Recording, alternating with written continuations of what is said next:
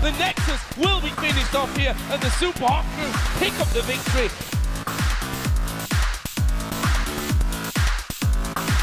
But look at this, he's just going to throw out the mine, throw out the bomb, throw out the rubber ducky.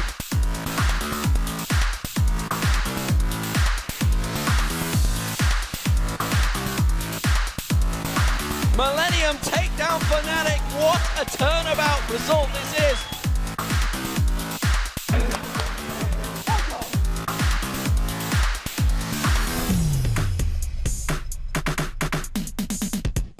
Someone needs to go. Yeah, you must find us. Go back to side then. Back.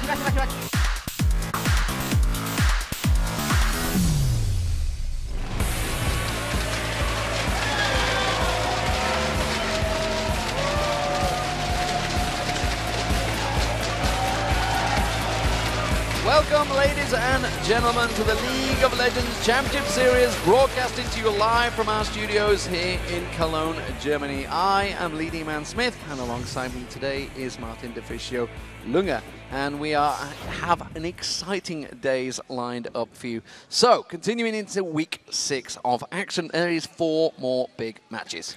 And yesterday's games, they showed that Rocket is still the top team in Europe, and that you can definitely count on Alliance to win when it's even-numbered weeks. Absolutely. So let's break down the biggest news of the day. First up, we need to talk about what has happened over in Southeast Asia. And as the Garena Premier League has just finished their 2nd week of matches, and early league leaders, well, it's AHQ Esports Club in Group A. They are 4-0 up. And of course, the Taipei Assassins over in Group B, the Season 2 World Champions, are off to a solid start, winning 3-0. And of course, you can keep up with the GPL schedule over at lolesports.com. Back here in the European LCS, we saw Roccat pick up yet another win yesterday, taking down Gambit in pajamas, and once again giving themselves a clear gap at the top of the league. And Rocket, they just keep being this team that is making no mistakes in their games. They have a lot of different champions for each role, so it makes the pick and ban phase very hard against them. And we still haven't seen a weak point in Rocket's playstyle, so they are still the team to beat here in Europe. And of course, yesterday we also saw the 6th loss in a row for Fnatic. Despite starting well, they went down once again, this time to an impressive Super Hot Crew. And credit to Super Hot Crew, who played a great game, and they managed to shut down the pick combo from Fnatic with a very smart Morgana pick. Fnatic, they tried out this double TP combo and had some very old school picks with Shin and Ahri. And I like the fact that they're actually trying to fall back on what have worked for them in the past. But Shin and Ahri are not the strongest picks in the current meta. No, of course, and in, of course, the last match of the day, well, Alliance managed to turn things around against SK Gaming, who looked to have the game in control. But Alliance, they kept it cool, and with some very nice dark bindings from NIF, they managed to win team fights and pull their way back into the game. We had a lot of new Alliance picks, actually, with Irelia on Wicked. Oh, well, Wicked on Aurelia, funny enough. We had the Wukong jungle, we had Morgana support, and we had Sivir, which really shows to me that they've had a lot of focus on learning these new champions, and it's actually paid off for them yesterday. It's definitely a champion he's synonymous with, so he has played it a lot throughout the seasons of League of Legends. And of course, while we are on the topic of Alliance, is the word I was after, versus SK Gaming, it is time to take a look back at the jaw-dropping play that you guys called on Twitter. It was, of course, the Baron fight where Froggen blows up Jez's. And this came in from @Unusual Cupcake, and they said, Froggen's LeBlanc popping Jez's zigs on that Baron fight. I heard him blow up. Here's your most talked about LCS big play. Jesus does have his bomb up, and that's pretty much all he's going to get off from this one. No, he's not even going to get that down. Froggen dives in there, pops him. Now Alliance have the advantage in terms of members. In fact, and the best thing about that play, it was their fight and Wallace won the game for Alliance because they managed to pick up the Baron afterwards and then win the game. It was the game-winning moment. Was indeed a big play. Remember, you guys, to get on Twitter and tell us your favorite LCS big plays at LOL Esports and use hashtag LCS big plays. Now it is time to see where our teams currently stand. At the top of the table, well, you all know who it is. It is Roccat. They are in first place with 10 wins and 3 losses, and they are on a 5-game win streak right now. Chasing them, well, it is Gambit, but we saw them going down to Roccat yesterday. They are now 8 wins, 5 losses. And now, look at this. Fnatic and the Super Hot Crew are now tied for 3rd place with 7 wins and 6 losses. Of Fnatic, that unbelievable 6-loss streak after their 7-0. Super Hot Crew, they're on a 4-game win streak. And then we have SK Gaming, who's on 5th place with 6 wins and 7 losses. They lost yesterday, but it was a very, very close game, and they actually almost had it in the back. Then we have Alliance and Copenhagen Wolves, who are tied for 6th place at 5 wins and 8 losses. And in the bottom, we have Millennium, who's at 4 wins and 9 losses, and they still, you know, they need to really be more consistent and get the wins. Well, let's take a look at today's schedule and see who is up against each other today across the Rift. It is going to be first up Fnatic versus the Copenhagen Wolves. Can they break that 6-game losing streak? Can they finally get themselves out of that rut, or will the Wolves stop them in their tracks? Then, of course, it's Gambit, or Gambit in Pyjamas as we've been calling them. They're going to be facing off against the red-hot Super Hot crew. Then we have the #1 team in Rocket, who's taking on SK Gaming. That's going to be a huge game. And in the end, we have Millennium taking on Alliance. And this is 2 teams who really needs to pick up the win. Yeah, fantastic stuff, and as usual, you can find all of the schedule information along with the stats, VODs, articles, and much more over at lolesports.com. You can also vote on today's games and tell us who you think will be victorious. Yeah, just head to the schedule link and then click on the thumb next to the team that you think will win. And then you can find out how to join us here live in the studio in Cologne, Germany for these matches. Just click on tickets for all of the information.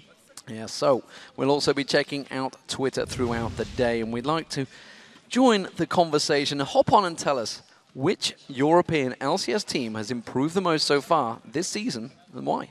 For me, I would say Super Hot Crew. They started out a little bit slow here in the first few weeks. We had a lot of issues with champion picks for them, and we kept talking about the solo laners not performing. Everyone is now stepped up. Everyone has different kind of champions they're playing from the start, and you can't really ban them out anymore, and everyone on the team is just performing. Yeah, I mean, they started out 1-5. They're now on a 4-game win streak. Fantastic turnaround for those guys. Write to us at LOL Esports and use the hashtag LCS. We'll read our favorite responses later in the show. Now, let's check in with Shox, who is standing by with the Super Hot Crews, Mixer, and Gambit's Edward. Thank you very much, D-Man. Hello, everybody. I'm Evie, Shock supporter, joined here, as said, by Mixa and Edward. Welcome, gentlemen, to the supports here in the European LCS. I'd like to start off with you, Mixa. Yesterday for the Super Hot Crew, yet another victory, and this time taking down Fnatic. What were your impressions of that game? It was really hard, actually. We had a tough game. It was pretty close. We lost a lot early game, and we managed to come back, basically because we outpicked them, I think. But basically, they played better than us, but we had better picks, I think. And then, Edward, you, of course, here, not with your mates from Gambit, a lot of substitute. The Gambit in Pyjamas people have been calling you guys. How has it been playing yesterday versus Rocket, and just in general with these guys? It's actually really hard to play with teams like Rocket, and we have to play today with Super Hot Crew, like 2 best teams, I think, right now in LCS. Like, it's really hard to play, at least with me, with Fury, because he's really a new guy for me. I didn't play with him a lot lately. I used to play a bit recently, like a few months ago. Well, it's really hard to beat a team like Rocket. And so you also mentioned that you think that Super Hot Crew is one of the strongest teams this moment. How much of that is their bottom lane? It's not about the bottom lane, of course. It's like a team. They're doing all the stuff together. But of course, I have to say that Mika and Mistral are doing really good. Yeah, I want to ask you also about your performance on with Mastral. You, of course, got MVP last week. Is that something that you think is very important to get that award? Yeah, I was really happy to get MVP, even if my Annie was not that good. But yeah, my Thresh was pretty good, and yeah. Absolutely great performance. So he got the MVP last week. And Edward, you have not been performing as dominating as we've seen you perform in the past, maybe. Do you feel the same way, and why do you think that that is? Yeah, I agree with that. I'm playing not that perfect. Like I used to play in Spring Split last year, because I'm just flying all over from home to Moscow, from Moscow to Kyiv. There's so much trouble in Kyiv right now. It's pretty scary to be here, and I don't know what to do right now. Just playing as much as I can. As much as you can. Also, a lot of practice, a lot of games to play here. Who would you guys say are the hardest bottom lane duo to play against? Mixa, maybe you first. I would say that I'm the most scared of Forgiven and Limited, because Forgiven is really aggressive, and it's really surprising when you play against him, actually. Edward? I think every bottom laner now is strong, really. If you talk about teams, what is their strength? Like, of course, I'm just gonna say bottom lane first of all. So looking forward to play with everyone. Okay, very interesting. Another 2 interesting bottom lanes are the ones, of course, of Fnatic and the Copenhagen Wolves coming up here. You just mentioned Forgiving. Do you think that that will help the Copenhagen Wolves beat Fnatic here? As we saw yesterday, he was on fire and he carried like pretty much alone. And I think they will do the same today. They will put bot lane mid to farm Forgiven, and I think it will pay for them. Edward? I think the Fnatic played so much better than yesterday's and last week's, and I think they can manage to win today. Going to be a very interesting matchup. Thank you very much, gentlemen. Good luck in your matchup later, of course. Now, we'll be taking a brief break, but stay here because we're just moments away from Fnatic versus the Copenhagen Wolves. Stay with us.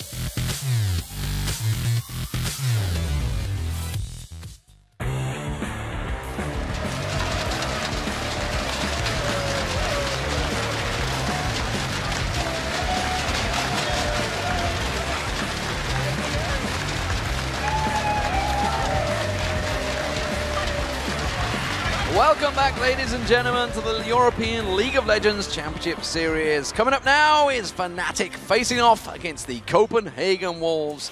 And Fnatic, well, they started off well yesterday, setting up some important kills, but they let the Super Hot Crew claw their way back into the game and lost control, even with the double teleport, taking them to an incredible 6-game losing streak. It was another loss, and it was another game with some very questionable team fights from Fnatic's side.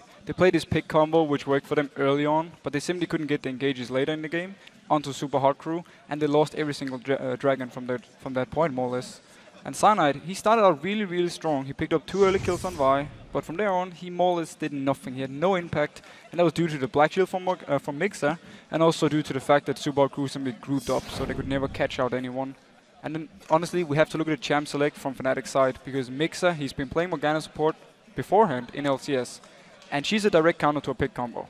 What Fnatic did was they more or less showed the entire combo instantly by locking in Leona and Vi, and it was way too easy for Super Hot Crew to just say, you know what, we pick up the Morgana, and then we also take these 2 tanks, so we're just going to stand in the front line, and you can never kill us. And from the players' point of view, you know, we talked to them just before we came on air, and you know, they're just like, say, like the likes of Reckless was just like, you know, I've been reading the comments, it's like, what? Everybody thinks I'm doing something wrong. So I thought I was playing well.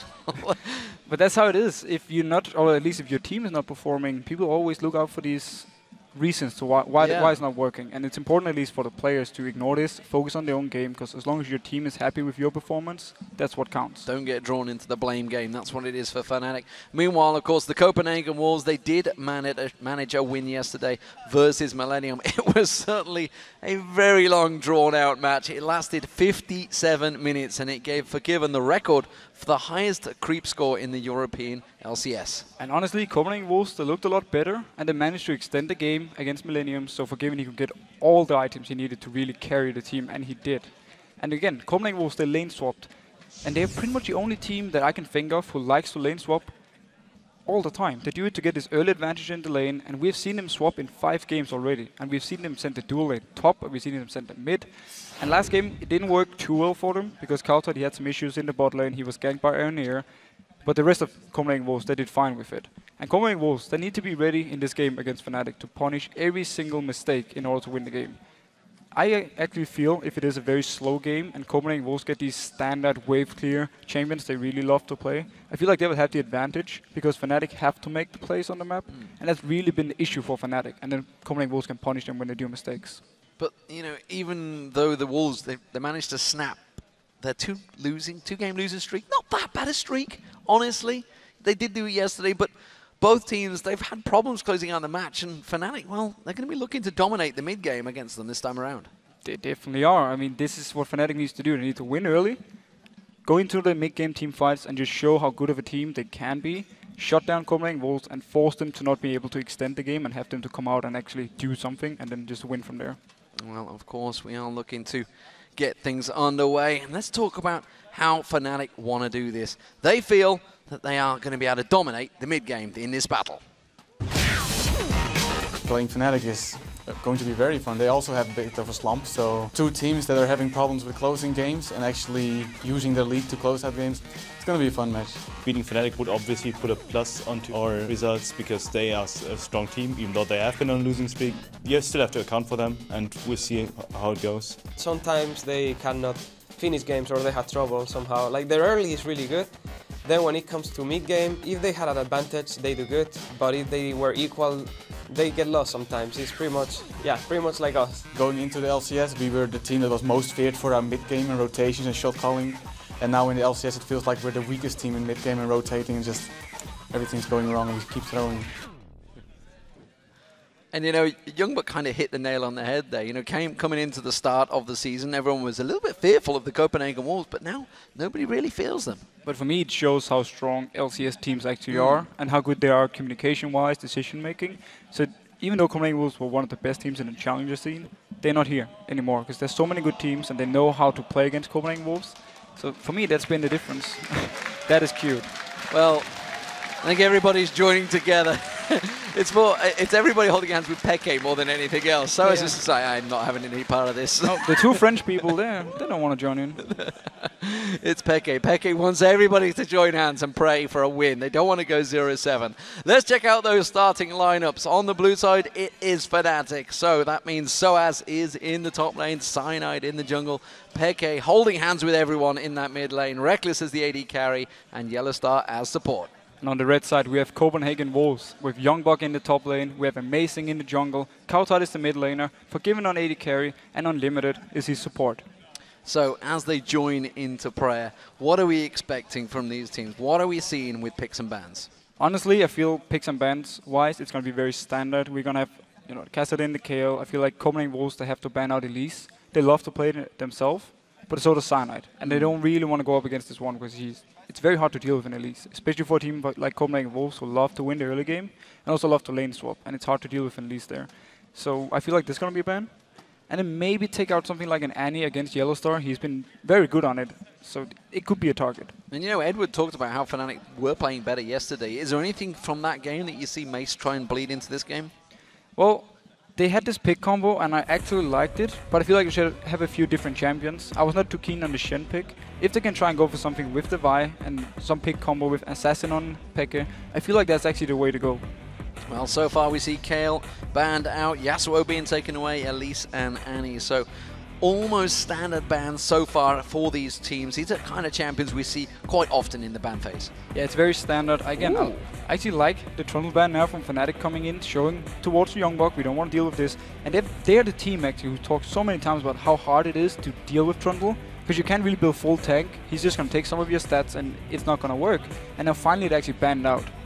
And I believe that's the 51st ban now for Kassadin throughout the LCS. He really is not being let through, and one team you do not let Kassadin through, it is going to be Fnatic for Peke. So, first pick, what will it be for the jungle? Will it be the top? Will it be Peke maybe? They threw out that Ziggs ban so early on last week, and it was a mistake. But generally we have so many things open, like Gragas as well. Peke loves to play it. We have Source on it. There's stuff like Lulu, who's been a very popular pick. We have obviously Thresh is what I was about to think exactly.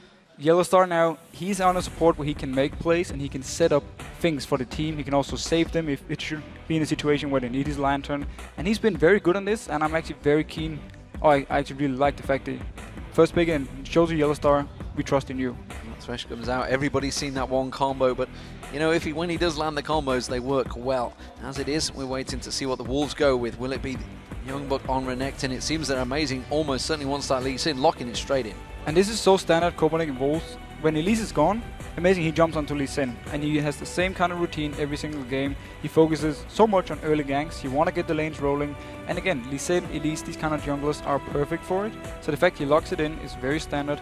And with the Renekton, they want to have Youngbuck dominating the top lane. If he goes against Source, they want him to be able to shut down Source more or less. Well, Amazing does have that high kill participation, but you say early ganks, he doesn't often come out of that jungle till well into level 6. We'll see how that works out for them. We do see two lock-ins quick from Fnatic there. It is going to be the Pantheon and the Lulu for Fnatic. So we have Lulu. Obviously, we already have a support pick, so it will be either in the mid lane or potentially sending a top lane. We don't know what Source have been working on. Pantheon jungle, such a nice pick against the Lee Sin because you have the early aggression, you're able to counter gank so well with your Grand Skyfall, and again, it shows to me Fnatic, they want to go in here as well. They want to win the early game against Copenhagen Wolves and make sure they're not going in for this very long game, which Copenhagen Wolves love to play. Well, while the Wolves are deliberating over what they're going to choose, the fact that Fnatic did ban out that Trundle, Renekton was first picked in there. What is SOAS playing in this top lane? That is the thing. I mean, Shyvana works alright against Renekton. You're a bit pressured in the start, but once you get the Sunfire and once you... The Blaze of the Rune King. The Blaze of the Rune King, boom, boom, boom. Then you actually start beating him the 1v1. You might even see something like an Aurelia or Kennen coming out of Source, which can do fairly well. I wouldn't pick Aurelia into Renekton, but Kennen at least can do fairly well. So there are some options for him, but obviously Renekton will have control of the lane early on. Well, Forgiven did lock in the Caitlyn, which is interesting with Lucian available. Was Forgiven's go-to champion, but it seems he's gone back to his second best champion, which is the Caitlyn. Wow, Syndra getting locked in. So this means we have Lulu in the top lane. Or we have Syndra top lane on Source. You never know with these people, but so the lineup from Fnatic at the moment. Syndra, she's such a lane bully. You have so much kill potential. At level 6, you have so much burst damage, especially at 6. He needs to bring barrier, or he's just gonna get blown up at level 6 by Syndra. But just imagine the gank they can do. Pantheon jumping in, and then you have Syndra there. There's nothing you can do to survive that unless you have your flash available. So Fnatic, they really want to go for this early dominance. We'll see if it works out for them. I'm interested to see which one it's going to be, whether it's going to be that Lulu in top lane. Which one would work best against, say, either the Ziggs or the Renekton? I would definitely do Lulu top at this point and just focus on shoving out the lane and make sure every time Renekton goes to you, you whimsy him or you shield yourself, and then you avoid taking too much damage. And you just focus on hitting him in the face every time he moves in towards you and just push the lane all the time. Nullify that dominance every time he comes in. Leona may well be the support. We'll see whether Unlimited goes for that one. Unlimited himself has got some pretty harsh death stats. He is pretty high in terms of most deaths. Leona is going to be one of those champions that will be piling in. And this is such a standard Copenhagen Wolves lineup. You have the strong top laner who's going to go tanky. Youngbuck is going to have a lot of presence in the team fight. You have the very aggressive jungler on Amazing, and then you have the wave clear, and you have, you know, the siege potential with Caitlyn, with Six, and then obviously you have Leona. If someone drops low, you need some hard engage. This is what they learned. They've been playing Karma a lot in the past, and they always lacked engage. Now they're picking up Leona, so they have more or less everything. And if Copenhagen Wolves can manage to survive the lanes with this very strong Fnatic lineup and go into the mid game, they can really take control, poke away, and then sieging down turrets. It's definitely going to be an interesting game with the Syndra being in the mid, Lulu in the top. Fnatic pulling out the double AP. It has yet to work for them so far in the LCS. We'll see how it develops against the Copenhagen Wolves. It's a ballsy play, that's for sure. It is, and I'm actually really, the Lulu pick itself, I really want to see how he builds it. Is he going to go full AP, or is he going to go something like attack speed, auto attack based Lulu, or how is Source planning on building this? And how much can he actually give to team fights? Is the whole combo idea that Pantheon jumps in, he ults them, and boom, they just blow everyone up. Everybody goes crazy.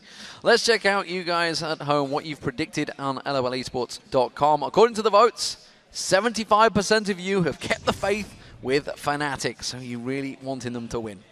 Again, it is so hard to predict the Fnatic games because everyone is like, it's just a matter of time before they pick up the win they need and then they can start get rolling again. Copenhagen Wolves have been looking shaky. I will say it is in favor of Fnatic, but not by too much. Well, I mean, let's not forget, this is a team that finished 3rd in the World Championships. Got knocked out in the semi-finals by Royal Club, of course. There has been a AD carry change, Pushu in, out, Reckless in.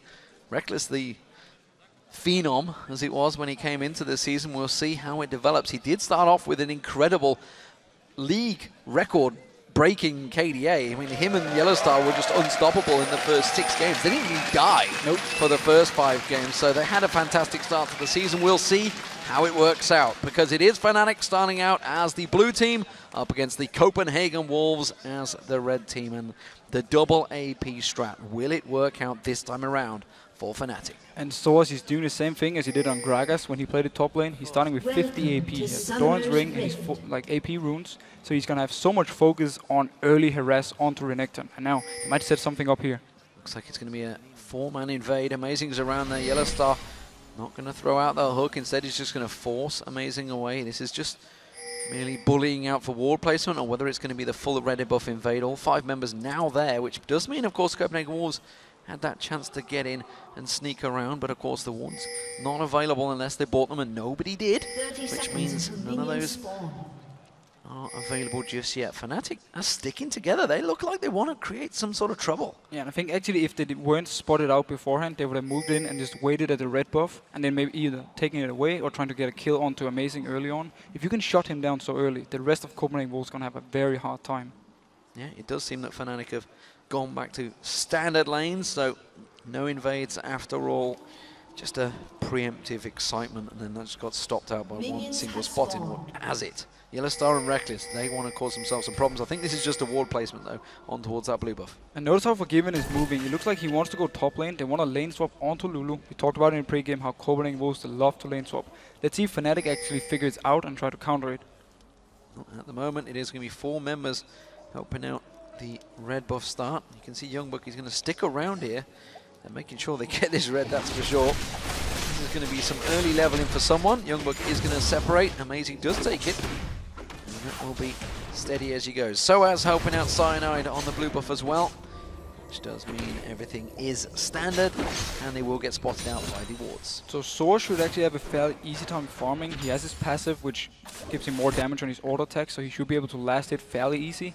He's very open for dives though, because he's very squishy. He only has his shield to help him, and he's like all AP based at the moment, so he's very, very easy to take down from Copenhagen Wolves. Yeah, and of course the Copenhagen Wolves, they want to try and freeze this lane as much as possible. Soaz is well aware of that fact, starting out with that Doran's Ring.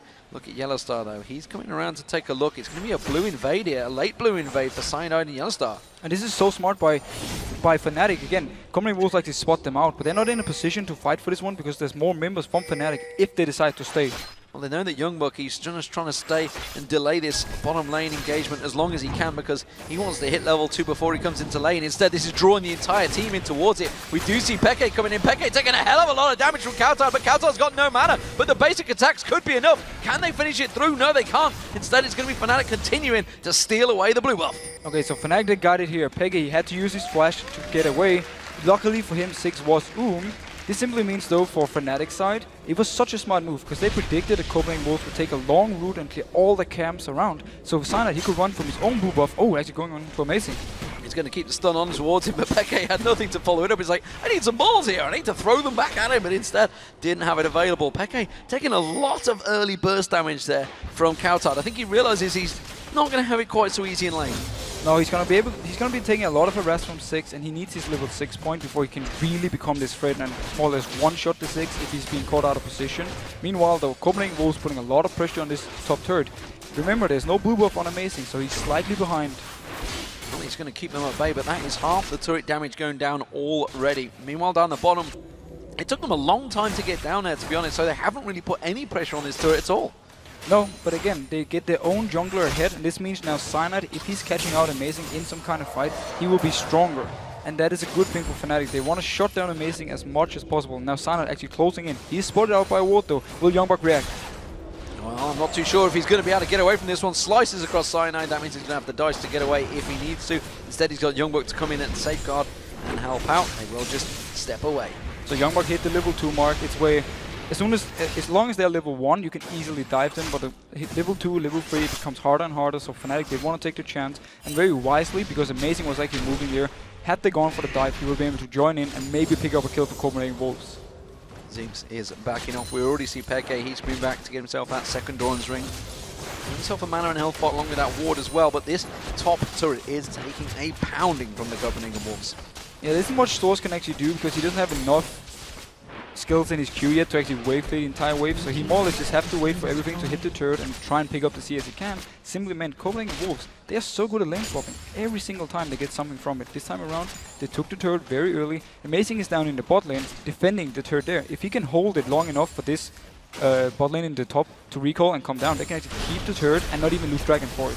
And you can see, because Amazing's been in this lane, he's soaking up that experience. He's actually was ahead of Cyanide. Cyanide just hit level 4, but he was ahead of Cyanide in levels, so despite the fact he's not been there, he is actually ahead in CS, ahead in levels, because he's just been helping out this bottom lane. So that's one turret down for Fnatic already, and they've not really put the pressure on the bottom. No, the only downside for Copenhagen Wolves is the fact that Youngbuck is also sharing XP, so he's not going to get the solo lane ones like Lulu in the top lane. They might not think that Lulu is going to be an issue, so they don't really care at the moment. They just want to defend this turret. But it seems Copenhagen Wolves, they want to shove this all the way out before they even think about recalling. Yeah, they're just basically causing so many problems for Soaz that he can't go back, he can't buy, he hasn't been able to get the CS. And Copenhagen Wolves really putting the pressure on. As you mentioned, this is the 6th game running that Copenhagen Wolves have done this. Every single one of those games on 4.1. Yep, that's the thing. We didn't actually think people keep doing lane swaps, but Copenhagen Wolves, they just constantly do it. It's because as a team, they're so good at it. They've seen every single scenario, and Peke, he's having some issues here in the mid lane. And of course, Kautar, well, he's about to hit level 6. He's not too far off it, so Peke has to really be careful. But then again, roles reverse as well. See Kautar taking some damage as well. They are really going to go at it. There's level 6 for Kautar. Mega Inferno Bomb now available. Peke about to hit level 6 as well, but it's going to be Kautar pushing the wave on him, and they will step off. And notice how the bot lane, or the top lane we could say for Copenhagen Wolves, are staying in the lane. They keep pushing it down. They want to go for this next turret. Oh, nice bomb coming in here, stopping the push. They want to defend this turret for everything in the world. Getting the stun on Yellowstar as well. It's going to take 2 tower hits from this one, and that's a good damage trade. Only Amazing had it been there a little bit sooner. They could have maybe got the damage. Meanwhile, we see Cyanide, he's gone up to the top lane now. He wants to defend the turret as well. So we more or less have this standoff between the bot lanes trying to push in on the jungler and the top laner. So far, it looks good for Copenhagen Wolves because they've actually managed to shove up the lane now with the help from Kautar as well. So as yet, both junglers about to hit level 6, yet to see any involvement. No surprise from Cyanide there, but Amazing other than having to basically run defensive duty. Cyanide just off at the side here, considering whether to get involved in this one, but Peke, he's making sure that wave is pushed right in. Of course, Coutard using that Mega Inferno bomb down the bottom is going to miss out some CS there, and then Peke is going to come across and take the blue. And Peke, he is level 6 now, so we need to see how much he can actually... Oh, Cyanide actually took the blue buff for himself. Peke, apparently he didn't need it. Apparently not, which surprises me for a Syndra, honestly. Maybe they just felt because where they saw the presence of Unlimited and maybe the movements of Copenhagen Wolves, they just thought, we're going to have to secure it. Yeah, they might have been scared because Unlimited actually went out of vision for Fnatic side, so they didn't know if he was coming in trying to steal it or stop Cyanide from doing it. So they just played it safe, gave it to Pantheon. This means he's going to hit level 6 a bit earlier, and then we can see some real action going on. And we really have to pay attention to Peke in the mid lane with his level 6. Now this bot lane turret should go down. Will go down this time around. Reckless just a couple more shots. He's trying to delay it as long as possible, but it will pick it up. In terms of CS between them, you can look at across the lanes. It's actually fairly even, but the difference is Soaz, he's actually miles ahead of Youngbuck now. And that's because he's been standing from range alone, more or less, just constantly wave clearing every time the minions came into his turret. Youngbuck, he had to try and share the CS with Amazing, and he's a melee champion, so it's hard for him to get all the CS. Well, you do see the blue buff for Coutard going to be given across. Let's check out whether it will be. It should be taken. Yes, it will. We did have Peke maneuvering across there. He's going to cause problems for Coutard stepping back into lane instead. He's just going to go back to keep that wave going. Soaz is continuing to push a little bit on that top lane. See how scared he is up against Youngbuck this time around. The thing is, he just want to shove this all the way out so he can recall. He's going to have a lot of gold at the moment. He hasn't shoved yet, so he needs this one shoved all the way out so Youngbuck can freeze it, and he's more or less going to reset at the turret, and then he can return to lane after shopping and just have a fairly normal lane. Peke sidesteps the bouncing bomb, and it is the bottom lanes up against each other. Ace in the hole being used instantly on towards Yellowstar. Yellowstar still only at level 5, by the way, as is Unlimited. Reckless and Forgiven already hit level 6. The culling is available. Here comes the man drop straight away. But Amazing is there, and they're going to go straight on towards Yellowstar. That's going to be a solar flare and a kill instantly. But it was Reckless getting on towards Amazing as well, so quickly traded back and forward. A jungler for a support. And both junglers, they think alike. Amazing, he sneaked all the way down here. He was completely unnoticed. And then Cyanide, he wanted to set up the gank. They didn't know Lee Sin was there, but due to the hook, they found him, pulled him in, and they actually got quite some damage on it and managed to trade 1-for-1. Very nice play by Reckless.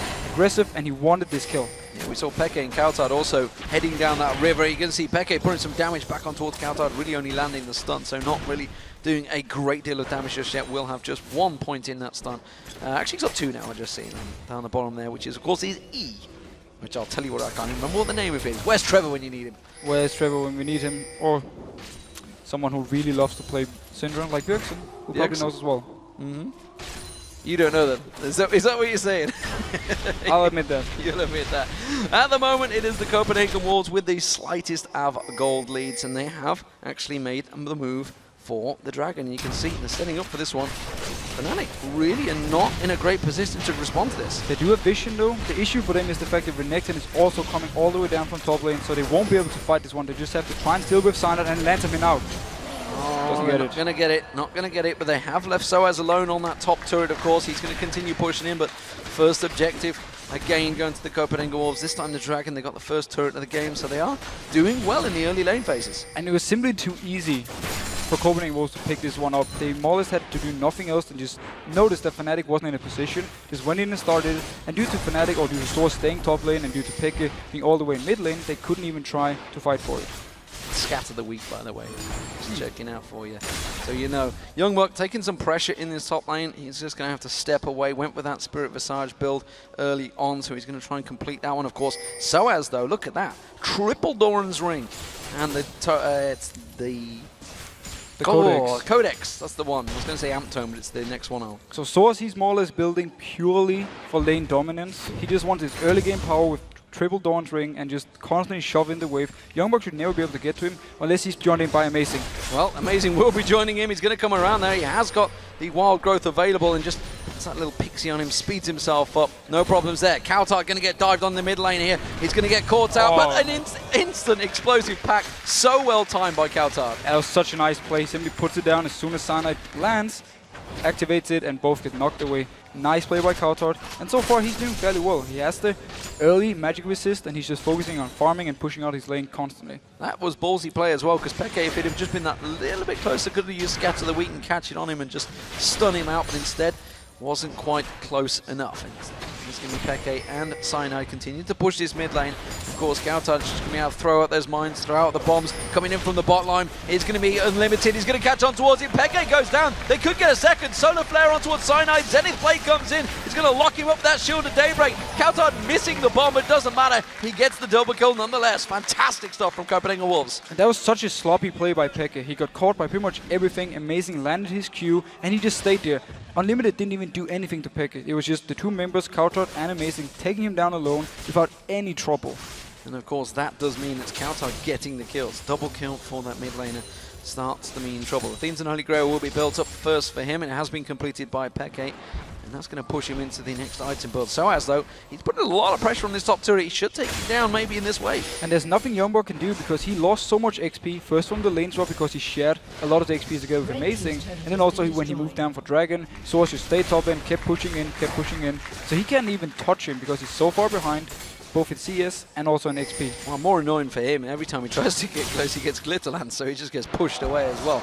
Mega Inferno Bomb, that's going to wipe out that wave. Yellowstar simply got one hit on that tower and will back off. And that's actually the whole Soaz or Lulu thing, and the way the top lane is being played now is how Fnatic needs to play the team fights. They need to be able to kite Copenhagen Wolves all the time, because look at all the disengage they have. They have Lulu with the slow, they have the stun from Syndra, they have the dash in from Lucian, and then calling for shooting it backwards, and then you have Yellowstar with Lantern, with Flay, you know. They have so many things on his box, of course, who can stop Copenhagen Wolves from moving towards them, and they can just kite and keep doing damage. It's a lot of mechanics that are involved as well. The question is, can Fnatic, are they feeling confident enough to do it? Because once again, Peke gets kicked in, singled out, takes a tower hit, and drops to the Ignite. Now Yellowstar's going to be the focus. He gets knocked away by the explosive pack, but instead Cyanide tries to come in. Cyanide now getting locked up as well. Bomb going to rattle past. Copenhagen Wolves safe so far, but Soaz comes around the side. He's going to get locked up with the Zenith Blade. The bomb will follow through, but Soaz backs off. And once again, Peke is the target for Copenhagen Wolves. Every time Amazing lands a Q onto him, he goes for it. Meanwhile, Forgiven, he's just staying in the bot lane, pushing out. He has a very big minion wave, and Reckless, he's trying to run down and stop this. Well, he's going to get down there, but that tower is taking a pounding right now.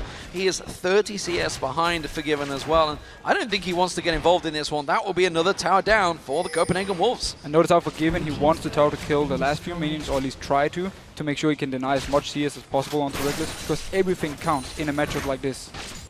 Getting those last hits in, making sure, and actually continuing to keep pushing. He hasn't backed away yet, so despite the fact he really hasn't got any vision down that bottom lane, it's just that single ward there. Has to be careful he doesn't get Cyanide jumping in, and of course the ultimate was just used a moment ago in their mid lane, so he's going to know roughly the timer on that. Yeah, he felt fairly safe because of the fight we had in mid lane.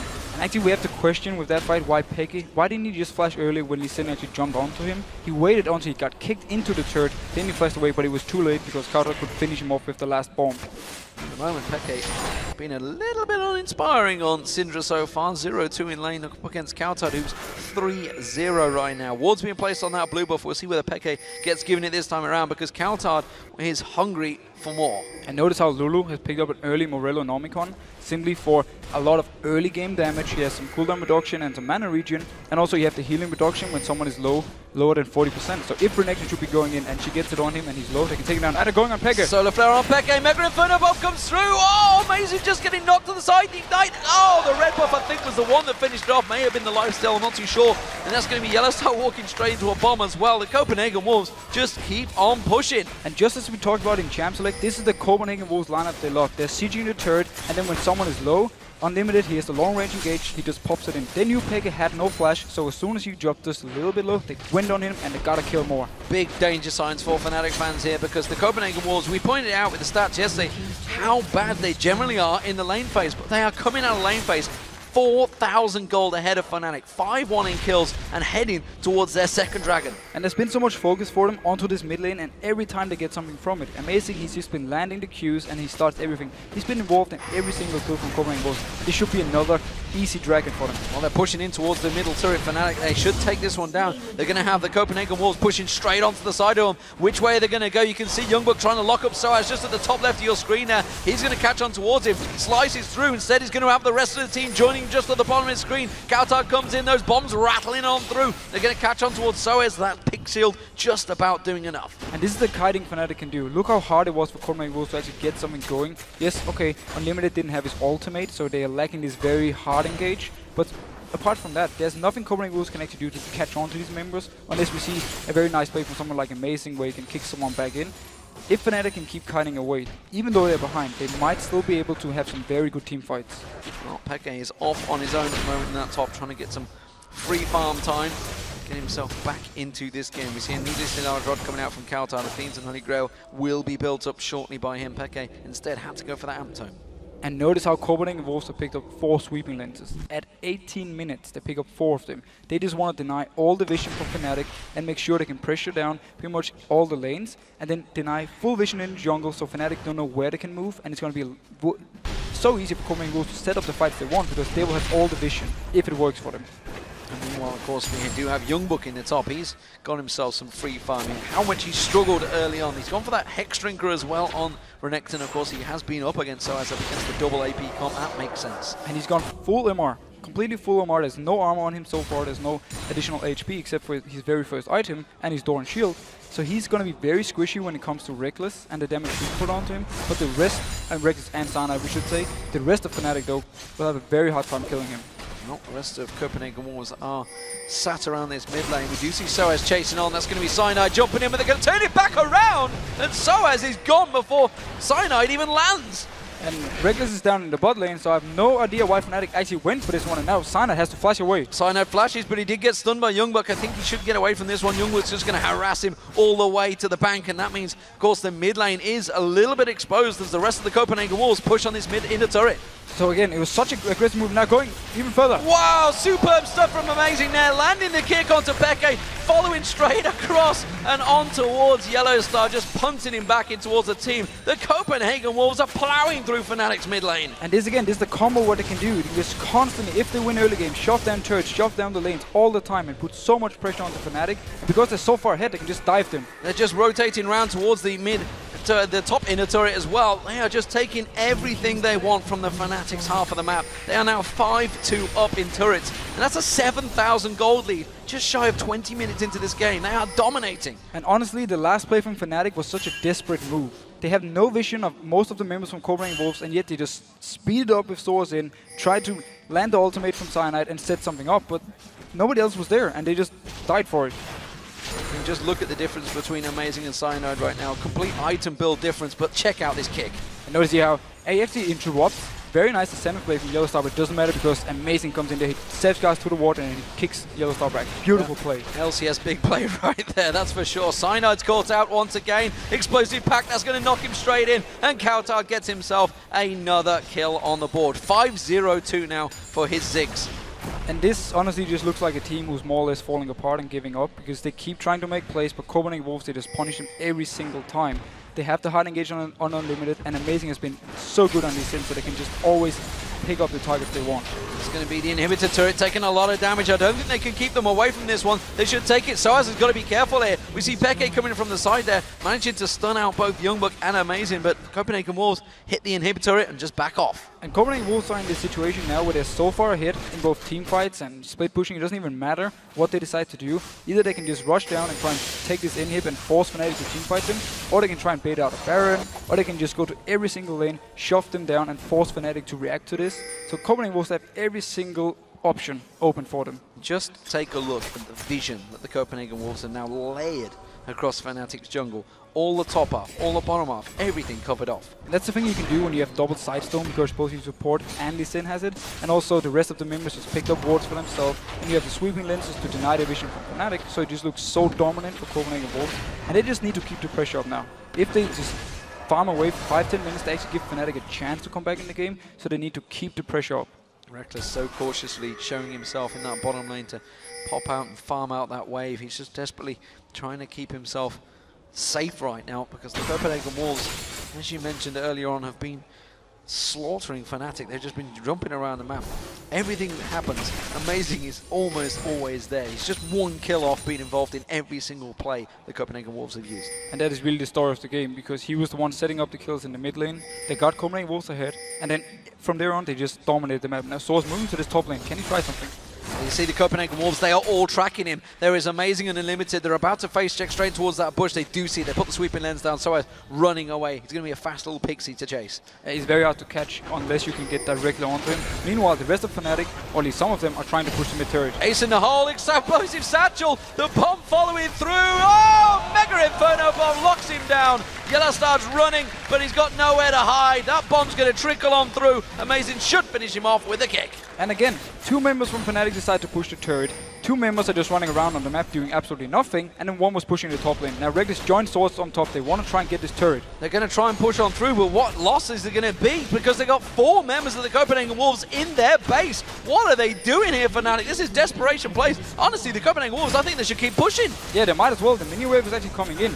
Youngmark does go down in top lane, so it means Fnatic can at least take this turret, but they shouldn't be able to get more. Well, that will be in a turret, so Fnatic starting to keep that pressure on. They did get that kill on Youngmark. It's small little goals, but look at this. Kautal and Unlimited chasing up there. I think everyone may back off in time. Oh no, Reckless is actually going across. They have no vision in their own jungle though, because they've warded so heavily forward on. But they want to try now and group up for this mid turret maybe. The rest of Copenhagen Wolves are out of position, and they actually, Amazing is taking the dragon, but the rest, they cannot defend this mid turret if Fnatic can push it up fast. Well, that will be the dragon being taken down by Amazing. The mid turret is going to go down. Mega Inferno Bomb will come in, and look how much damage it's already doing. Almost a third of the hit points taken off. Amazing may well have gone delved a little bit too deep, but Peke's getting caught out, and Limited just mows through Peke like he's not even there. And Peke, once again, man, he's just getting caught out every single time. Copenhagen Wolves, they just have their eyes on him, and they keep killing him, and it keeps giving them the lead. I mean, extending the lead, and now they can go for this Baron. Will Fnatic try and fight for it? They more or less have to, or the game is gone. The fact that a support has just taken down your mid laner has got to be big alarm bells. He didn't even use the Ignite either. This will be the Baron, as you say. We do see Fnatic going to try and engage on this one. I'm not too sure whether they're going to be able to help out. Sinar's going to come in. He wants to get the Smite steal. This is going to be one of the most important Smite steals he can make this season. Will they go 0-7? He comes in. No! It's going to lose it. They will take it themselves. Copenhagen Wolves now give chase on towards Yellowstar. The Glitterlance will slow them down enough, but not forgiven. He's going to catch on towards Yellowstar. Manages to land a couple of shots. The hook is only going to bring him closer to your doom, and that will be Yellowstar going down 13-2 to the Copenhagen Wolves. And the fact that Sana didn't get the Baron is just this game in a nutshell. Everything is working out for Copenhagen Wolves. Every time they make an engage, they pick up kills, they get towers, now also the Baron, and they're just steamrolling over Fnatic. Unbelievable what is happening right now. Fnatic, they started the season 7 wins on the trot. We were thinking, could they take Cloud9's record? Could they get that 15 wins on a row without making a loss? But it just turns out that no, they could be setting other records in the LCS, and they are chasing the Copenhagen Wolves record from the spring that you were involved in. That 0-9 record is now a possibility for Fnatic.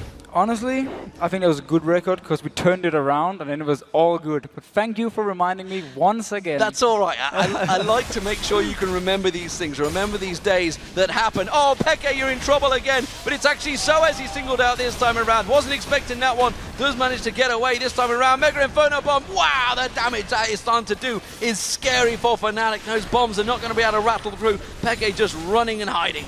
And Copenhagen Wolves can just keep this push. They have the mid inhib down already, so the minions are pushing in there. And the rest of Copenhagen Wolves are joining in. They can wait for the ultimates if they want to, and just keep Fnatic here and just constantly apply pressure. The pressure continuing to flow on through. 5 members with the Baron, all pushing in. The culling coming out, that will stop this wave for now. Ace in the hole on Soaz, strips half his hit points off. Yellowstar keeping any wards at bay, making sure they have no vision. But that wave is coming in once again. This time around, the culling will not be available.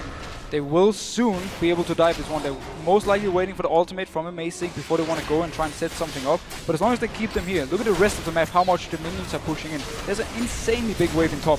The hook doesn't land, the inhibitor turret going down. Who's going to get focused out? That's going to be the inhib dropping. They're going to continue on through. Solar Flare lands on towards Cyanide, quickly gets pulled out by that lantern from Yellowstar, but the inhibitor will go down nonetheless. And this is just so bad for Fnatic. Double inhibits down, the combo is so far behind, they more or less can teamfight 5v5. Just with the combo itself, they were focused more, kiting around or picking up targets. And Copenhagen Wolves, they just have the perfect combo for keep sieging. Yeah, just waiting for that second inhib to respawn. That gets taken down instantly. Sowaz is going to keep that wave at bay in the top lane, but the Copenhagen Wolves are rotating towards it. And they're rotating here. The big mini wave is going? They can maybe catch him out. Where's he off to? I don't know. That little Yordle is making a run for it. Kautar's going to give chase. He's leading the wave. What else to chase? Another Yordle. That's what's going to go with you. But it don't care about that one. Instead, they're going to turn back towards the base. He tried to at least clear the wave up there to make it harder for Copenhagen Wolves to go for this next turret. And they're actually going to back off. Yeah, he's done a great job. He's cleared most of the wave out, so he's done what was needed. This is a bound of Copenhagen Wolves, so that's the blue buff taken away. So as he's continuing to go, he's still pushing. He's just going to keep pushing up this wave. For Copenhagen Wolves, they don't care anymore. They're just going to go into base. Yeah, they're just going to follow through. Super minions on the bottom, super minions on the top. Solar flare on Peke, he's locked up. Ace in the hole comes through. The bouncing bomb rattling in there, and it's another kill for the Copenhagen Wolves. This is not pretty stats for Peke right now. 0-6-0 on Syndra. This one has not worked. But honestly, he had the option to avoid some of the early dips. He had his flashes early on where he didn't want to use it. He has it this time as well, but he still got caught out and died again. Sowaz has rejoined the fray, getting back in towards there. It's a man drop coming out from Cyanide, but it's going to have to be the manliest of man drops, and it is going to work out pretty well, but instantly gets kicked out. Cyanide goes down. Sowaz is next. He's going to get focused out. This is Copenhagen Wolves just wrecking Fnatic's day, wrecking their week. They have gone 0-7 in the LCS after an immaculate start. The Copenhagen Wolves get themselves a second win of the week. Everything Copenhagen Wolves did this game just worked out for them. Every single gank gave kills. Every time they decided to push for something, they got it, and they just punished every single thing Fnatic did. Fantastic stats for the Wolves as well. Gives their trademark victory. 7-0-6 for Kautar, 5-0-5 for Forgiven, Unlimited 2-0-11. We talked about how much he's died, how bad his KDA has been of recent, but 2-0-11, you can't argue with that. No, and he was on point with Leona because every time he had a chance to land his ultimate, mainly on Peke, he did, and they got the kills for it. So he was there to do the hard engage, and the rest of Copenhagen Wolves, they just followed up. And I should point out, Reckless there on your screen, 2-0-0, the only person to get kills on the entire Fnatic team, the only person not to die on the entire Fnatic team. But there's honestly nothing you can do in his shoes. In a game like this, where the rest, or pretty much your entire team, is just losing everywhere else than your lane, there's nothing you can do. Fantastic performance from the Copenhagen Wolves. And they were tweeting out, we saw Young Bucks tweets before we went live on Thursday, saying how much they'd focused on their mid-game, their rotations, everything that they'd look back at.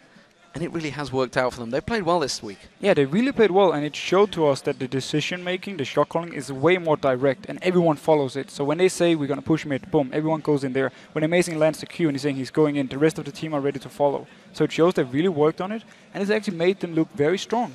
So speaking of Amazing, which one of these plays really impressed you? Because I know which one it is for me. It's when he went straight around the back of Yellow Star. That was impressive. I will give him that. I would genuinely say everything Amazing did this game was amazing. Yeah, you think of I guess the first kill on Peke where he landed it and just went straight in. Peke got wrecked, got the double kill for Kautar in the mid. And then there was the next one where he's standing at Raves and Peke is trying to push the turret and he Qs him, again jumps in, ward jumps and kick Peke back, and everything he did early game gave a lead to Copenhagen Wolves and they just snowballed it. So many big plays. We want to know your favorite moments as well. Let us know by tweeting at LOL Esports and using the hashtag LCS Big Plays. Fantastic game for Copenhagen Wolves. And where does this leave you as a team from Fnatic? I want to put you in this situation once again.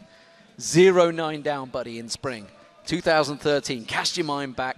Where do you go from here? After, admittedly, they have 7 wins already, so it's not the end of the world. They are in the middle table right now, but 0-7, 7 losses on the bounce.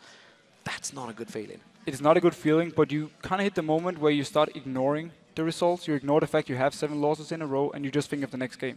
You completely ignore everything else. You don't care about being 0-9, or if you're 21-0, or whatever you are, you ignore it, focus on the game, and then you go back and you simply look at yourself and saying, are we playing the right things? Are we playing the right way? What's the shot calling? What Fnatic can do, they can go in and they can listen to their own game, like the shot calling wise, and hear all the calls and then learn from that. Say, oh, that was a bad call, that was a good call. Learn from this, this, and this, and just take it from there. Because you look at that game, and honestly, that was kind of just lost in the lane phase. That was all it was. They just did not win out the lane phase. It was honestly, it was lost in the mid lane. We just have to say straight out, it was lost by the fact that everything covering was the mid lane, gave them kills and gave them the lead. Youngbuck, he couldn't touch source in the top lane. Bot lane went even. Forgiven took the turret because again, there was a fight in mid lane that went in favor of covering wolves, and then he took the bot turret for it. So all in all, the whole game was lost in the mid lane. Well, we'll see how it turns out for Fnatic next week, but for now, we'll take a moment while they clean up the rift. When we come back, Shox and Quickshot will be talking to Amazing from the Copenhagen Wolves, and then it'll be time for Gambit to take on the Super Hot crew. But first, you've been telling us your favorite hashtag LCS big plays this season, and the pros, well, they've definitely been paying attention. Oh, it's always fun if they show big plays again, and I hopefully get to be in one sometime soon. It feels really cool because you just go to Twitter and you see everyone with the hashtag, you see on Reddit, you read it everywhere, and everyone talks about the play you did for some time, so it's really cool.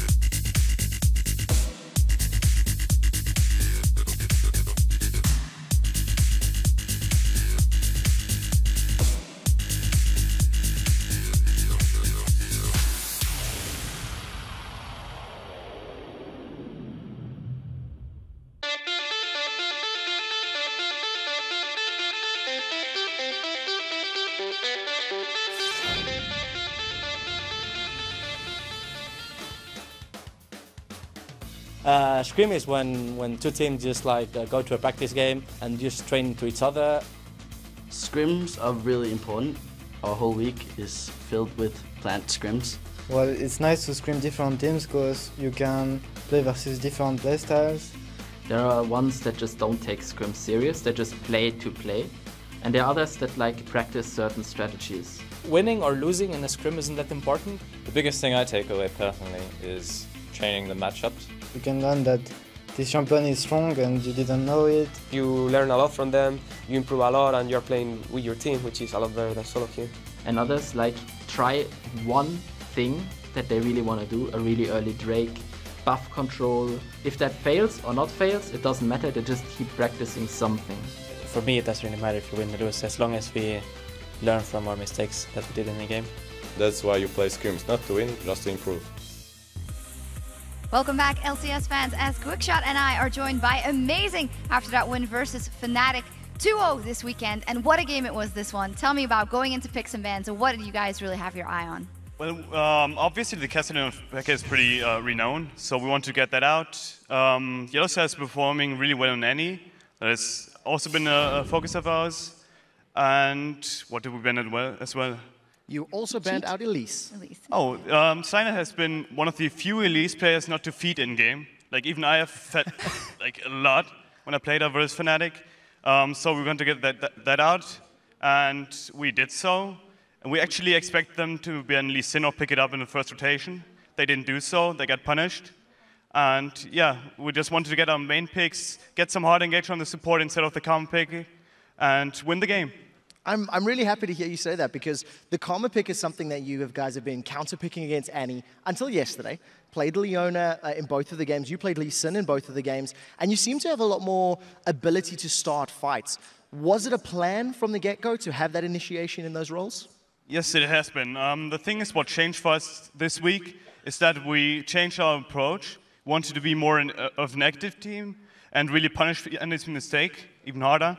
And that's more possible with hard engage on the jungle and support, especially if you have a roaming support as Unlimited is. He has a jungler mindset, and we try to use that. Well, that was the plan going into it, but then they had one weird thing to say coming into the lineup with the Lulu. That could have been some trouble. You guys did a lane swap to counter it. How did you else go about maybe shutting it down, or did you not think it was that dangerous? We did not really think it was that dangerous. Obviously, farmed well in the lane swap, but we didn't really account for it in the first place because we thought it was mid in the rotation, and then they suddenly picked Syndra, so we're quite surprised. But we know that Lee Sin reacted is strong in lane swap. We didn't get a kill, but we got good farm at least on me and Renekton. So we managed to get through laning phase, and Lulu would have punished Renekton even harder than the lane swap would have. Explain to me how the Copenhagen Wolves decide to do a lane swap. We were looking at the numbers backstage, and out of the 14 games you guys have played, 6 of them you've actually initiated lane swaps. Did you know it was that high? And if you didn't, what are the decision-making factors for you and your team to say, this is what we want to do?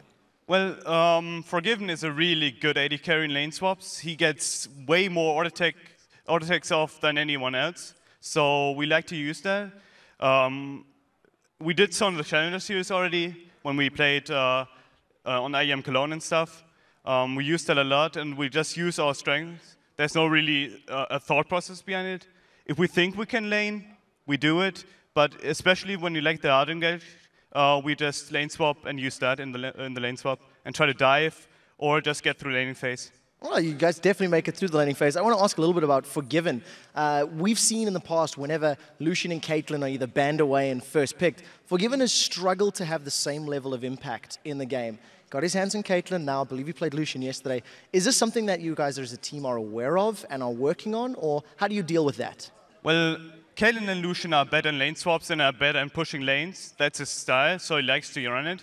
And obviously, another issue for us is that we don't really peel for him in teamfights because we'll play really aggressive in teamfights, try to dive and stuff. So obviously he's going to perform worse on champions that don't have escapes, and others that do have escapes and are still in the game are not really as powerful as Lucian or Caitlyn. We're focusing a lot on the positive now because you won 2 games in a row, but it hasn't been all great the weeks before. What do you take from this and say, we did this good, but we should do this better?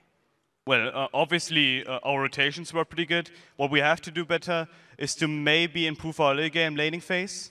I think even in this game, Youngbuck fell behind like 25 CS because of the lane swap, but that was also because Lealistar and Rekis played it pretty well. In general, we have to be more cohesive as a team, and I think we can manage to make that progress.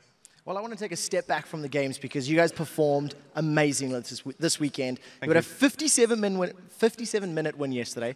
You've beat Fnatic in half of that today, getting in 28. What changed this week in your practice? You know, I told you before the interview, Youngback actually said on Twitter, hey, we need to work on our mid-game. And this weekend, you guys really shone. How did you improve it for this week's matches? We have a different approach in matches right now that we scrim. We try to have one kind of objective in mind, something like timing that flash 24/7, like really improving on those little things. And if you manage to do that, you will be more timely on your engages, you will be more timely on your punishes, and it really helps you making plays. Right, well, thank you very much, and congratulations once again. And of course, you guys at home have been tweeting at us using the hashtag, at LOL Esports, and earlier today we asked you which European LCS team has improved the most so far in this season and why. And here are some of the answers. The first one is from @WonderMalana. SK has made a huge improvement from week 1. Great teamwork, more confidence in plays, and all-around communication. Trev? I agree with that. I'm actually going to be casting the game later today, and I think when we look at SK as a team, they have gotten better and better, and the players themselves have said, we weren't performing at our best. I want to see how games like SK are going to do against the Copenhagen Wolves, who are also on the up and up, because I think a little bit more stability in your performance, and you could also be one of those teams as well. And the second one is from @KingJamesPenn. No one except Roccat to be atop, expected Roccat to be atop the LCS standings after their somewhat shaky start. They have improved immensely. Somewhat shaky? I think it's a little unfair. They beat Gambit in week 2. Then they had a couple of uneven weeks. But I think overall, Roccat, they surprised everybody because I personally didn't think they were going to be as strong as they are in the LCS. Yeah, and they are at the top and they are staying there, which seems to be kind of trouble for some other teams. Then the last tweet is from @MrTonyBraces. The Super Hot crew have definitely improved the most. Impale are getting past the fact that every team bans them out, and solo laners have stepped up. What do you think about the Super Hot crew? They're really good right now. We've seen them in the beginning when they started like 1-5, and ever since then they've been winning almost every game. Even if they're behind early, they still manage to come back in some manner, and that's a sign of great team improvement and great team synergy. Do you think they can beat this Gambit? I think so, yes. Trev? I think so too. I think we've seen Gambit had some great early game moves yesterday, but I feel Super Hot crew again, teamwork, calling, they should be able to beat them. All right. Well, of course, we'd like to thank you for all of your answers you sent to us. Remember to keep the social conversation going by using the hashtag LCS. And now let's send it back over to D&D to get into the next game. Thank you very much, Shocks and Quick Shots. So, coming up, it is Gambit facing off against the Super Hot crew. And this week, Gambit are having to use substitutes to fill their player roster after visa issues for Alexic, Diamond, and Darien. And of course, Genji is also missing due to not being able to speak English well enough to fit in with the lineup. So, Ninjas in Pajamas is now selected with Nukeduk and Zorro Zero, as well as Hulberto and Fury. And all these players were chosen by Eddie. So Eddie on the end there, he is the last remaining Gambit member. And of course, we saw them in action yesterday, and as expected, their lane phase was good. But when they transitioned into late game, their team fighting behind was miles behind Roccat. And that's not a bad thing, because Roccat are just so good. Yeah, it's not a bad thing. I mean, with a whole new lineup, they actually had a decent showing. We have to give them that credit. And the team issues we saw against Roccat, as you said yourself, they were expected. That's how it is. And I like what they actually tried to do with a split push combo, which was very smart. Due to actually the fact they have no coordination in team fights, so they wanted to rely on the split pushing. It never really had an impact though, due to Roccat more or less shutting down Hulberto and the Gambit bot lane early on. Meanwhile though, Overpower, he just farmed away in the mid lane, so Roccat, they had like 4 strong members, and they could just group up, and there was nothing Gambit could do to actually stop them. Even though they had Nukedog killing Xasos, it didn't matter because the rest of the members, they lost. Yeah, absolutely. So after seeing the Gambit in Pajamas in action yesterday, what do you think Super Hot crew will be focusing on? Honestly, a weak point, he actually pointed out himself earlier in the pre-show interview, a weak point has been Edward. It's not been the same Edward that we saw a year ago. His laning phase have been weak, and he's a support. He's actually the support with the 3rd most deaths. And also he's the support with the least amount of assists in the entire league. That is not good numbers at all. And if we look back on the spring split last year, then we saw some very different numbers from Edward. He was the support with the least amount of deaths. He had the 2nd most assists in the entire league. And it seems to me that Edward, he kind of stopped improving. And the rest of the support in Europe, they're just stepping up their game. So his trip to North America may not have been as successful as it seems. Meanwhile, the Super Hot Crew, well, they have really been pulling it together over the last couple of weeks, and they have picked up some important wins. And of course, one of those wins was the 13-1 demolition of Gambit during week 4. And yesterday, well, they picked apart Fnatic. And for me, the last time these two teams played each other, that was the day Super Hot Crew really introduced themselves to the league. They shut down Gambit in every single lane and just dominated them. This is a very different Gambit lineup though, so it's going to be a completely different game. And I actually think it's going to be harder for Super Hot Crew to win the early game, as the current Gambit lineup is more focused on purely the laning phase. And yesterday versus Fnatic, we actually saw that they don't need to win the early game because they've improved the team fight and the coordination, and they don't rely too much on the early ganks anymore because they can just farm up now and then go to team fights. And that's what we saw because they played very slow and just waited till they got all the farm and all the items they needed, and then they just dominated Fnatic. And they might use this tactic again today versus Gambit. And then we have to talk about Mr. Rales when we talk about Super Hot Crew because he had another huge game. He pulled out the Draven. It was the first time we've seen it in the EU LCS. And together with Mixa, they just dominated the team fights. It's great to see him expanding his champ pool as well, because early on in the season, he was known as a guy who more or less only played Lucian and Caitlyn. And now he's been playing Jinx, Sivir, Draven. He just keeps pulling out new things, and it's so hard for people to deal with him.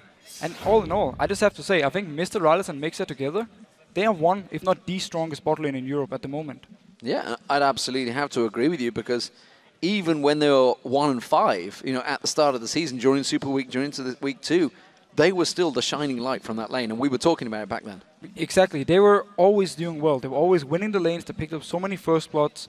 And yes, the rest of the team, they weren't performing at the time, but now they are, and that's why everyone is now respecting Super Hot Crew. Well, let's check out those starting lineups. On the blue side, it is going to be Gambit in pajamas. In the top lane is Zoro Zero, Holberto in the jungle, Nukeduck as the mid laner, Fury as the AD carry, and alongside him is Thresh Eddie. And on the red side, we have Super Hot Crew with Mimir in the top lane, we have Impaler in the jungle, Moops in the mid lane, Mr. Rales as the AD carry, and Mixa on support. You know, mentioning the Thresh Redwood, it's a champion we haven't seen him on for a long time, and honestly, he was the Thresh Prince of Armenia. He was the best one. You never wanted to lane against him when he had the champion, because you knew he would land the hooks on you, he would set up ganks with Diamond, and you just had to bend away. He's not been too impressive lately with Thresh. He's actually had some kind of weird games with it, not landing too many hooks, and in general, when he's actually picked it up, we haven't seen the same kind of dominance we saw early on. Well, he had the big play as well with Yanni as well. So, I mean, he's had his moments of glory, but it's just not quite worked out for him so far, and he's given up a lot of first bloods. So we're moving in towards picks and bans. What are we expecting? Well, quick fire bans straight away. We see the Gragas and we see the Kassadin. And the way you normally deal with Zoro Zero or NIP in general is you want to try and target out Zoro Zero and then pick something that he also likes to play and try and counter in that way. So we could see something like a Renekton being banned away. Also maybe a LeBlanc, because he likes to play LeBlanc, and also Nukeduck likes to play LeBlanc. So if they take that away, they can try and shut him down. Interesting ban, look at that. Mixa drawing the Morgana support ban. This is also Moops as well in the mid lane, but Mixa's been more successful. And he's been so good on it, and it completely counters all kind of hard engage. So if Edward wants to play Leona and he's something where he can start the fights, they need to get rid of the Morgana. Interesting bans here. LeBlanc being banned out. We've seen Zoro Zero playing that in the Star Ladder recently. And that's the thing. People actually respect him for his LeBlanc because he often takes it and goes top. Nukeduck also plays in mid lane, so you don't really know where it goes. So I like the fact Super Hot Crew banned away.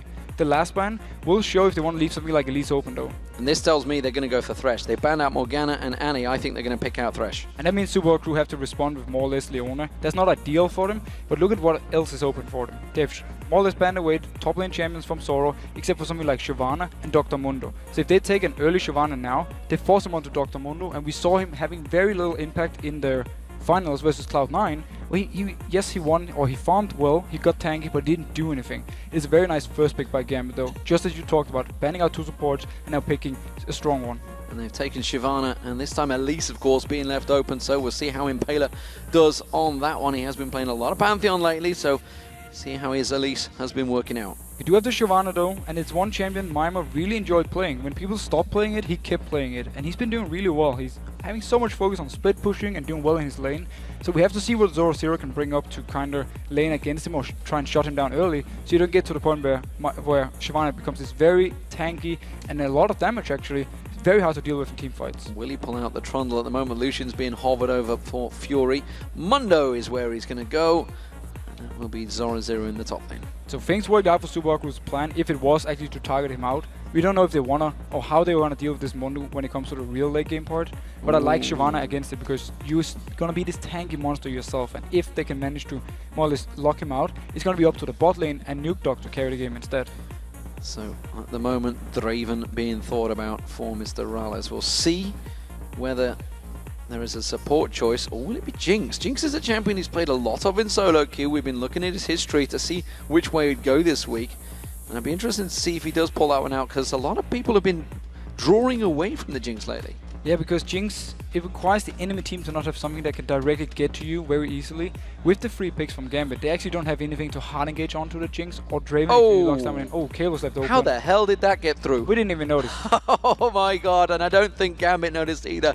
So Moops is pulled out Kayle. And notice what Super Crew actually did. They wait with the AD carry pick because they want to see the rest, or at least most of, the rest of the lineup from Gambit to see, can we actually take a Jinx or Draven, something that doesn't need an escape, because then we can dominate them from there on. And with Leona, they have the hard engage. It's a bit of a hard lane against Fresh, but then with Kayle, you just have so much scaling into late game from Super Crew's side. Well, with the Lulu and Olaf being locked in for Hulberto and Nuke Duck, not sure if that means he wants to go for the Jinx. I expect the Draven to come out after that.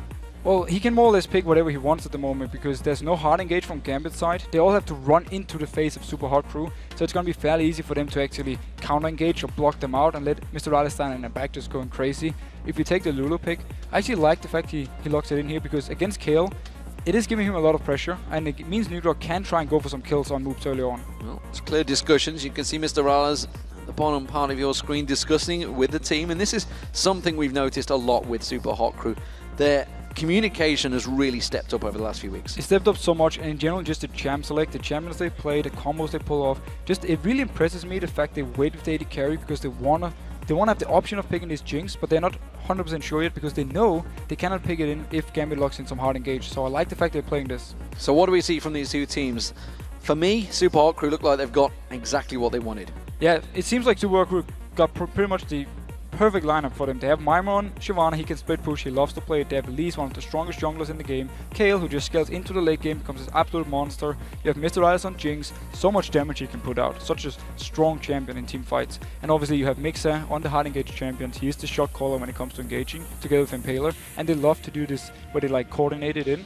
Impaler can't hard engage on Elise, but then Mixer can do it for him. And if you look at Gambit's side, I like Lulu Olaf. It's a good combo. You can speed off Olaf and then use the ultimate on him when he's in the middle of the enemy team to really try and set something up.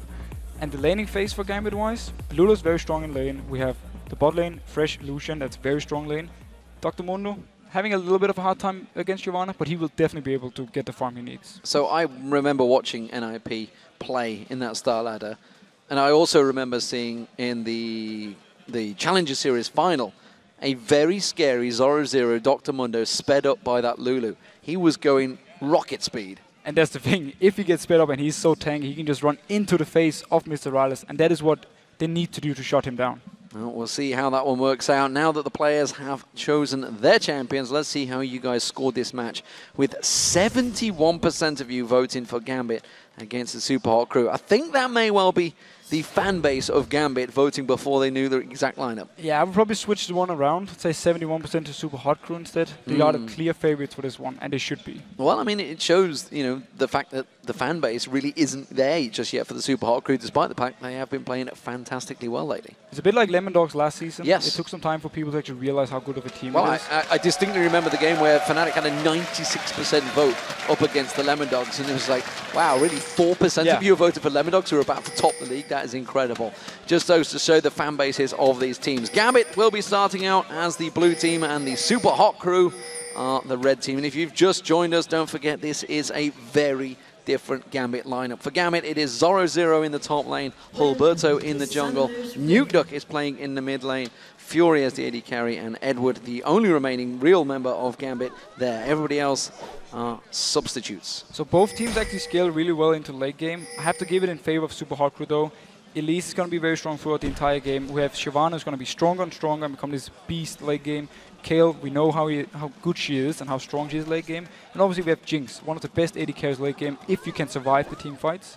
Gambit, on the other hand, they have to rely a lot on the combo together with two very tanky members in Olaf and Dr. Mundo running into the face of Super Hard Crew, taking all the damage, and then the rest of Gambit can just stay in the backline, poking away, doing all the damage.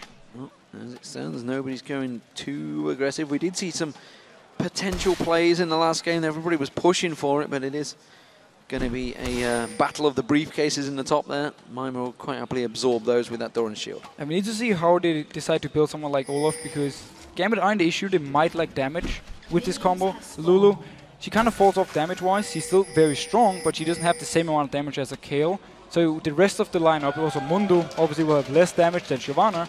So Gambit need to be careful. They don't hit the point where they simply don't have any damage to kill anyone from Super Hard Crew's side.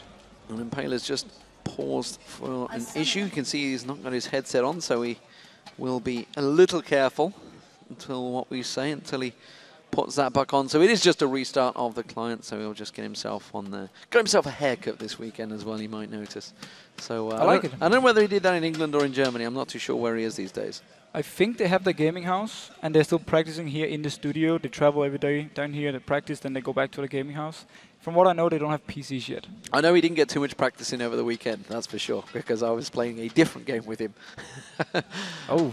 Yeah. Maybe it shows. Maybe it shows. Well, we'll see whether it does. They did pick up a win, hard-fought win yesterday, so I don't think we can be too harsh on him. Now that they are in that gaming house, they certainly pulled together as a team lately. And you know, we mentioned, I think it was probably about 2-3 weeks ago now, how the likes of Mima, the likes of Moves had to step up individually. They were at the bottom of the KDAs. It was crazy stats. They were, and then they all really stepped up. It was like they heard, it was like a wake-up call, just hearing, oh, we're at bottom of KDA, we want to fix this. And everyone, they expanded champion pools, they practiced really hard, and then come in there and they start dominating games. And it really started with that Gambit one, where they just destroyed them in every single lane, and people were like, okay, whoa, Super Crew actually good. Yeah, suddenly it was like, what is happening right now? That's crazy stuff. And from then they just kept it going, simply.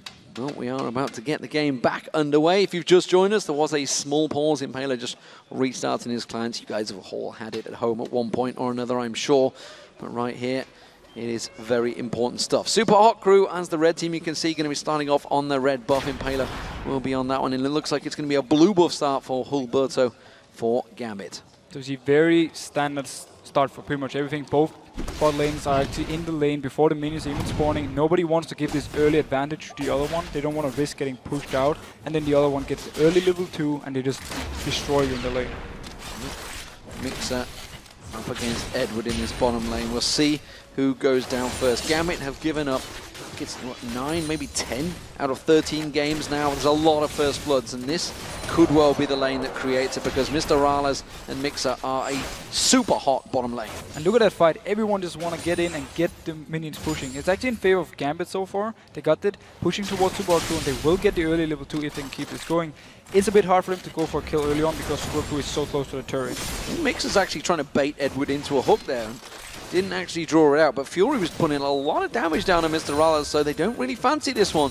And it will be Gambit that will hit level 2 first, I believe. And Lucian is very strong here in the start. He's actually going to be beating out Jinx when it comes to poke until he hits the level 6 point. And then Jinx, with her ultimate to execute, can really put on some damage. And that's also going to rely a lot of Mixer landing down the CC and then boom, all the damage from Rales. And just remind everyone what the importance, because obviously this is a lane you played in a lot last season. What's the importance of hitting that level 2 so early on against your rivals? The thing is, if you can hit level 2 at a good point in the lane, so you can still actually go on them. You can move forward and you can try and set up a fight. They're forced to back off because they're only level 1, so you more or less zone them away from the CS if you're good enough. And now Mixer going in. Going on towards Edward, but Edward quickly walks away from that one. They didn't really land that cork. There's zap coming out from Mr. Rales. We do see Hulberto going aggressive here. He may be coming in towards the Tribush. No, it's just going to be warding out, giving them some coverage. So again, this time both are level 2. Nothing really happened from it because again, the lane was pushed so much up to Super Hard Crew. But normally what you want to do is get to the scenario where you can zone them away. If you can do that early and you hit level 3 when they're still level 1, the lane is pretty much over in your favor. And that's why all these bot lanes, they start down there and they don't leash for the jungle anymore. Well, as it stands, 0-0. Missing the briefcase on towards Mima. Mima going to be pushing up. How do we gauge this top lane? How is this going to fare out? A Shyvana versus Amundo. It's not a line matchup we've seen probably since maybe week 1 and 2. It's in favor of Shyvana. No, she has more damage early on. She can just shove the wave in. Zoro, he's just going to focus on farming everything he can.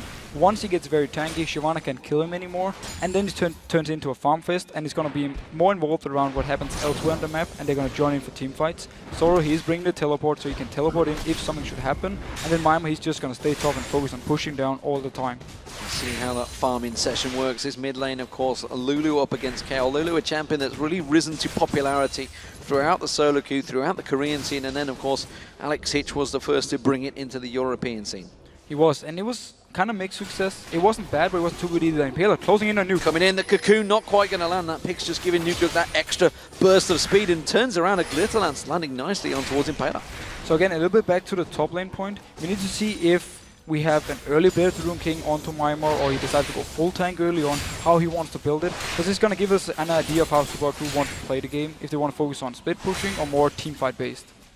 Let's remind the crowd, of course, Nuke has played against this Kale before. Of course, last time it was Overpower that played it to devastating effect. I think he was trying to teleport open there. I don't think Nuke's going to let him quite do that one. Mr. Rallis has took a burst of damage down this bottom lane. We can see Gambit. Oh, aggression from Mixer, just making sure, you know, you're not going to back away quite so easily in the bush in our faces. Mr. Rallis was nowhere near that fight. No, but that is such a good play by Mixer, because he's forcing now Lucian to either stay in the lane or recall and lose some CS. He's he can't do anything, and Edward actually, he wants to try and back from this. So Super Crew can get some CS back now and maybe a little XP advantage. Yeah, they're managing to just lock them out and going to try and shove that wave as hard and fast as they can. And look at that. Fury cancelled his back. Fury is going to stay in that lane. And it means they can now shove it out. There's no risk of them dying because he's he has no chance of killing them. Out of mana is the phrase you're after. Out of mana. Sorry. Which basically means they can do whatever they want now. They can decide to recall or just stay and keep pushing it in and force him to see us on the turret. Well, Zoro is going to get baited in. Is he going to be outsmarted? That's the question. Has flashed away. The Ignite's gone down there. Impaler comes in. It's going to have to be a deep, deep dive. And they didn't fancy it. It was a very nice gank though, and they actually forced a flash for him and his ultimate, so he's now forced to more or less try and stay and get the CS or go back and use his teleport back in the lane. You know what? I think Zoro hit level 6 during that fight. I think that may be what saved him. Pop that regenerate straight in there. Hulberto comes in towards the top lane. He was ignited though, so he couldn't actually regain too much. It was more the fact he just got out of this one, and none of the Super Crew wanted to dive him, and that was smart. Well, Fury has finally gone back. Of course, Eddie is still there, keeping out the lane. Ooh, different build coming out. It's going to be Blade of the Rune King start for Fury. That's actually very new for me. I haven't seen Lucian going for this. It means more or less his calling is going to do very little amount of damage, but his auto attacks and his more kiting abilities is going to be better. Alberto comes around, and Paler puts some damage back on towards it. Jungler on jungler, and he wants to get that ward down. He wants to get coverage of that blue buff, and Moops is coming around. They may try and invade this. And they might actually be able to get it because Alberto, he's recalling, and Nuke is still in the mid lane. They are spotting him out now. Will they try and stop it? Nope. Backs off. No, it's going to back away. Nuke doesn't want any of that, and it's going to be Impaler but taking that blue buff. So back to the Blade of the Rune King that we're going to see on Lucian.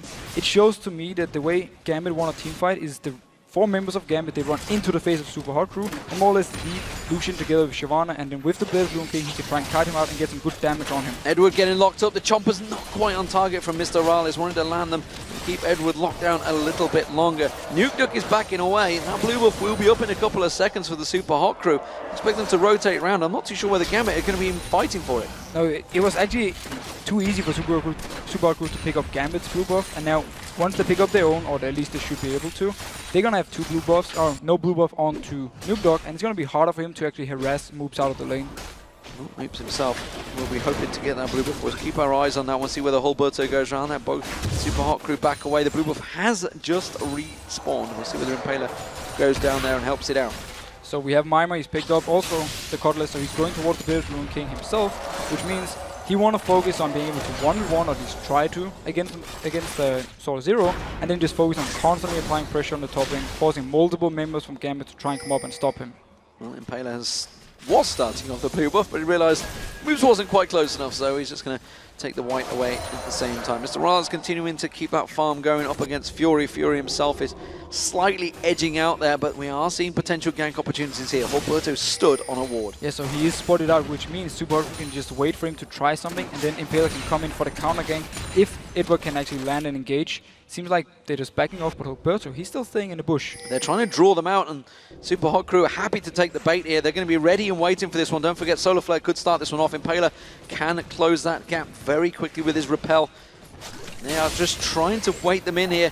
Look at that, the hook. I think if that had landed, I think Super Hard Crew would quite happily have took it. Yeah, they would have taken it, Impaler would have joined in. The only bad thing for them is the fact that there's teleport on Mundo, but he's pressured to his turret, so he couldn't join in. They're going for it. They're delaying him nicely here. That's going to be the Sofa. Eddie's the one they're going for. Edwin will get that go down first. Blood once again. Mixer taking all of the damage, and honestly, for Fury, I'm not too sure that was the right target. Instead, it's going to be Alberto they now go in towards. Zap will land. Had to pop that Ragnarok to walk away. And here we see the reason why people love to play Jinx against Lucian, because once you're at level 6, he's going to have his calling, that is damage over time. With Jinx, you have this instant burst on her ultimate, it is an execute. So they could just pop it in on the first target, pick up a kill, and there was nothing Gamer could do in response. And I absolutely hate pointing this out, but Edward, that is yet another first blood, and they are really starting to stack up now. He is really throwing himself in there, which is something he's always done, but it is not paying off for him this season. It's not paying off at all. In his defense, he was trying to set up the gank with Alberto here, so he was more or less the bait for it. When Super Crazy went in,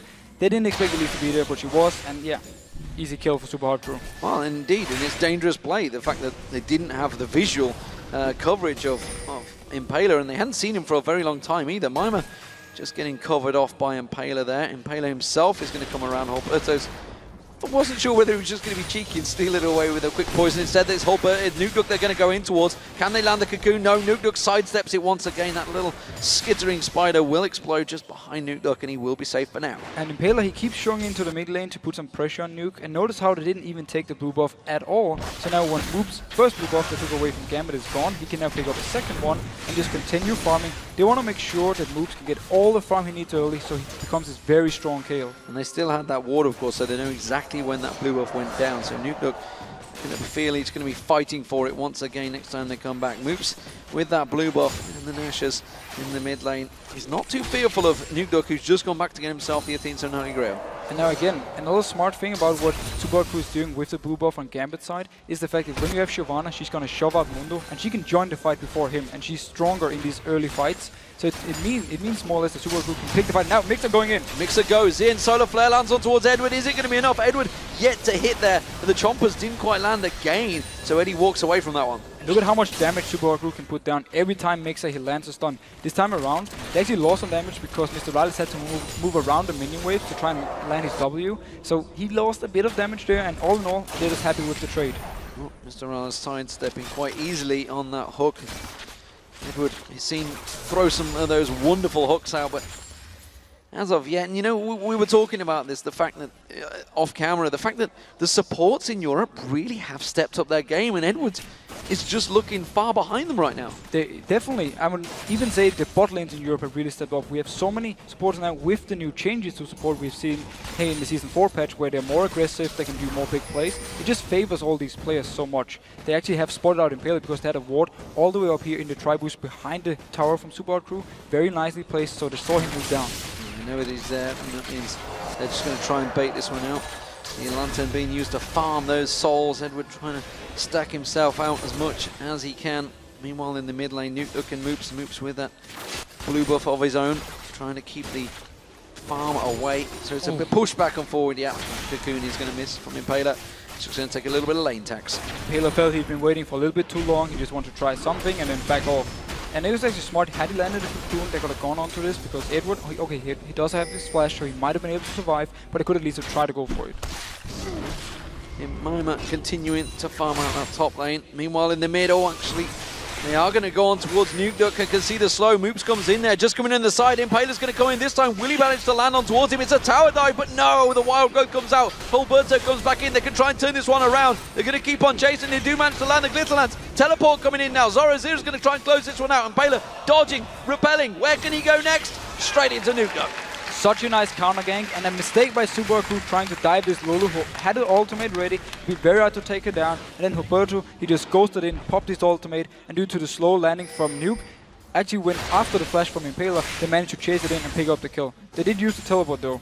They did use the teleport, but there's really no other objectives to be gained by saving that teleport, so getting the kill for them was certainly needed. Solar Flare going to be used on towards Fury. The chompers will go down. Fury's going to get focused. Mr. Rallis flashes sidesteps ult from Edward. They're keeping the pressure on, but they haven't quite got enough. And now Hulberto's joining the fight. They could turn this one around on its head. Ignite from Mixer from Eddie. Can he flame so well? One more flay has done it. Edward gets the kill. And this is the Edward we know. Everything he did in this fight was absolutely perfect. He walked into the face of Mr. Rallis, so he couldn't fire off his ultimate. And when Mr. Rallis tried to flash to the side to ultimate, Edward just sidestepped with him and blocked it. And then he kept going for it and he picked up the kill.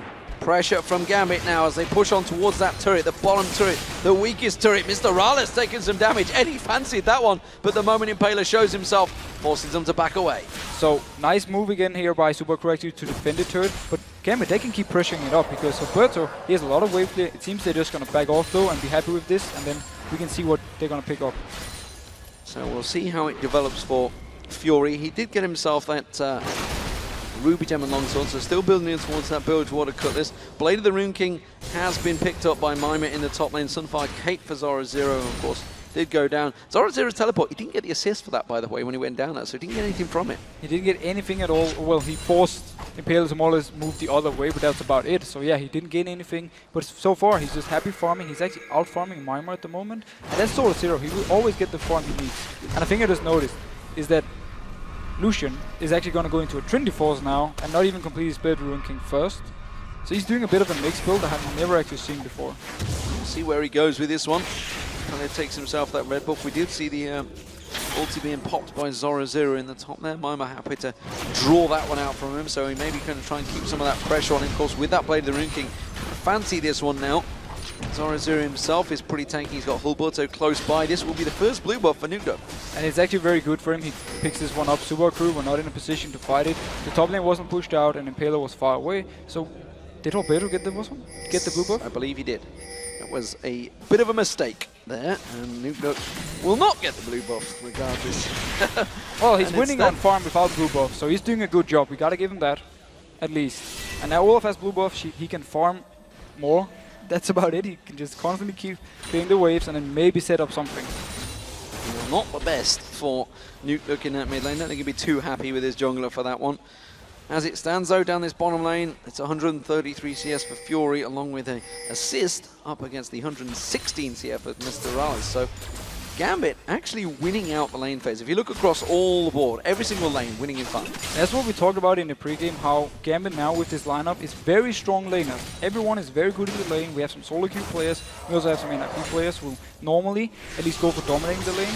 So it shows at least that Super Crew knew this, and they're not trying too much. They're just trying to lane this one out and then go for team fights later on. Yeah, happy to sit it, but a great play from Eddie straight away. Solar Flare though, they are going to lock on towards Eddie. They're going to close him down. It will be another kill. It's Impaler that takes it though, and the rocket went flying past. And the Dragon is up. This is what happened earlier on with Super Crew. Did the gank in bot lane and they went for Dragon. Roberto's here this time. If he can land some harass, he's going to force Super Crew away. Well, at least he knows that those cleavers will be thrown out a bit quicker because he has that blue buff. The cooldown will be slightly shorter. Gambit are setting up for this one. It's a 3v1 situation down the bottom. They are keeping Hulberto away. Nukeduck tried to zone them out as well, but Moops not letting him. And there's no teleport on Zoro because he used it early on, gaining nothing from it, so he can't join the fight. Mima can just constantly pressure down there, and Super Crew, they want to get this one. Oh, we'll see whether the Cullion's going to be used. Is Hulberto going to try and get it? He gets the steal! Will it be his life? No, he's going to pop the Ragnarok and walk away like a boss. So he's been stealing a blue buff, and now also the Dragon. Whoa, the fact he picks this one up was so big from Gambit because Super Crew was meant to get it due to the fact they killed them in the bot lane first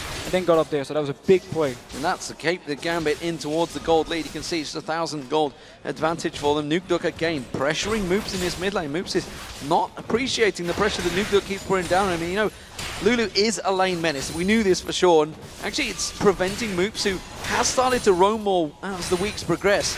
And it's actually locking him down. He's not able to go anywhere. No, and the fact that Super Crew have put so much focus on ganking, first of all, on Nukeduck, and also taking the blue buff for Moops, shows that really they want to make sure he can get some farm. Even though they know he's a bit weaker in lane versus the Lulu, they want to make sure he gets the farm needed. And they're happy with him just staying mid. They don't need him to roam at the moment. Impaler now looking to try and create an issue on Zoro0. Teleport is back up for him. Sadism available as well as ultimate, but it's the blue buff they're thinking of. Alberto was close by, but he is just about to back off, and this is simply going to be a two-man push on top. And they really want to keep vision on his blue buff, and they want to try and force something. Now, Alberto coming off. Can he try and stop this? Yeah, prevented the recall, coming back in there. We'll just clear out that wave. That top turret is not safe right now. It is very low on health, and that's because we've been seeing Mime has just been farming between the two towers in the top. Yeah, he's just constantly been pushing, and that is what Shyvana will do all the time, because if Zoro0 decides to fight him, the Bedroom King will really go in favor of Mimer, and he will maybe be able to pick up the kill. Now going on Nuke. Well, if only that cocoon would land. The Wild Growth once again saving the day, and Move's taken really low from this one. A couple of tower hits there. Impaler not doing what he needs to on that cocoon so far. Mixer's going to face check in towards Eddie. Eddie throws that flay down and just harasses on him, but I don't think he wants to deal with that shield. And juked him out. But they really want to dive Nuke here in the mid lane, even though he has the Lulu ultimate, he has his own shield. Now they're just applying the pressure. Bertu is trying to come into help. Nuke Duck next to no mana, of course, because he doesn't have that blue buff. And that is a lot of damage traded on towards that. So that's the top and the middle turret both taken low. Super Hot Crew, they're going to have a lot of money stacking their way shortly. Yeah, they might be behind in farm, but if they can get down the turrets, they will be ahead in gold. And that's how they want to play this one. Especially if they can get down this top turret and the mid turret, they're going to get a lot of free pressure on the map because there's less vision for Gambit's side. Nash's Tooth was completed. We see Nuke Duck, he's going towards that potential Rabadon's Death Cap. We'll see which way he goes with it. Could be a Death by Grasp. I don't know what Nuke Duck's going to go with it. We do see some wild builds already from Fury going towards that Trinity Force, as you mentioned earlier on. Meanwhile, Mr. Rales, he hasn't been back to buy for a while. He's been sitting on that Bloodthirster for a while, so we'll see which way he goes. You can see he's got 1,700 gold in his pocket. And look at the two top lanes, 2k apiece. Yeah, they're just farming away. Nobody really wants to recall at the moment. And for Mr. Rales, he's most likely going to go into the static shift. It's very normal on Jinx to get some more wave clear, and it gives you a little bit more upfront burst damage as well on the first hit. So, 20-minute mark has been passed. Not a single turret to go down. This has been a long turret phase. I think it was 27 minutes was the longest. I think that may have been yesterday as well, the Copenhagen Wolves versus Millennium. As it stands, Impaler will be taking down the red buff, and the farming will continue. And we need to see how much damage Nuke Duck can actually put out when he completes his Lich Bane. It's a very standard item on Lulu because you only have 2 scaling abilities more or less and you're passive, so you need the Lich Bane. And this time around, no chances, Nuke Duck picks up the blue. Nuke Duck will get that blue buff. It took him 21 minutes to get that blue buff. He'll be quite appreciative of it, so let's see what he can do with it. Moops is, meanwhile, he'll be going across to take him blue buff of his own off Impaler. And here's the thing again with Nuke Duck. We need to see how he can team fight. We saw him get a quarter kill in the finals against Cloud9 on the Lulu, where it was pure late game. He just ran around, he picked up the kills. He really needs to be very strong. And now Trinity Force is completed onto Fury. We'll see what he does with that Trinity Force, because Greaves was picked up by Mr. Rales, so hasn't spent too much just yet. We'll see how he moves on. Ping's going down. Still 2 minutes from the Dragon. It was all about that ping ward being covered out there, which I think Edward picked up. Yeah, but we really have to keep an eye on how Fury is going to play the team fights, because he's aiming a kite build. He can slow down someone, and he has the phage for himself to make himself faster. So he's more or less just going to say, I don't want to die, I'm just going to shoot at you and keep running backwards and backwards, and make sure you can never get to me. If only the crowd would have seen you doing the culling motion there as well. I know, it looked pretty cool. It was beautiful. It's beautiful stuff. He's very animated here in this casting. Edward does manage to back away from that one when Alberto came around, but not a hard engage coming out from Super Hot Crew, just pulling some poke down on Eddie.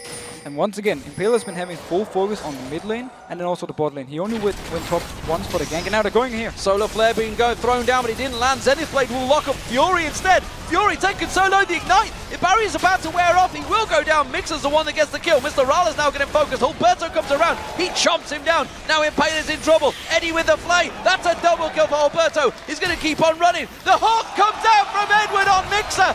Who is the top support? Well, it's caught. It's Eddie. The flay follows through, and Alberto, he will get himself a triple kill. And it's actually Super Crew who starts the fight. First of all, they missed the ultimate on Mixer, so they can't go straight in for this one. Then, the rest of them, they actually flash into the turret to try and finish off Fury, which meant that Alberto could join the fight and just pick up some free kills because there were no flashes except for on Mixer, and Gambit just completely turned it around. Great fight for Gambit. Zoro0 defending off in this top lane, keeping Mimer at bay, but wow, that will certainly give them a boost. And you know what?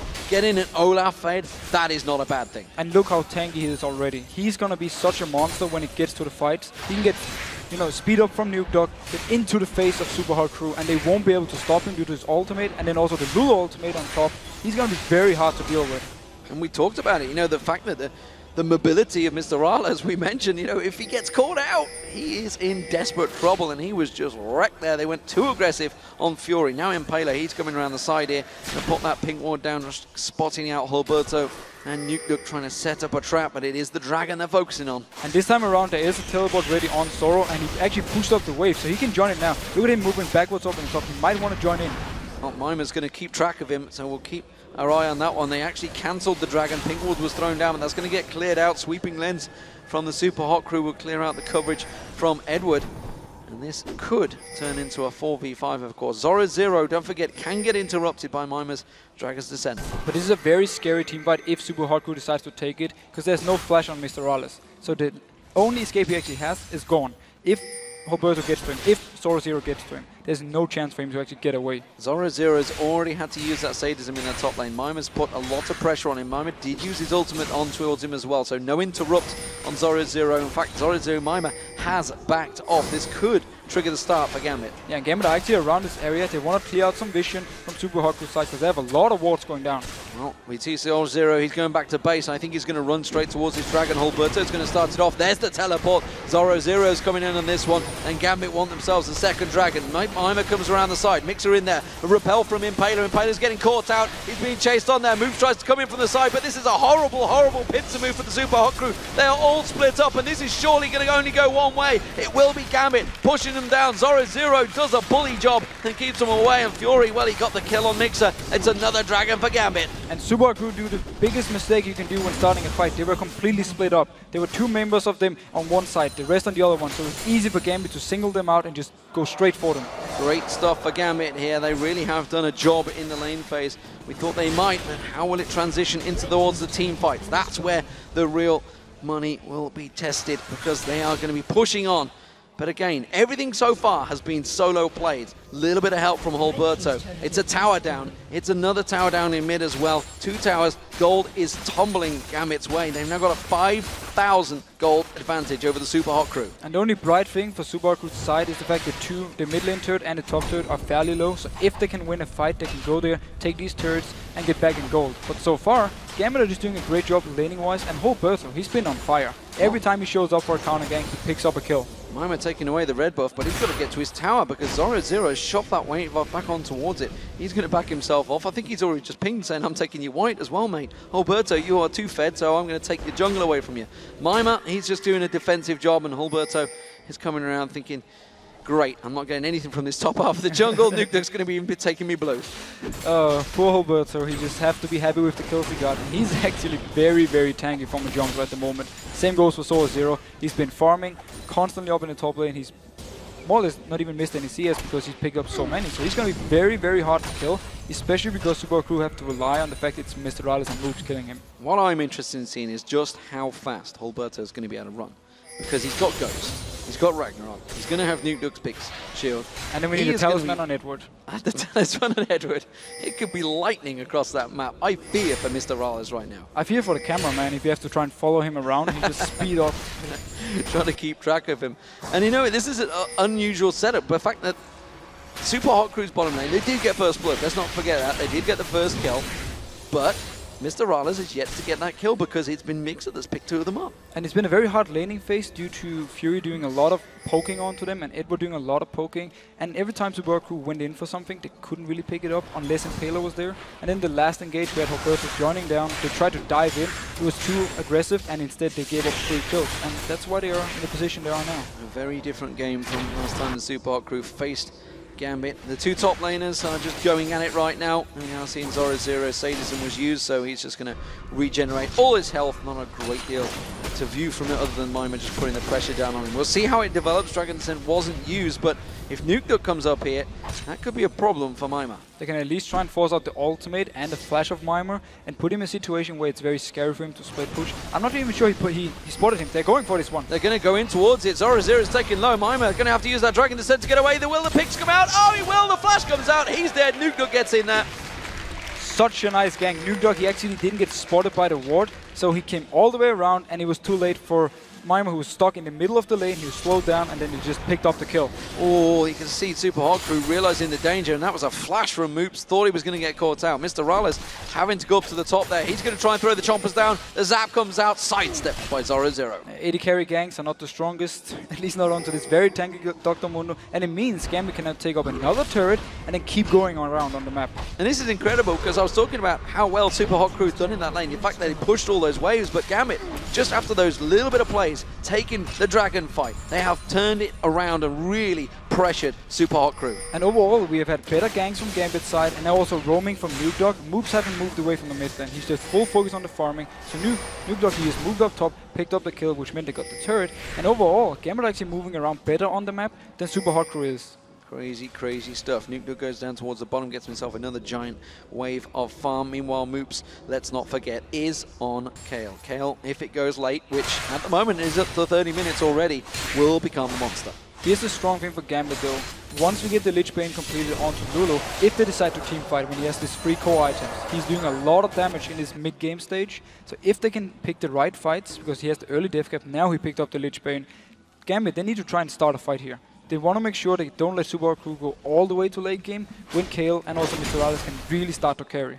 Yeah, that will become a problem. Zoro going back, playing defensive duties up against Mima here, who places again that ward that was sidestepped around deftly by Nuke. Mid lane is being pressured here. Nuke is there. He will be able to clear those waves of that clear lands now. Yeah, it's a big issue actually for Super Hot Crew. They can't really push anything because Lulu has a lot of wave clear. Lucian has a decent amount of wave clear as well. And also you have the axe from Olaf being thrown down, so it's very hard for them to actually push down the turrets, especially if Nuke is nearby.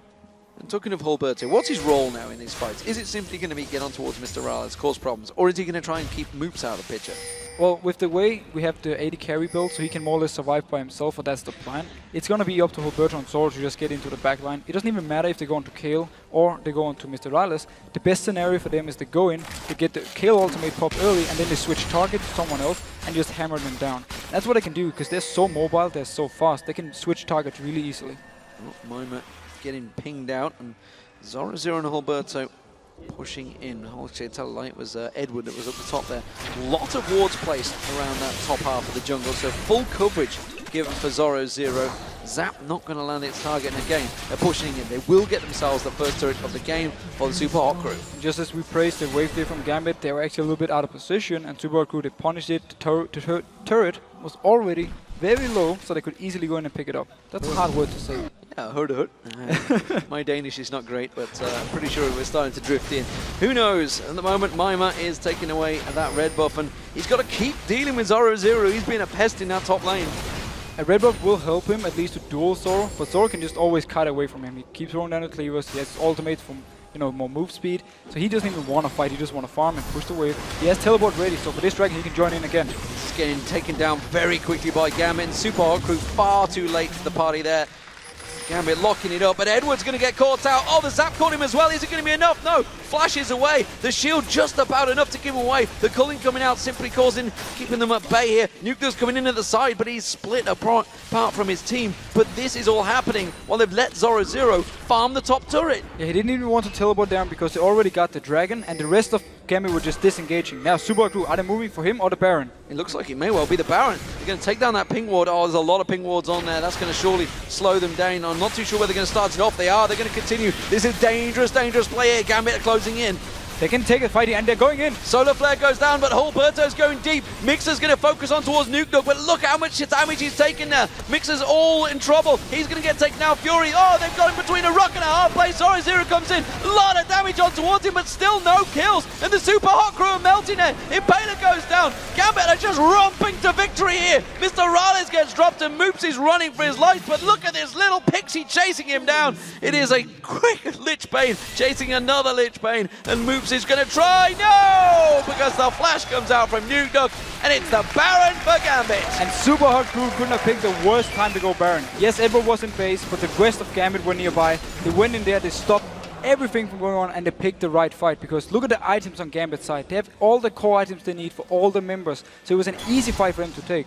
Notice how when it all started, they were cutting it away. Mixer, he moved in, they got an easy kill on him, and then from there on they just piled onto them with very tanky bruisers and a lot of damage from Nuke Dog and Fury. And for once, the focus from Super Hot Crew was all over the place. They didn't know who to go for. They thought they'd managed to work the damage down. Then they nearly chopped Zoro down. His ultimate just brought all his hit points back, and they just didn't focus on the right things. Ironically, Mixer caught Nuke Dog, but nobody followed through. Nobody followed because the rest of Gambit were there, and everyone actually, Nuke Dog as well, he started backing off instantly as he caught him. And the rest of Super Hot Crew, just as you said, due to Zoro coming from the backside, they didn't know which one to go for. They couldn't really flash into this one, or they seemed very confused at least when the fight actually started, and Gambit just punished him for it. May well have been a bit of a rash call, I think, coming out from the Super Hot Crew, and that has put them 13,000 gold behind, which is a gigantic deficit 34 minutes into this game. Now they have to try and turtle this one out. They've been in this situation before. SK Gaming themselves are the kings of turtle along with the Copenhagen Wolves, but Super Hot Crew have done a good job of it themselves. They were down against Fnatic in the lane phase, and they are down against Gambit in a much more serious situation. Gambit will be able to split push with the teleport, and also if they want to dive, with these very two tanky champions, Olaf and Mundo, they can tank a lot of hits. Maimer, he's in the top lane now, so he's not going to join in for this defense at all. Well, it's a 4-man Gambit versus a 4-man Super Hot Crew, as the top turret will go down, but the bottom inner turret will be going down as well. The Gambit are taking down every little advantage they can. So, only the inhibitor turrets left for Gambit to just chop through, doing a better job, ironically, Gambit in pajamas, than the Gambit team themselves. And the hard thing for Super Hot Crew now is they can really fight in an overall team fight. And now, oh, Hook almost, actually landed onto Impaler, but they couldn't follow up on it. Didn't want to fly themselves through. Mixer taking, I tell you what, those infected cleavers from Zoro, they're starting to do some serious damage. This is a very, very tanky Mundo right now, tanking that tower for days. A lot of poke they actually have on Gambit's side, and then they can do this thing with Lulu where he shields himself or someone else, and they move in and they hit it. And very nice lantern by it, because notice if someone should be able to go in on him, they can just click the lantern and jump out. They've got no way to alleviate the pressure here. This is a simple siege coming out from Gambit, but they're not getting a great deal of damage on towards the turrets. Now Nuclear's going to rotate around. They've got a good clean shot on towards this turret. They've taken a lot of damage on it. Fury's going to go aggressive. A couple more hits will do it, but look how quick they'd use the lantern to switch lanes straight in towards this bottom inhibitor turret. Zoro is tanking it up, saying Fury, hit the goddamn thing. He will. Mixer comes in. Oh, intervention having to be used there on Mixer. That's not a great start. Impaler's caught out, has to repel. The culling will not land. Instead, he lands on Alberto and runs away. Crazy, crazy stuff, but that inhibitor turret will go down. Don't forget the bottom one is taken low as well. Super Hot Crew, they're going to back away. They're going to lose 2 inhibitors here. And Gambit is just moving back and forth between these turrets. They force Super Hot Crew to react to it, and it's so smart by them because they always get some damage on the turrets, and now they got it so low. And also Mix actually went in on Nuke. They didn't manage to pick up the kill, so he had to get the kill ultimate and get out there, and it was too easy for Gambit to go in and take the turret. Well, could we be seeing the first win for Nuke Duck and Zoro on this stage? They are 0-6 currently, and it's been a long, hard battle for them. They have, of course, come into the LCS as substitutes, not the entire Ninjas in Pajamas outfit here, but in the guise of Gambit right now, they are doing a fantastic job up against the Super Hot Crew, who themselves were on a 4-game win streak in this. This is certainly looking like it may well put an end to it. Yeah, it looks very hard for Super Hot Crew to actually get to the late game point where Kale and Mr. Rallis really have to step up the game and start dealing so much damage that Gambit can tank it. Because they are so tanky at the moment, and look at all the items. They're almost fully stacked out on both Olaf and Mundo, so they will not be able to die unless the rest of our entire Super Hot Crew just focus all the damage onto one person. Look at the Super Hot Crew. They were desperately trying to make a pick, trying to make a play. They were hoping that somebody somewhere would come for them, but instead the Dragon in 20 seconds. Gambit had no interest in that. Instead, they are a 5-man group, and they've all been pot. Look at how much all of these have got pots. Look at the glowing. Eddie has bought both Brilliance pot and Fortitude pot, as well as Zoro and Alberto. They want to finish this game. They just want to push up with the minions, get the top turret, get the inhib, and then just pressure Super Hot Crew all the way into their own nexus. And look at Zoro. He's just going to tank this one up, and why not? Because he's by far the strongest member in there. Alberto himself has got 4,000 hit points. Maimer's going to come in.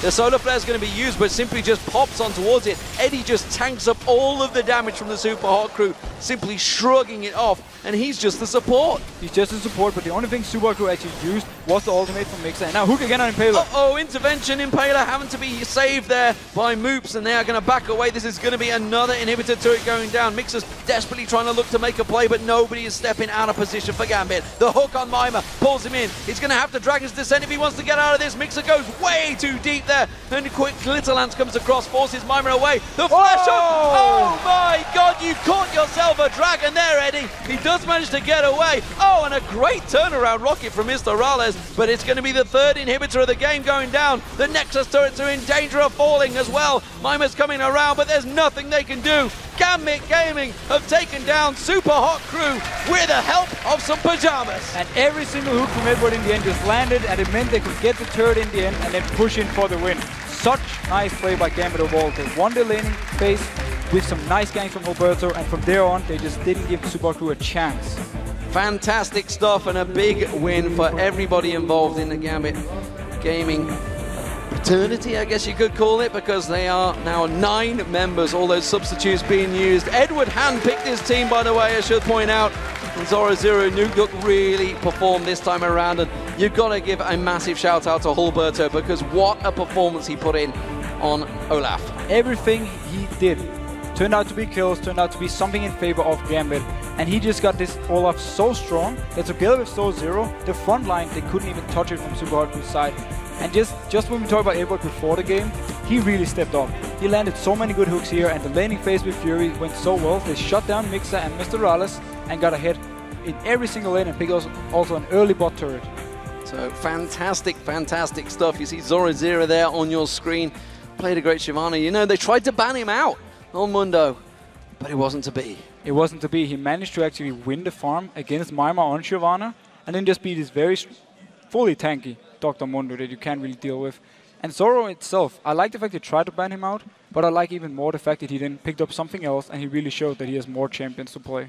Nukuk actually kind of proving how to play Lulu this time around. He really did a fantastic job on it. But the thing with Lulu, she's so strong in the lane, and then when you have these 3 core items, the Death Cap, the Fiends, and also the Lich Bane, if you pick the right fights, you are very, very strong. You have a lot of damage coming in, and also the utility you bring. We see how much move speed he's giving, and also the shields, everything.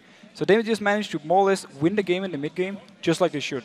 Yeah, fantastic, fantastic stuff. So, well, Gambit, they go themselves at 1-1 this week, which is actually kind of what they've been doing themselves as a team. We're, of course, going to get to see the likes of Alex, Itch, Diamond, and Darian all back here. We cannot miss our swag lord in his lovely red tracksuit. We see him every week here, but that's not a bad performance overall. They are, what, 9-5, I think it is now. Obviously, keeping that chase on Roccat, keeping the pressure on Roccat. And if Roccat lose today, they could be even. It could be even, and I think Gambit fans and Gambit itself, they couldn't have asked for more, because you have Rocket, Super Hot Crew, 2 very good teams. It could have gone either way with the normal lineup, so they have to be happy with getting 1 for 1.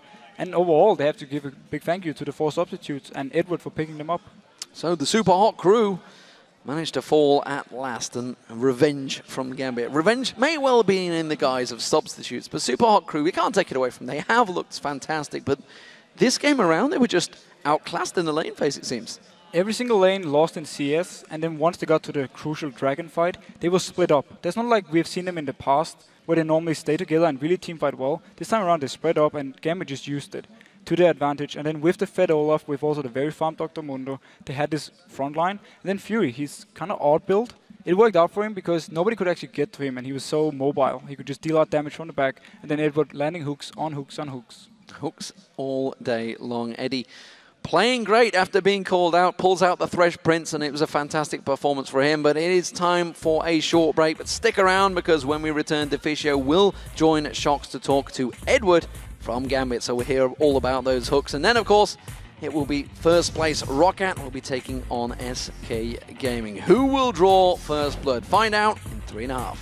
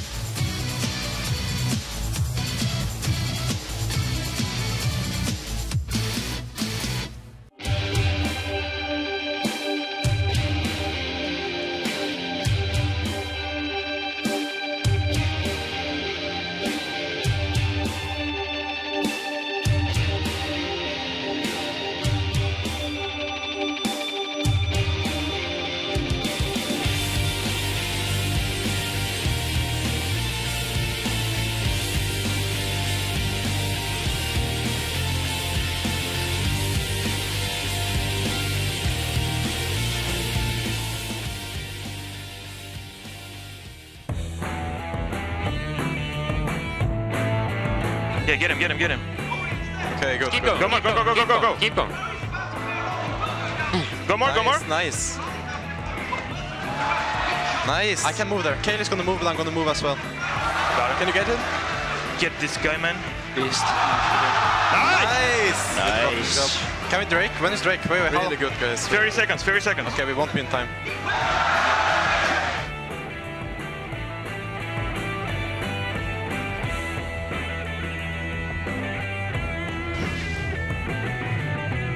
Welcome back, everybody. Thank you for joining me, the Fee Show, and thank you for joining us, Edward. Owen, for you guys with the kind of new roster for this week. We saw that you had a great performance on Thresh. That was obviously one of the picks for you guys. What were the rest of the things you really wanted to get in that picks and ban phase? We actually wanted to ban Gragas from moves because he's the best champion. He always plays Gragas if he's champion not banned. So, and we banned as well Morgana because Morgana is strong pick against Thresh. We planned to pick Thresh. So that's pretty much it. And I actually really like the combo you had with Olaf, with Dr. Mundo. What was the plan with the combo itself, teamfight-wise, for instance? The teamfight was pretty strong for us because we got Olaf and Mundo, like strong front line, and Lulu can just speed up Olaf, and he still got Ghost. So no one can stop him, and they got AD carry like Jinx, so doesn't have escape. But on the other hand, you did mention also that to play against, it was not very nice in that bottom lane in the beginning. Yeah, we played bottom lane. Actually, we played really good bottom lane early on, but after their bottom lane hit level 6, it's like huge combo I cannot escape. Like they flashed on me, like trap, stun, at least flash cocoon on me, so I'm dying. It's like pretty good for us because after that we just fight them. They don't have anything and we kill them. You gave up first blood again, though. I can give them third blood every game if they want. All right, so laning with Fury. This time around it went really well for you guys. You actually managed to win the lane on CS and poke them out. How is he to play with and what do you think he's good at as a player? Can you repeat, please? I just want to know how it is to lane with Fury and what do you think of him as a player? Fury is like really strong solo queue players. He used to play a lot of different champions on different lanes, but he's playing AD carry for now. I really enjoy to play with him. He's a really smart player. Maybe the same question goes for Gilberto, also someone we haven't seen that often yet on the big stage, and he had a great impact in this game. How good do you think he would do if he played in the LCS? I think Gilberto used to play in Team Property. He used to be jungler, then he moved to mid for like half a year, and he's jungler now. I think if both players, if Fury and Gilberto, get picked up by LCS teams, they'll do really good.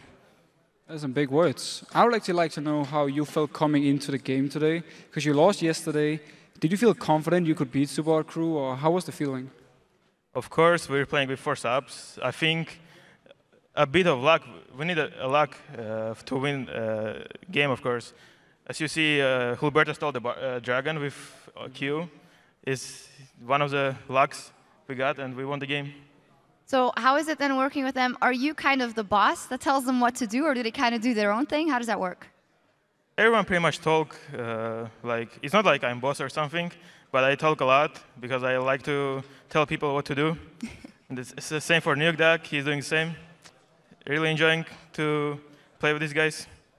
So basically what you're saying, if you should need subs in the future, you wouldn't mind playing with these guys again? Yes, of course. They're really good. All right. Well, final question for you guys. SK versus Roccat is coming up. Fisho, who do you think is going to take it? I'll give it to Roccat, but for me, honestly, it's going to be 50-50 because SK, they looked good yesterday. They had a few bad team fights in the end, but overall, they look like a very strong team, and we have seen them before. So I think it's going to be 50-50, but I'll give it again to Roccat. Edward? I think Roccat is going to take it if SK played like yesterday. All right. Thank you very much. Congratulations once again. And now we're going to go over to Joe and Quickshot to get that game underway. Thank you very much, Sharks and Deficio. I'm Joe Miller, and it's good to be behind the cast desk again with my good old African mate here, Trevor Quickshot Henry.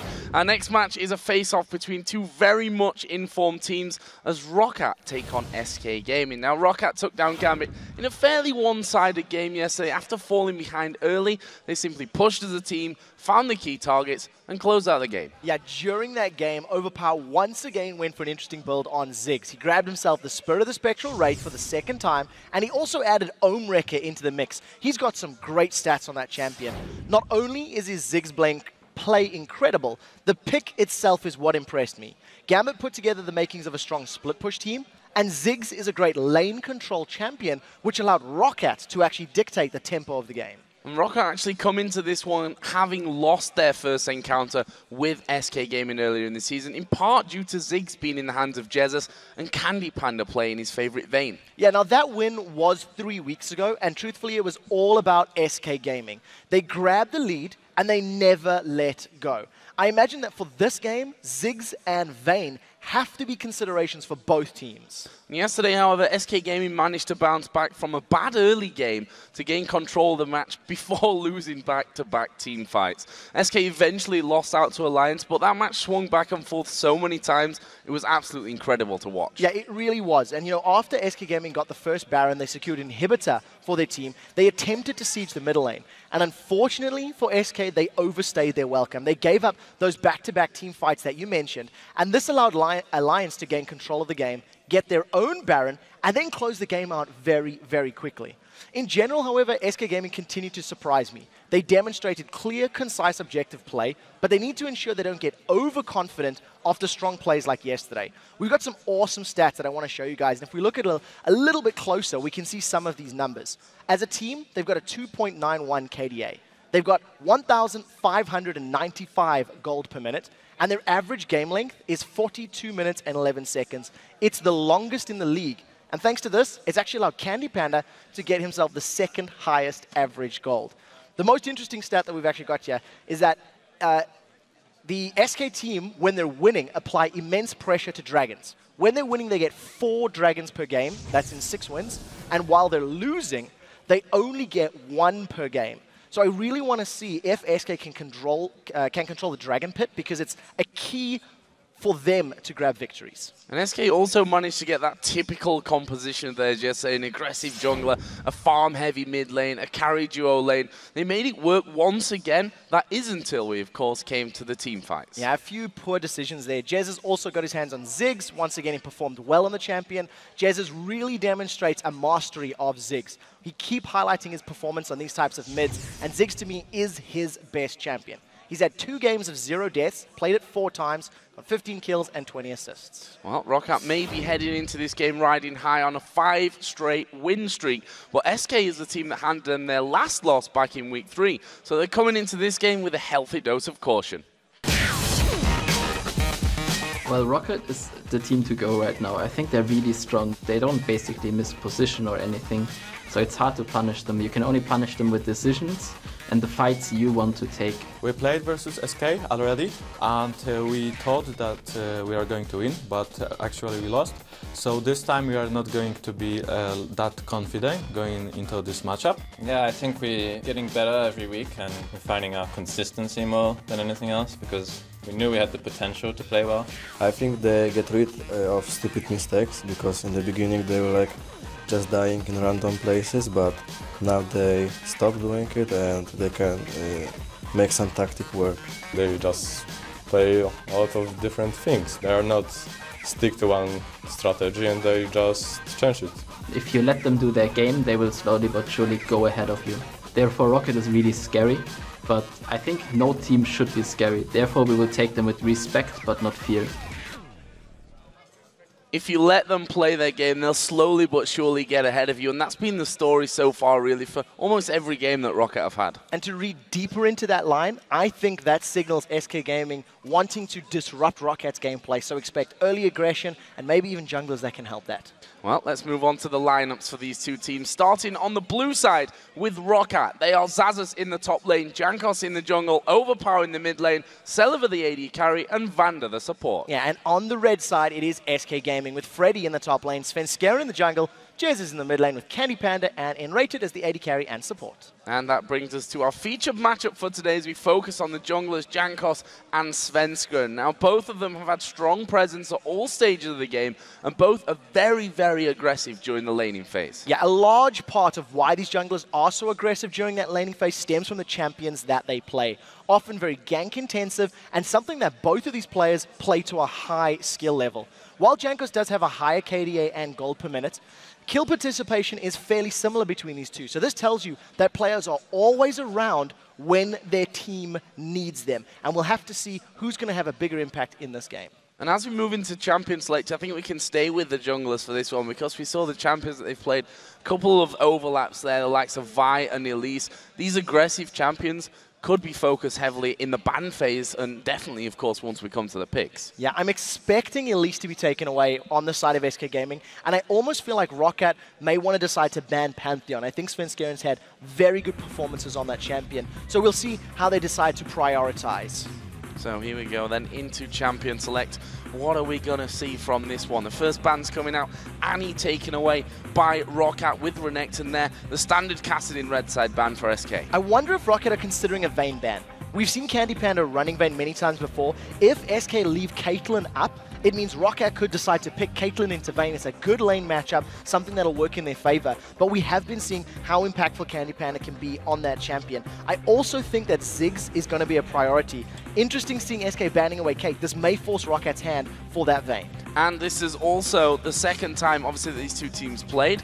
And funnily enough, last time around that they played, it was a Caitlyn ban as well for SK Gaming. They banned out Lucian as well in that game. So we'll see what their third and final ban will be, as we will here for Roccat in the coming seconds. Kayle is still up, as is Ziggs, so is Trundle. There are a lot of priority picks for both of these teams. The Pantheon's still in there as well. So whatever Roccat does decide to ban away, it's going to give some of the other options to SK being on that red side. And there is the Vayne ban, as we kind of thought from that one, having Caitlyn out there. Do you really want to first pick Lucian to take that away? They get rid of this Vayne, get that out of the game completely. So that's an interesting thing to look at. What will SK go for? For me, you've got to ban the Kayle in this scenario. Last time around, Roccat were on red side. They had to ban the Kassadin and the Kayle themselves, but it was out of the game. And actually, they've gone here for Trundle. Now, does that leave this Kayle for overpower? What's very difficult now is it also means that if Roccat decide to lock in the Kayle now, it's going to allow SK Gaming to grab themselves the likes of that Pantheon, potentially even the Thresh. We've been seeing N-Rated playing a lot of champions, and I would argue that taking that away from Vanda is a definite possibility.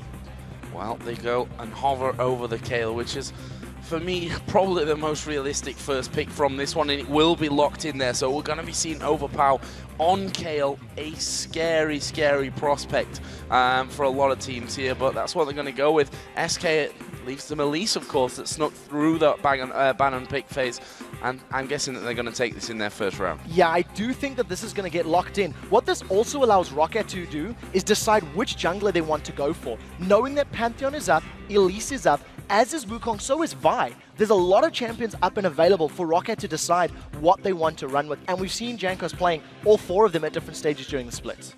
And just to touch back on that Kayle point there, a couple of statistics for you. 2 games played so far, 4 overpower, and it would have been more, but it's been pretty much banned against in this entire time. And that included the win over Gambit, where he went 8-1-7 with that Kayle. So SK Gaming here, Pantheon with the Elise open as well, which we can only assume if Pantheon is picked up by Svenska, and that Roccat will end up with Elise as well. Either way, Lucian will be the first choice here for SK Gaming, for Candy Panda with that Caitlyn and with the Vayne both banned out, and there is the Pantheon locked in. I'm very excited to see Svenskeren back on Pantheon. In my opinion, it is his strongest jungler, and we've been discussing the options for this game. We discussed some of the picks and bans theory coming into it, and I think that Svenskeren getting that semi-global from the Grand Skyfall is going to allow him to impact the lanes quite heavily. If we see SK going for a Ziggs once again, you're going to have a lot of that sort of half-map range ultimates that can assist SK Gaming get their mid-game team fights going. So what are Roccat going to go for here? For me, I mean, look at those 3 picks there. You've got 3 champions, or more importantly, 3 players that are going to have their ultra #1 signature champions. Thresh for Vanda, Elise for Jankos, Overpower taking the Kayle in there. That's already such a scary lineup for Roccat. So I'm going to theorize that after SK lost the game yesterday, they decided they want to play League of Legends on hard mode, and they've allowed Roccat to get some of these incredible champions. Every single one of the Roccat lineup is going to do phenomenal at every stage of the game. Kayle's going to eventually scale and become that late game destructive force. Remember, we are on 4.1, so her Q is still that 1-to-1 ratio. The one thing that I want to know from Roccat is, who do they run as an AD carry? Yes. Siva is still available, Ezreal is still up. With the champions they've got, depending on the top laner Roccat wants to run, will determine whether they're going to run that Siva or not. Well, on there for SK, we do see the Ziggs locked in there for Jez. It's not really a surprise. We expected that to come through. We'll see N-Rated running his Leona as well. Very, very strong pickup for him. But you mentioned right there about the AD carry. If you look at the games that Celiver's played, it's pretty much Lucian Caitlyn over and over, with the exception of 2 games where he played a Jinx and an Ezreal.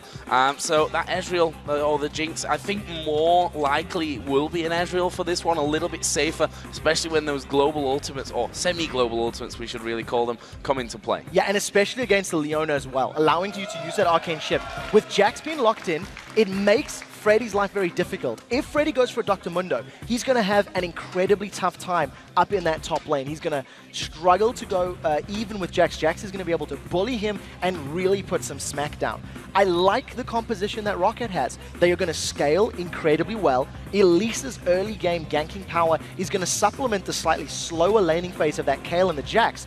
And the longer this game goes, the scarier those 2 champions are going to become. You put that intervention on Jax, that's basically a pentakill waiting to happen. Certainly is, and we've not seen any Jax up until now here in Europe. Obviously, did see him over in North America. Zion Spartan running that one to great effect, actually, as well. A little bit scary, that one certainly was. What are they going to match up with it here, though? Aatrox for Freddy, and actually I looked through Freddy's games played this week, and Aatrox did sneak in there a couple of times, and it will be locked in for him. So very, very interesting top lane. It's going to be the first time that we in fact see both of these champions here this season. Yeah, it is going to be the first time. I'm trying to remember which Korean event ran Aatrox top lane. It might have been Masters, or it was the play-ins for the next OGN split, and there was an Aatrox that went top lane. He did phenomenal. The amount of lifesteal and attack speed that you gain really works well. I'm nervous about the matchup though, because Aatrox is so auto-attack based and reliant on spamming those right clicks. Jax's counter-strike, if used effectively, could mitigate a lot of Aatrox's damage, but Aatrox has got a knock-up, he's got the ability to slow down anybody that comes in to gank him, and he's got that built-in GA, so there's a lot of tools for each of these players to work with in that top lane. Yeah, his passive allows, it's a little bit more forgiving, I think, is what we can say in there. The fact that it is basically a Guardian Angel built in for free. Very interested to see how that one goes. But first of all, before we get to the game, we're going to check the numbers and see who you guys have been voting for on this one. And for me, it's not really a surprise to say that Roccat leads the vote with 84%. I think that is a very indicative vote of how Rockat's been performing in the league. You know, they are at the top of the table. They're at 10-3. This is to push them to 11-3 if they win this game. Panic for a second. Add one to the wins column. But I think SK Gaming have got a strong composition in dealing with the map. When you consider the global of Pantheon and Ziggs and the power, the split push power that Aatrox is going to offer, SK can play the map very effectively.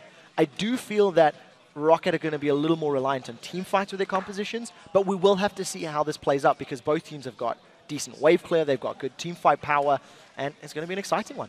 Well, we heard from N-Rated in our video just before the game that if you let them play their way, they'll slowly but surely get one over on you. And the thing that scares me here is that if SK don't do the business early enough against the likes of a Jax and a Kayle, late game is going to be so painful. I think that is the best description. Once Kayle and Jax get a couple of items secured for themselves, there's not a whole lot of tools on the side of SK to deal with him in a straight-up fight. All right? I think that once Jax gets a whole bunch of items, he should be able to bully around and deal with that Aatrox. However, SK have got significantly better poke with the fact that Ziggs is on their side. So as long as Jez is landing those bouncing bombs, this is the 5th time he's played this champion out of 14 games. The Rocket are going to have a difficult time engaging. Certainly an interesting one. The fact that SK are the team that really have spoiled the run almost of Roccat the last time that these two met. It'd actually be 6 wins in a row now if Roccat had won that game against SK Gaming. So certainly a little bit of a grudge match, I think we can call it, for Roccat in particular on this one.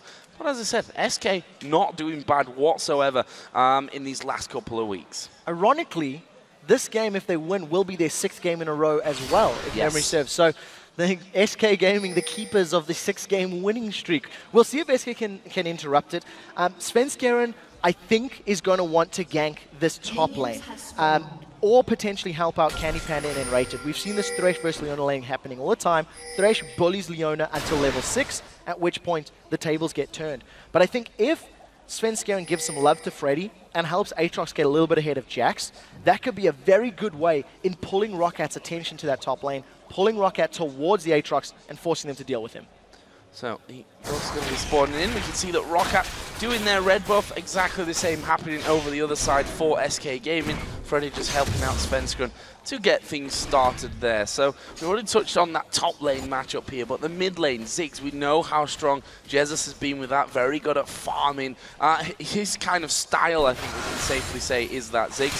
For Overpower, a lot of experience, pretty much was the Kayle that got LCS in the first place. What do we think to this matchup, though? So Overpower is going to be very fluent with the strengths and weaknesses of Ziggs, and we'll see how he decides to control the lane. Overpower's played Ziggs twice this split already, only given up one death. I feel like the very early levels, 1 through 4, is going to be in favor of Jez's if he can get harassed down. His auto attacks are ranged, it doesn't cost him mana to spam those out. But once Overpower gets some levels and gets those swings up on his Righteous Fury, he should be able to counter push the lane from Ziggs as well. Both junglers having a very standard start here, starting off with the red buff, going straight over onto their blue buffs. And that leaves Pantheon on the bottom side of the map and Elise on the top side. Now wondering here if Jankos is going to go up there. There's actually a ward in the river already put down by Freddy, so he'll spot Jankos earlier enough. And if he's got his Dark Flight by then, which he actually doesn't at this point, then he can get away from it. But he's seen him early enough there. As soon as he stepped back, Jankos realized that he wasn't going to get it. Yeah, it's incredibly difficult to actually gank an Aatrox. He's got the slow from his E, the Blades of Torment. He's got the knock-up from his Q, at which he can use to either slow somebody down or use it to escape. And as we talked about, he's got that revive passive. As long as the resource bar under Freddy's HP is red, he will be able to revive in a team fight. So if you guys don't remember seeing Aatrox, that's the way it works for him, the Blood Well. Yeah, funnily enough, we saw a lot of him both in the jungle, a couple of times in the top lane as well. Since then, obviously fell out of favor completely, but interesting to see him back into this one, along with Jax for Xaxus there in that top side. As predicted down in the bottom lane, SK Gaming have to be a little bit careful in these earlier levels due to the fact that Thresh can really bully that Leona around. That's going to allow a small CS lead to start building up for Rockat in that lane. It's going to be very difficult for Enrater to catch Celebi. He's gone on Vander. That's a lot of early damage. Yeah, that is some good damage actually coming in. Of course, it won't be really turned into a kill at this point. Just not enough damage from either of the AD carries. Candy Panda just trying to put a bit more down on towards Vander as well, but for now, they'll go back to farming. That was actually an incredibly good play from Enrated. The moment he hit level 3, he immediately went on Vander. They forced Vander to lose about half of his hit points and drink that potion. What that means is Vander has to play a little bit more reserved in lane. He can't afford to get caught out and take all that damage. Take a look at these junglers. We highlighted them as our featured matchup. There is a counter gank available. Overpower getting knocked away from this one with the turnaround actually on towards Svenskeren. He's going to lose half of his HP, but Overpower just walking off straight through the mines. Didn't bother with the flash, didn't need to use it there, but he still has to be careful at half HP in that mid lane. If Jesus manages to knock him up with a satchel charge and then throw a combo at him, he could be in a bit of danger. Yeah, it is the case. Overpower can obviously heal himself as well, so he'll regen some of that HP, but I thought it was quite humorous. Svenskeren getting a tiny bit of distance, stunning a little minion just to try get out of range of Jankos. What I liked about that is that both junglers were in the lane at about the same time.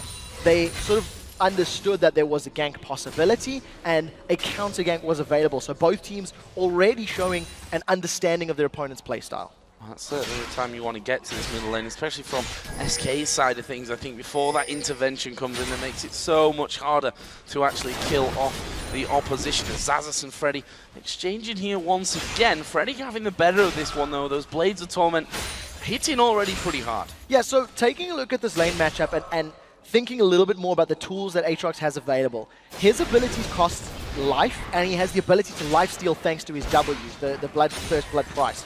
So Xaxus is going to have a difficult time until he gets some items built up, until he's got something that he can trade and get some of his own lifesteal back with. You see Freddy just continually throwing out those over and over and over, and I think Xaxus is just going to have to wait until he gets some jungler intervention or gets himself some items before he can pick some more fights with Freddy. Or some Kayle intervention. That'll work out for them as well if he heads up onto that top side. Terrible joke, I know. Meanwhile, down in the bottom lane, we have seen that the CS has evened itself out there. Celeber and Vander still pushing up quite aggressively, though, on that bottom lane. Now, Vander has also grabbed himself a Relic Shield as his first GP10 item. It's something he does against these Leona non-poke lanes often. We'll see how much gold he stacks up. They've jumped on Freddy, and we'll see if they can catch him. And we see there Aatrox just jumps away straight off from it. The Cocoon will miss. That means that they can't get in. Just throw out the Blades of Torment for the slow as well. Freddy just walks straight back off. Of course, he does have his Blood Well if things really go pear-shaped for him. And then by the time that's up, he can jump away again. What I like about the Blood Well is the time it'll take Freddy to actually sort of come back to life is going to allow Svenskeren time to channel his Grand Skyfall, and it's going to allow Jez's time to throw that Mega Inferno Bomb. So there's going to be a lot of tools that they can use to try to capture out members of Roccat. We do see Svenskeren coming in on Overpower. He's got his ultimate available. Oh, this is going to be a good amount of damage. Intervention used there by Overpower. The jump in from Jesus using the Satchel Charge won't allow him to get any more damage down onto Overpower. He actually saved his flash once again here, so being very, very tight, I think is a very English way to put it, in terms of those summoner spells at the moment. But we see there Svenskeren actually picking himself up the red buff, nicely invaded from that one. Where's he going to go now? He's actually channeling his ultimate down towards the bottom. There is a Zenith Blade landing. He's going to push Enraged underneath the tower. The hook lands as well. The turret's still hitting him. First blood comes in. They do manage to take down Vander as well. But that was great reactions, a great hook again from Vander. And once again, we see how strong Vander is on that champion. It's not over yet as they don't. Oh, Jesus gets away. Good rubber ducky. I think Vander on the retreat, landing the death sentence, was very, very calculated. It allowed the kill to be secured by the AD carry of Roccat, whereas on the side of SK Gaming, it was Svenskeren that picked up that kill. You ideally want the gold on your carries, and I think that is definitely going to help out Celeber and Vander in terms of getting some more control on this lane.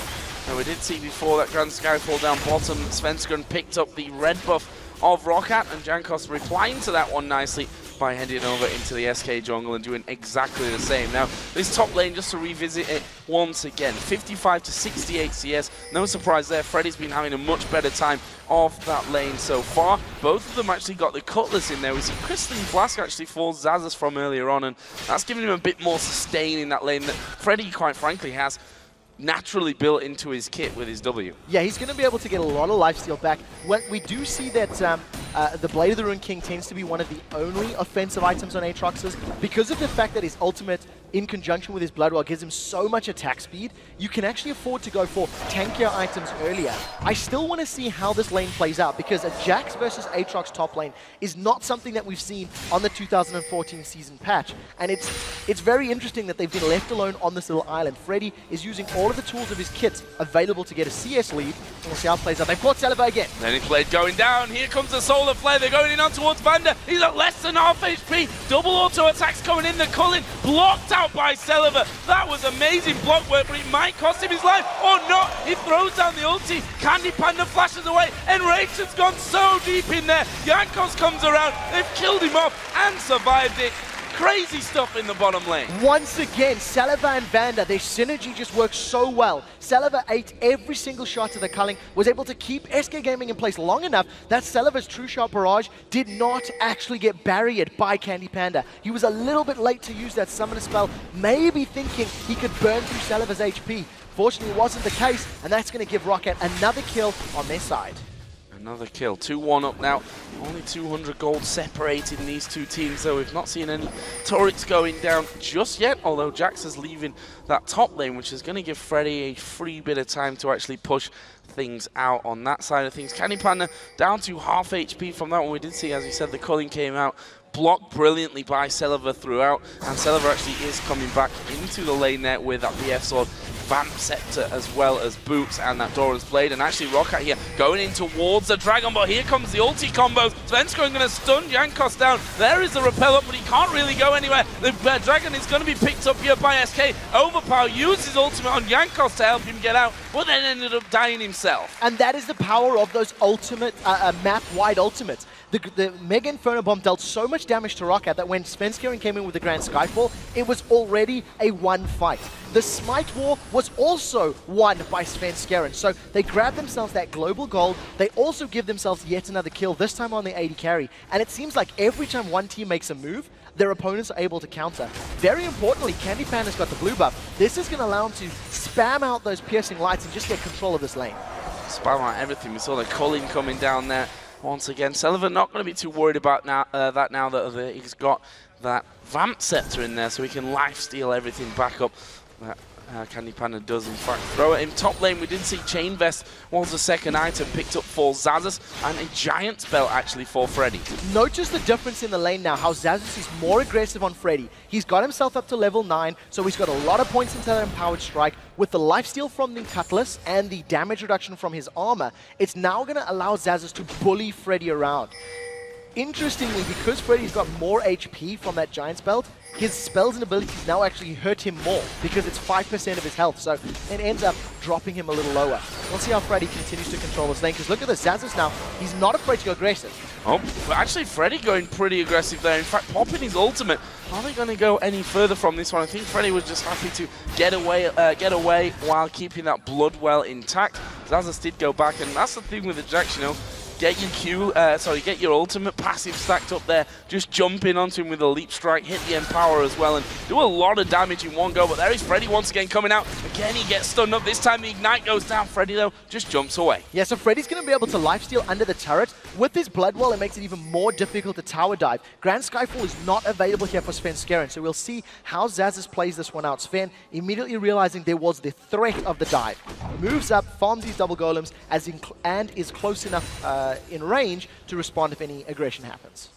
And back to the bottom lane where we've seen a fair share of action so far. We can see that the Bloodthirster is now done for Candy Panda, so he's going to have the small advantage in that bottom lane. That blue buff is still on him there as well, so as you mentioned before, we'll be able to spam a little bit more, put down more damage over onto the Roccat bottom lane. But I think that one might get a little bit quieter now, with both teams realizing the kill potential is obviously a lot higher than it was just a couple of minutes ago. Yeah, the one thing that Roccat have done very well is that every time the fights have happened on the bottom lane, Roccat have had members of their team there to respond.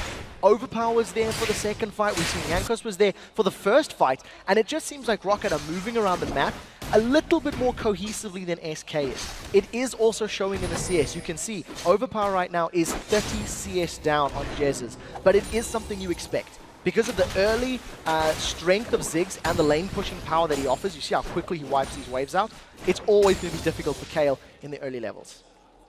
But we talked about it earlier, as things go on, Jax and Kayle are going to be getting stronger and stronger and stronger. We already see that Stinger in there started off for Overpower, but SK right now are actually on the invade, trying to get that blue buff away from Overpower, and they're going to take it. That's 2 buffs in a row that Sven Skeren's been able to steal. He got the red buff earlier, then now he's just stolen this blue buff away.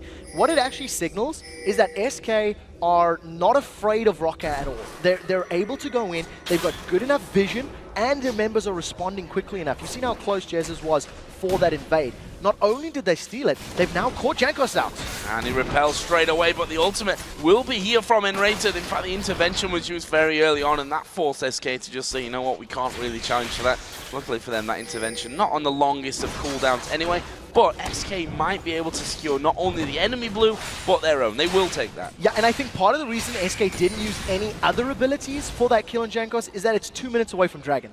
They didn't want to use their ultimates for a kill that would then have forced their ultimates to maybe still be on cooldown by the time the Dragon fight were to happen. So controlling patient play here from SK, not throwing all in for something that could eventually hurt them a little later down the line. Well, we'll see about that one in 1.5 minutes time and see what happens around this bottom side of the map. So far it's been Roccat having that advantage in the earlier stages of the game, but of course now pushed back by SK this mid lane. They're having a few problems with Jesus, who with that blue buff on now is just even more of an annoyance, throwing out those bombs. Got Jankos down to half HP straight away underneath the turret. Yeah, we'll see how he continues to work it out. And, you know, at this point in time, oh, there's a Grand Skyfall on bottom. Who are they going to go for with this one though? Sullivan just jumping out of range. He's going to throw his ultimate on towards Candy Panda, who's actually tanking up the turret. He throws down the culling while walking back, uses barrier. Picked up in style there by SK Gaming. They might have this turret away. Actually, Jankos is coming to try and cover that one, but there's going to be a lot of damage here from SK. Very good coordination from SK Gaming. I think in a perfect world, Candy Panda would not have been the one tanking the tower, but because of all the CC from that Pantheon and Leona, they picked themselves up what was actually quite an easy kill. They also get the barrier out of Saliva, and now I want to see how they respond to Dragon. If you remember in the pregame, we talked about how SK in their wins average 4 dragons per game, and in their losses average 1 dragon per game. They stole the first dragon, so we need to see how much emphasis SK put on this dragon when you consider Rocket love to fight around that objective as well. Well, if you take this one, they'll already be beating out their average, which is a good sign for them. Overall, that turret there is super low right now, but it looks like Freddy actually just going to leave it be, and the turret, the minions might actually do the business here. Zaza's trying to last hit under there, and it might actually cost him the turret in the end of it. Just a couple more hits really needed, and, well, 20 HP.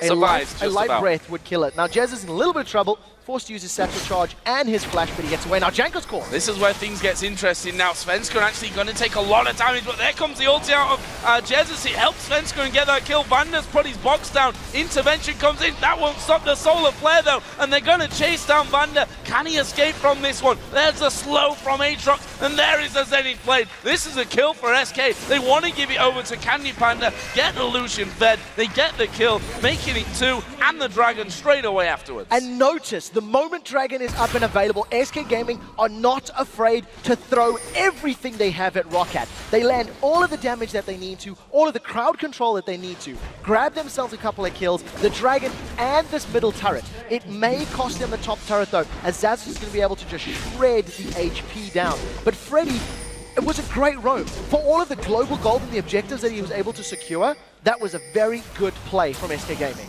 Candy Panda actually going aggressive there on towards Seleva. Now leaves Candy Panda after that fight. We saw them leaving that kill for him, trying to get all that gold stacked up on him. 3-0-1 he currently is. Got the Phage now added in, and the workings of the Sheen obviously going up towards Trinity Force here next to add into his Bloodthirster. Take a look at all of the vision that SK have put down. If you look at the inventory, they don't have too many wards right now, but we may see them picking up more. You can see pink wards, a couple more greens. But all of that vision down the sort of entrances to the river on Rockat's side of the jungle, especially around the red buff area, that's actually what allowed SK to get all those kills. They had so much information to work with. They were able to chase Roccat down, continually landing all the kills, and Candy Panda even flashed for that last hit.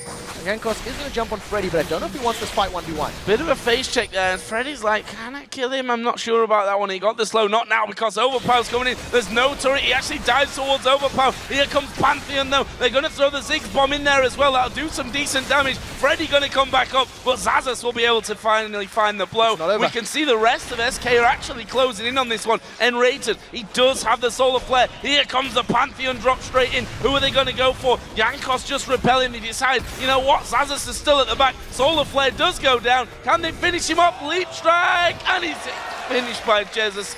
And the Ignite there. Great move around from SK. So they traded top laner for top laner, but SK Gaming had to expend way more to make that happen. While all of that was going on, Rocket are able to grab themselves another outer turret in that bottom lane. Now Jankos is in trouble. That is a great knockback there. Can Svenskeren get in? Flash, and a flashback from Svenskeren. The repel goes in, but that won't save him. Jesus picks up another kill. Now I think if SK Gaming can put some damage on this inner turret, they stole away the blue, they've got themselves an additional kill, and I want to see how they play this up. Because of the fact that Candy Panda and Rated have backed away, we do see both Jesus and Svenskeren also backing away from it. But SK Gaming have got themselves a 6,000 gold lead at this point. They've stolen multiple buffs from Roccat, and because of the vision control that they've got and the power of those ultimates, SK are just responding to every move that Roccat has made.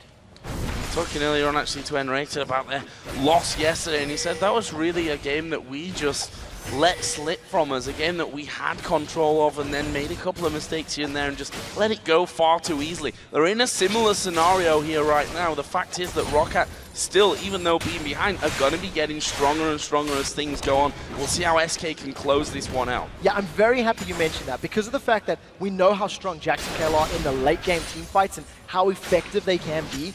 SK Gaming do have somewhat of a time limit. They cannot rest on their laurels. They cannot sit back and let this game go to 50 minutes because there is that risk that Jackson Kale will just become unstoppable.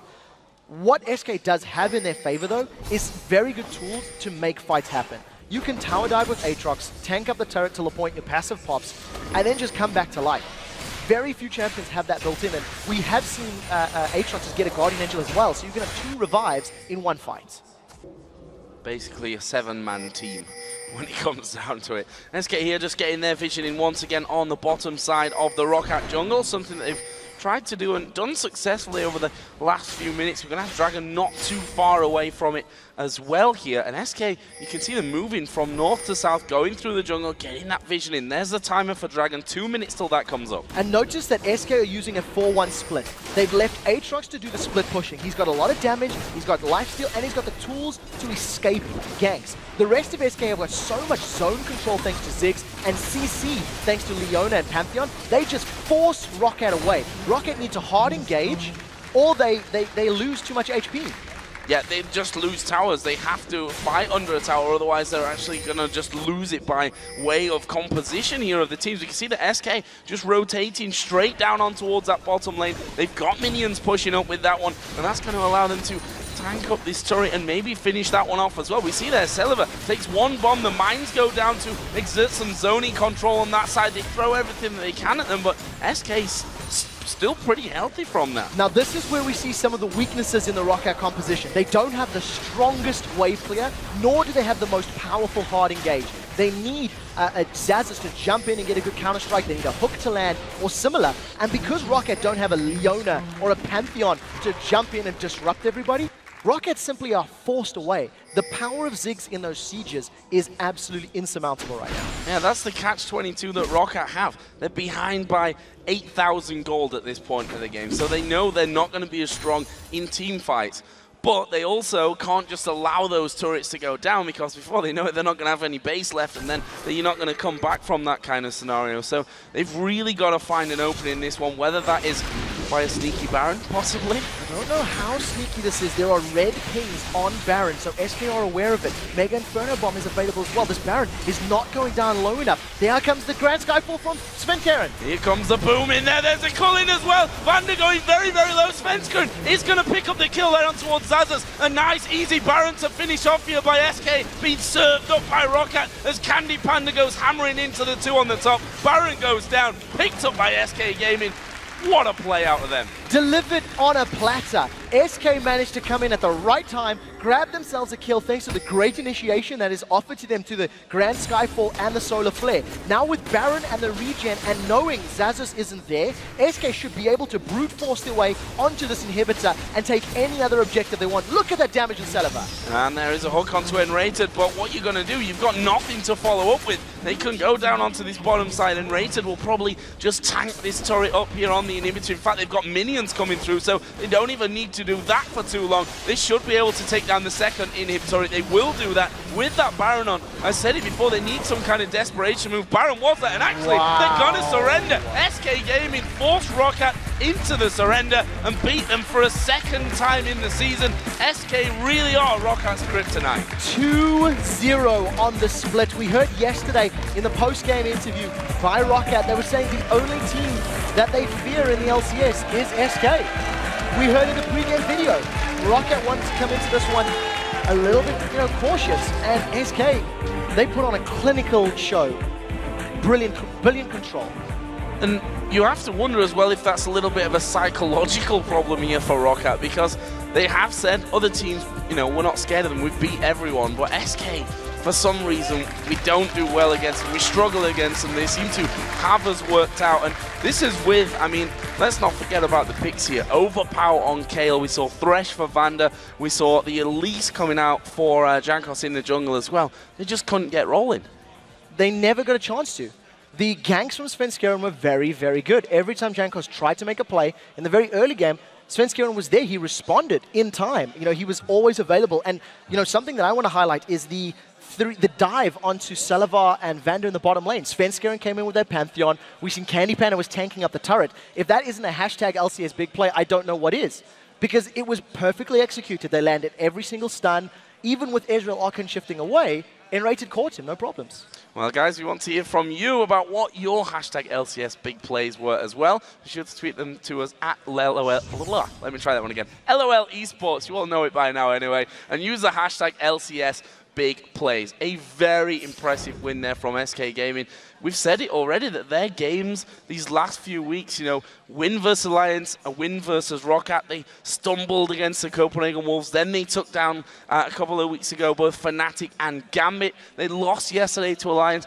Not even a bad thing because they were ahead for a lot of time in that game. They looked still very strong. And here they beat the league leaders Roccat for a second time in the season. SK are on the up. Coming into this game, we were discussing how important the Vayne, the Pantheon, and the Ziggs picks were for SK Gaming. We discussed, I mean, we seen Elise was open. Svenskjern hovered over it and then went, you know what? Elise may be the strongest jungler in theory, but he is better on Pantheon, and it suits his team. The way that he ganks, the way that they move around the map. And Ziggs, if people are not banning Ziggs against Jezz, they are making a big mistake right now because he is so good on that champion. He's landing every barrel, every bomb. He's controlling waves, and it really is a must ban, in my opinion. Well, guys, it's time for a quick break here, but when we return, Shox and Deficio will be talking to Candy Panda from SK Gaming, and then the men of Millennium will take on the Alliance. Don't go anywhere.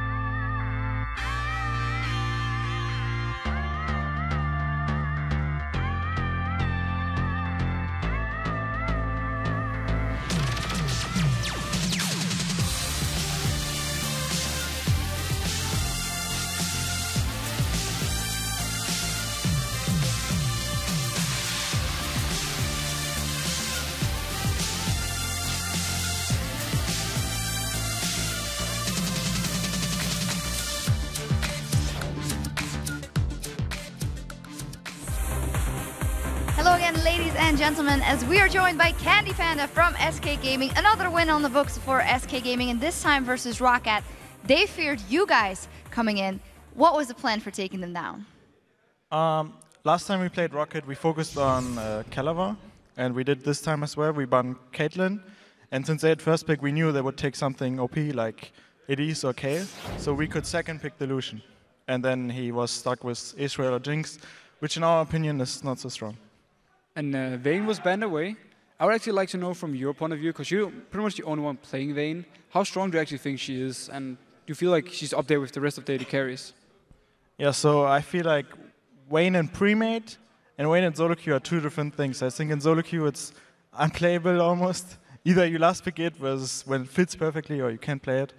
But in pre-made there are a lot more options. Like you can tell your team that I need 2 bans. I need to ban Annie and Caitlyn so I can play Vayne. That's not possible in solo queue. Also, you can lane swap, or you can tell your jungler to camp your lane. You can do a lot of stuff. So Vayne is a lot more playable than pre-made. So if you manage to do that, you can actually play her really well. So Annie and Caitlyn banned out to facilitate your Vayne, yet leaving Vander on his beloved Thresh. Are you guys not that afraid of him?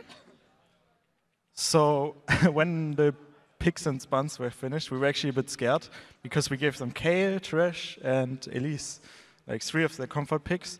But our champs were good against their picks. Like even though it were like their picks, we had the counter picks to them kind of. So it wasn't scary. I don't feel like Thresh is that good because the only way he can make something happen is by pressuring you out of lane, which is hard if you play good, or like he hits a hook. And if you can avoid getting hooked, then he's not so hard to play against. So you're saying you played very well?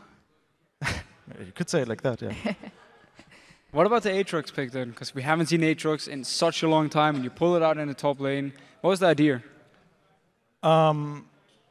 Since Trundle and Renekton were banned, and we had actually planned to pick Jax, because like that's like a good pick, but they picked Jax, and we had the last pick, so Freddy was like, okay, 3 champions are gone, I don't know what I'm gonna play, but we trained some Aatrox. I can pressure Jax early, and it's gonna be fine, so he just picked the Aatrox. Everything actually went quite well. You go ahead. And it also fits like with our playstyle. Like Aatrox is very aggressive, he can jump in and he can pressure the lane, so it fit. So being very aggressive is also something you did yesterday versus Alliance, and it initially worked very well, but then that game just heartbreaking for you. Tell me how that ended up. Yeah, so the game against Alliance, like, I don't know what happened after the game was over. I just was so sad. Like, we had the game and I like threw it so hard. I pressured my team to go mid and attack the tower, even though we couldn't. I had like 3k gold. I should have went base, but I was like, okay, we're just gonna do this now. And I was just like, I was tilting. Like, it never happened to me. But this one time against Alliance in 1 year, it happened this one time. And versus really sad. Nif too. Yeah, versus Nif. Well, it was still a good game. And you guys, as you said yourself, you were in the lead and then kind of went wrong. So that actually leads me to the question now. How good do you think you guys are? Are you like top 2 in Europe, top 3? Where do you guys see yourself? I think we are top 4 in Europe. I think that's good enough. That's what we're aiming for, the split. If we can keep this, I think we are where we want to be for the spring split. Of course, if we can, we will go higher, but top 4 is where we want to be, and that's where we are right now, I feel like. Yeah, you guys have definitely stepped up. 2 teams looking to step up are also, of course, Millennium and Alliance here in our next game. Defisho, who are you calling it for? I'll give it to Alliance. They actually looked strong yesterday. They managed to pull in the comeback on SK, and it is even numbered week, so I'll have to give it to Alliance. But again, it is European LCS. 50-50 as always. So safe. What about you, Candy? Oh, well, it's an even week, so Alliance is going to win. It's not even close. It's not even close. Thank you very much. Great game from you once again. Thanks. And now we're going to rejoin Joe and Quickshot, have the next match lined up. Thank you very much, guys. Next up is our 4th game of the day, Millennium versus Alliance. And before we get into this match, we sat down with Millennium to hear how their AD carry Creaton found his calling in League of Legends and quickly took his talents to the pro level. I grew up in a small city in Poland, Kozienice. I was always a kid that was going outside, playing sports with my friends. I started to sit in front of PC at age of 14, I guess, something like this. I made level 30 pretty fast, and I made 2300 elo like instantly. At this point I realized that I could actually achieve something in this game. I'm a calm person, even if I'm like on a tilt in solo, if I lose 10 games in a row, I just prefer to stop playing instead of losing and losing and losing more. He has a great personality. I don't know how to describe it. It's like he's calm in game, but then out of the game he's really like a crazy guy, and I love that. He was just a new guy for me when I joined, and yeah, he was like instant my friend. I think I don't have a lot of fans, like I'm not that kind of star, but I have really great fans. Polish community is really supportive, and they will always tell you the truth. They will tell you that you play bad and try to cheer you up to play better, and if you play good, they will realize that you play good and just cheer for you. The hardest moment for me, it was after I broke my arm. I recovered, and it was Gamescom coming, and I knew that I'm not playing really good, but I have to play really good because the most important matches in our lives are coming.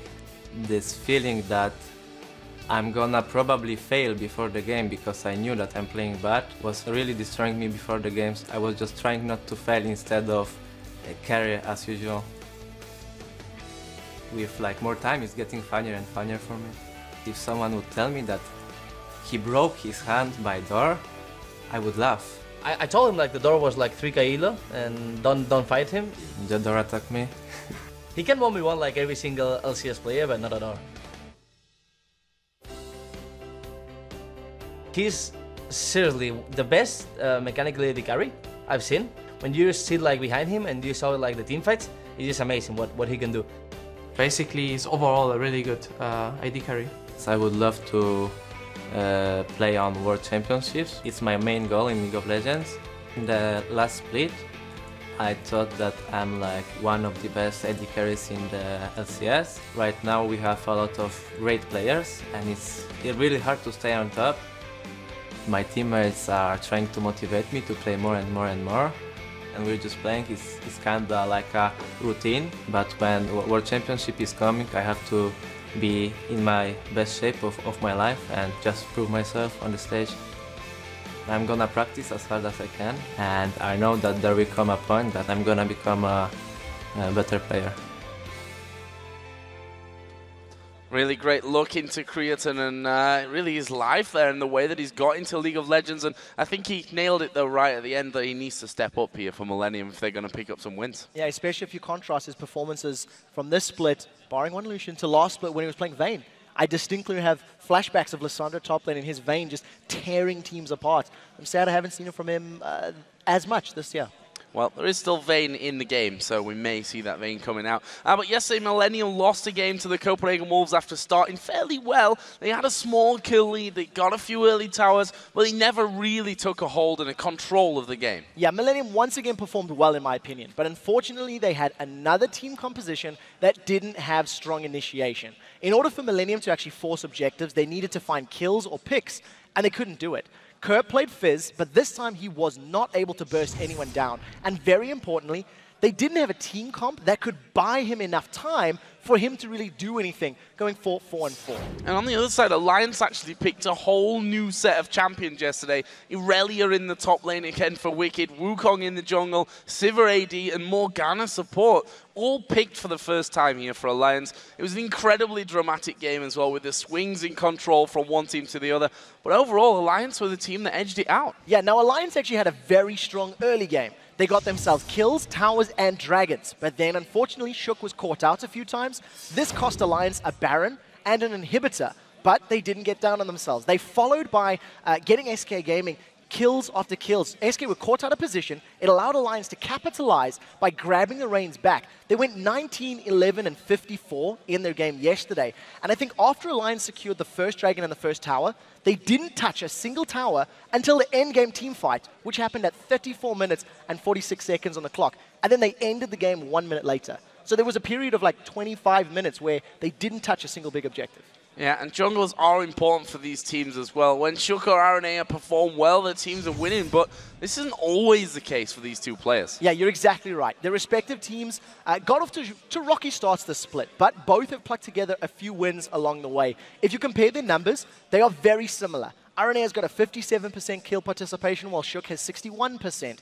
For this game, the jungler that has the more positive impact could determine the outcome of the game. And I use my words positive impact intentionally because Arane and Shook have a habit of being caught out of position. Caught out of position. Let's have a look, though, at the starting lineups here. Starting on the blue side with Millennium. They are Kevin in the top lane, Aranea in the jungle, Kerp in the mid lane, the AD carry and support are, of course, Creaton and J-Ree. And, of course, on the red side, it is Alliance. Wicked is up top. Shook is in the jungle. Froggen is in the mid lane.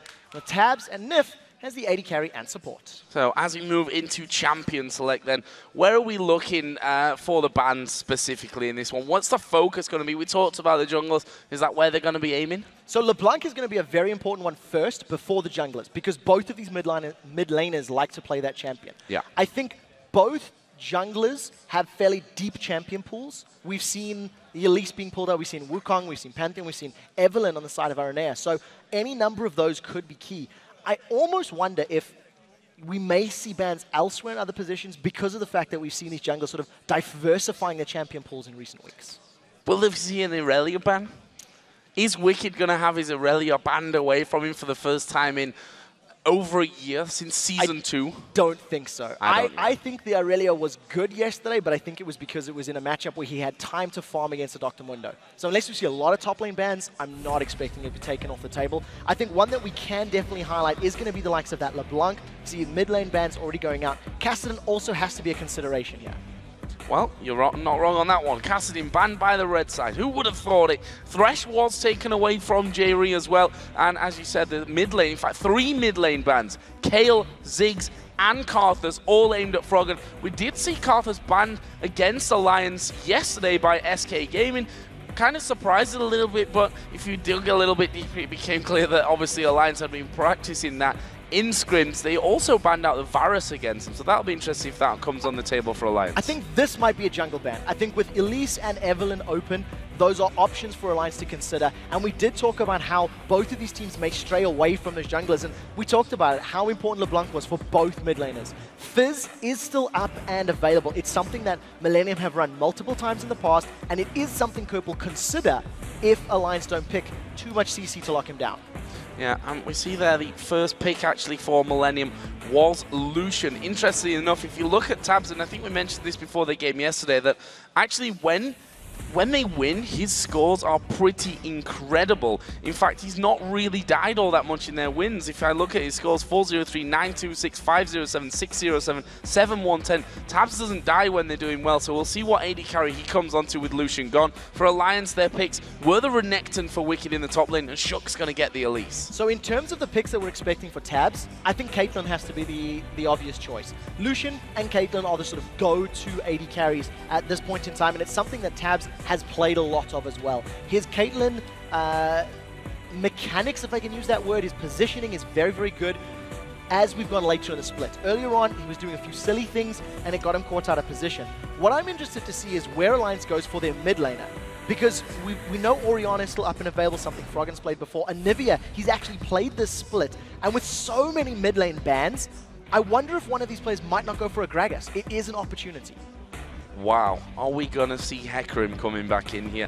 Aranea did play a lot of him in the summer split of the 2013. Just forget what I said, because it's Evelynn. Something that we have him already seen Aranea bringing to the table and worked decently well for them. In fact, their win against SK, he played an Evelynn, which didn't have a massive scoreline, but he did all the right things there. Yeah, and when they played against Gambit, it was Aranea's Evelynn that went, I think, 4-1 in the early stages of the game. He did very, very well, but unfortunately, he was the only form of initiation. I keep calling out wave clear and initiation because they are two very crucial things at LCS level, and right now, Millennium don't have any way of actually starting a fight. I wonder if either J-Ree or Nif are going to go for the likes of the Annie or the Leona because both supports are still up. Well, Annie may just be that choice. Sivir was locked in, so they've got one half of that duo. And will they take then the Annie for Nif in this one? He's played a whole host of supports himself. Morgana, of course, the one that he pulled out yesterday, which worked so very well for them. But this time around, it's going to be Annie Sivir. And what will that actually leave here on the table for Millennium to be going for?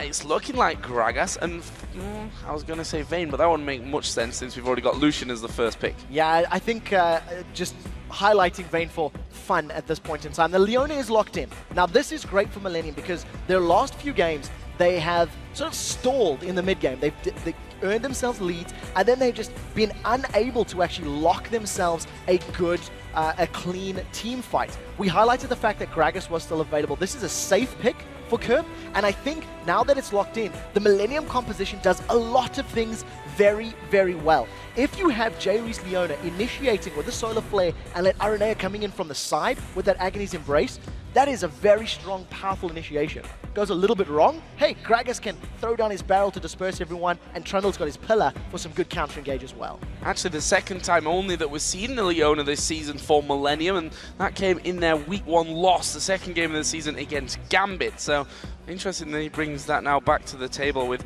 obviously the Thresh already gone out there and Annie already taken away from him. What are Alliance going to bring to the table now? This is the pick for Froggen. Is he going to go for the Anivia, or is he going to go a different direction? My instinct actually says Anivia might not be bad in this situation. You've got zone control, and Orianna could be a possibility as well.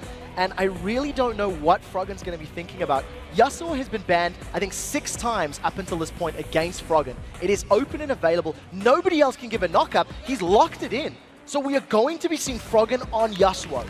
Now, this is going to be very difficult for Froggen because he is going to be responsible for his own knockups right now. There's not a lot of other displacement on his team. So if Froggen doesn't get ahead in lane, team fights are going to be incredibly difficult for him to get a very good last breath off. And this is going to be the first time that we actually see this season Froggen on a melee fighter champion, you know, one that's going to dive in there. He plays, you know, your more traditional APs in the mid lane, the Gragas, the Orianna, Kayle, and obviously Anivia as well that he's brought to the table. So interested how he does with this Yasuo. It's funny because you look at the bans against Alliance, and for the first week, he was banned in pretty much every single game against them. But even when it was open a little bit later on, he didn't bring the Yasuo to the table. And this time, they've not even got any knockups in the team to help him out. So it's quite a weird combination that Alliance have gone for. Because they've got that Yasuo in the mid lane, if you look at the rest of the composition, with Elise, with Renekton and Sivir, they're very mobile. So they may want to be running around a lot to cause those fights, as opposed to a Wombo combo with his ultimate.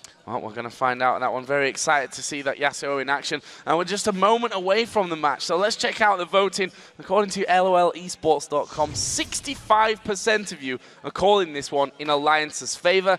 65%. Interesting there, because it's an even week, and we know that Alliance apparently can only win when it's an even week. Yeah, I've got a lot of tweets over the course of these last 2 days, basically saying mathematics and statistics do not lie. And statistically speaking, the odds are in Alliance's favor. They won their game yesterday. They were losing for 20 minutes. They lost an inhibitor. Yeah. They lost a Baron. But then all of a sudden, the power of the even week allowed them to pull back, forced SK to stay when they shouldn't have. Yeah, some even odds favoring person is apparently looking down on them to make sure that they do well in these even weeks. And it is also Froggen's birthday today, so we should mention happy birthday to Froggen.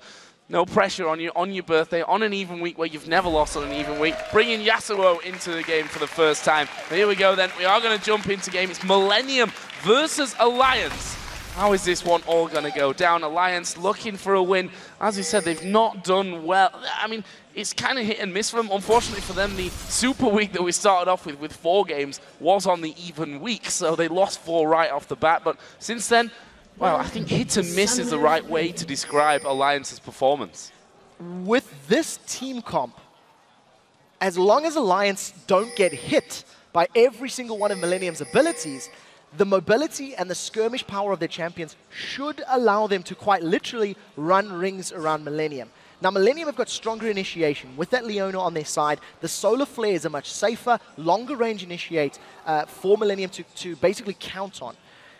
We're looking at Alliance's side, and they're going to be relying on a Flash Tibbers in conjunction with the movement speed from Sivir. So I think team fights, if, like I said, Alliance do not get caught by a multitude of Millennium's abilities, I think they have the tools to kite and run around Millennium to win fights. I'm interested to see Froggen's wind walls in these as well, because he can block, well, pretty much everything that Gragas can throw your way. We know he likes walls. He plays Anivia. He's famous for his Anivia, and he's good at walls. So that could go working for him. Yeah, Karthus was banned as well, Wall of Pain with that champion, so he knows how to aim them. What I think is going to be very difficult for Millennium, now that we're about to get the laning phase underway, is Creatine and J-Ree are going to have such a difficult time dealing with Annie and Siva. Annie is the longest range support in the game right now. She's got an incredible auto attack range. In addition to the stun potential, you can zone a champion like Leona very effectively. We'll see how far forward Nif actually plays this, because he's got the tools to control Creatine and J-Ree. So here's the start for both junglers. Areneas, Evelyn starting off on the blue buff. Shook starting on the top side of his jungle as well, doing the red. Both of them, of course, getting a little bit of a helping hand from the Trundle and Renekton that we're going to be seeing in that top lane. I'm sure a few of you are sad not to see Irelia here for a second day running. But to be honest, when the Renekton is in there, it's not unlikely to see Wicked just going straight for that one. This mid lane, Yasuo versus Gragas, what are your thoughts on this one? So both champions are melee. Both champions have got ranged harass, but of course Froggen needs to charge up 3 charges of that Steel Tempest. He's just skilled it right now.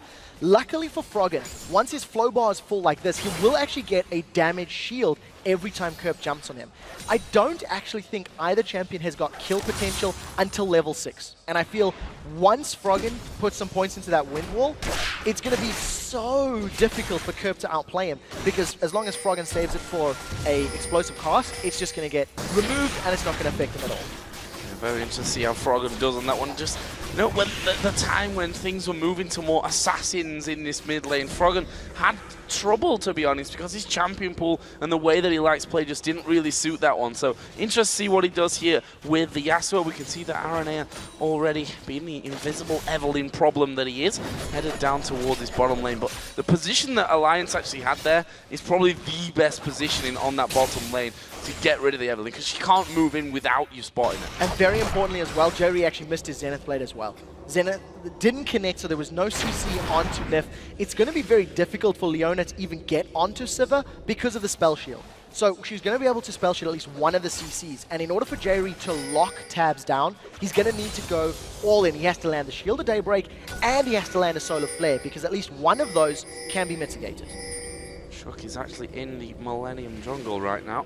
See that Aranea just coming around towards the Wraiths, and Shook actually took the southern route and he's headed up behind him, and he's going to see that those Wraiths are in fact being done, so he'll move straight in. Actually lands a Cocoon here on towards Aranea. That's going to be good damage coming down. Not enough to actually finish off though. Yeah, Aranea is not going to have a good time. Anytime he wants to duel Elise, Elise has got so many more tools in her kit, has all of her abilities available at level 3, has got, you know, percentage damage, has got built-in sustain, can close gaps thanks to the spider form. So Aranea just needs to try and farm his way up. And what we tend to see with Evelyn's is getting to level 6 and then using that ultimate, the slow from Agony's Embrace, to try and get in and control the lane.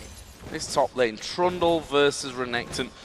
A good old traditional top lane matchup by now. Yeah, and if Renekton doesn't beat Trundle in lane, he's doing something wrong.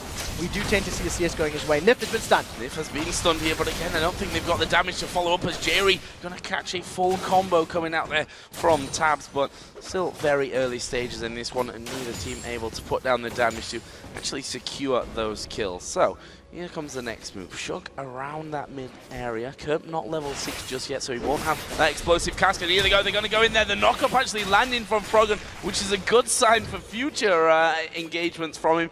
But in the end, they weren't able to take out Kerp. He flashed away. Now, we did see Shook playing the Elise the last time these two teams played as well. When Millennium and Alliance competed, Shook had a number of deaths to his name. Froggen was playing Kayle in that game, and almost every time Shook died on that Elise, Froggen's Kayle was able to get kills. I think he went 9, 2, and 7 or something similar in that matchup, and did very, very well. We'll see if Shook can repeat that performance here today.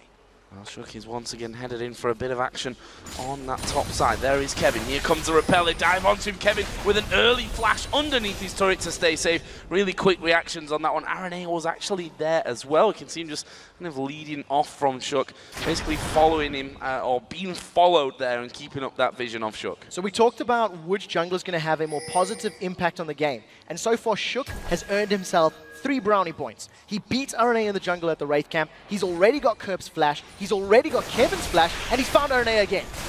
This is very strange from RNA. Actually going to come in there. The Wicked's going to come over the top as well. There's the gap closer, and there's the finisher. First blood.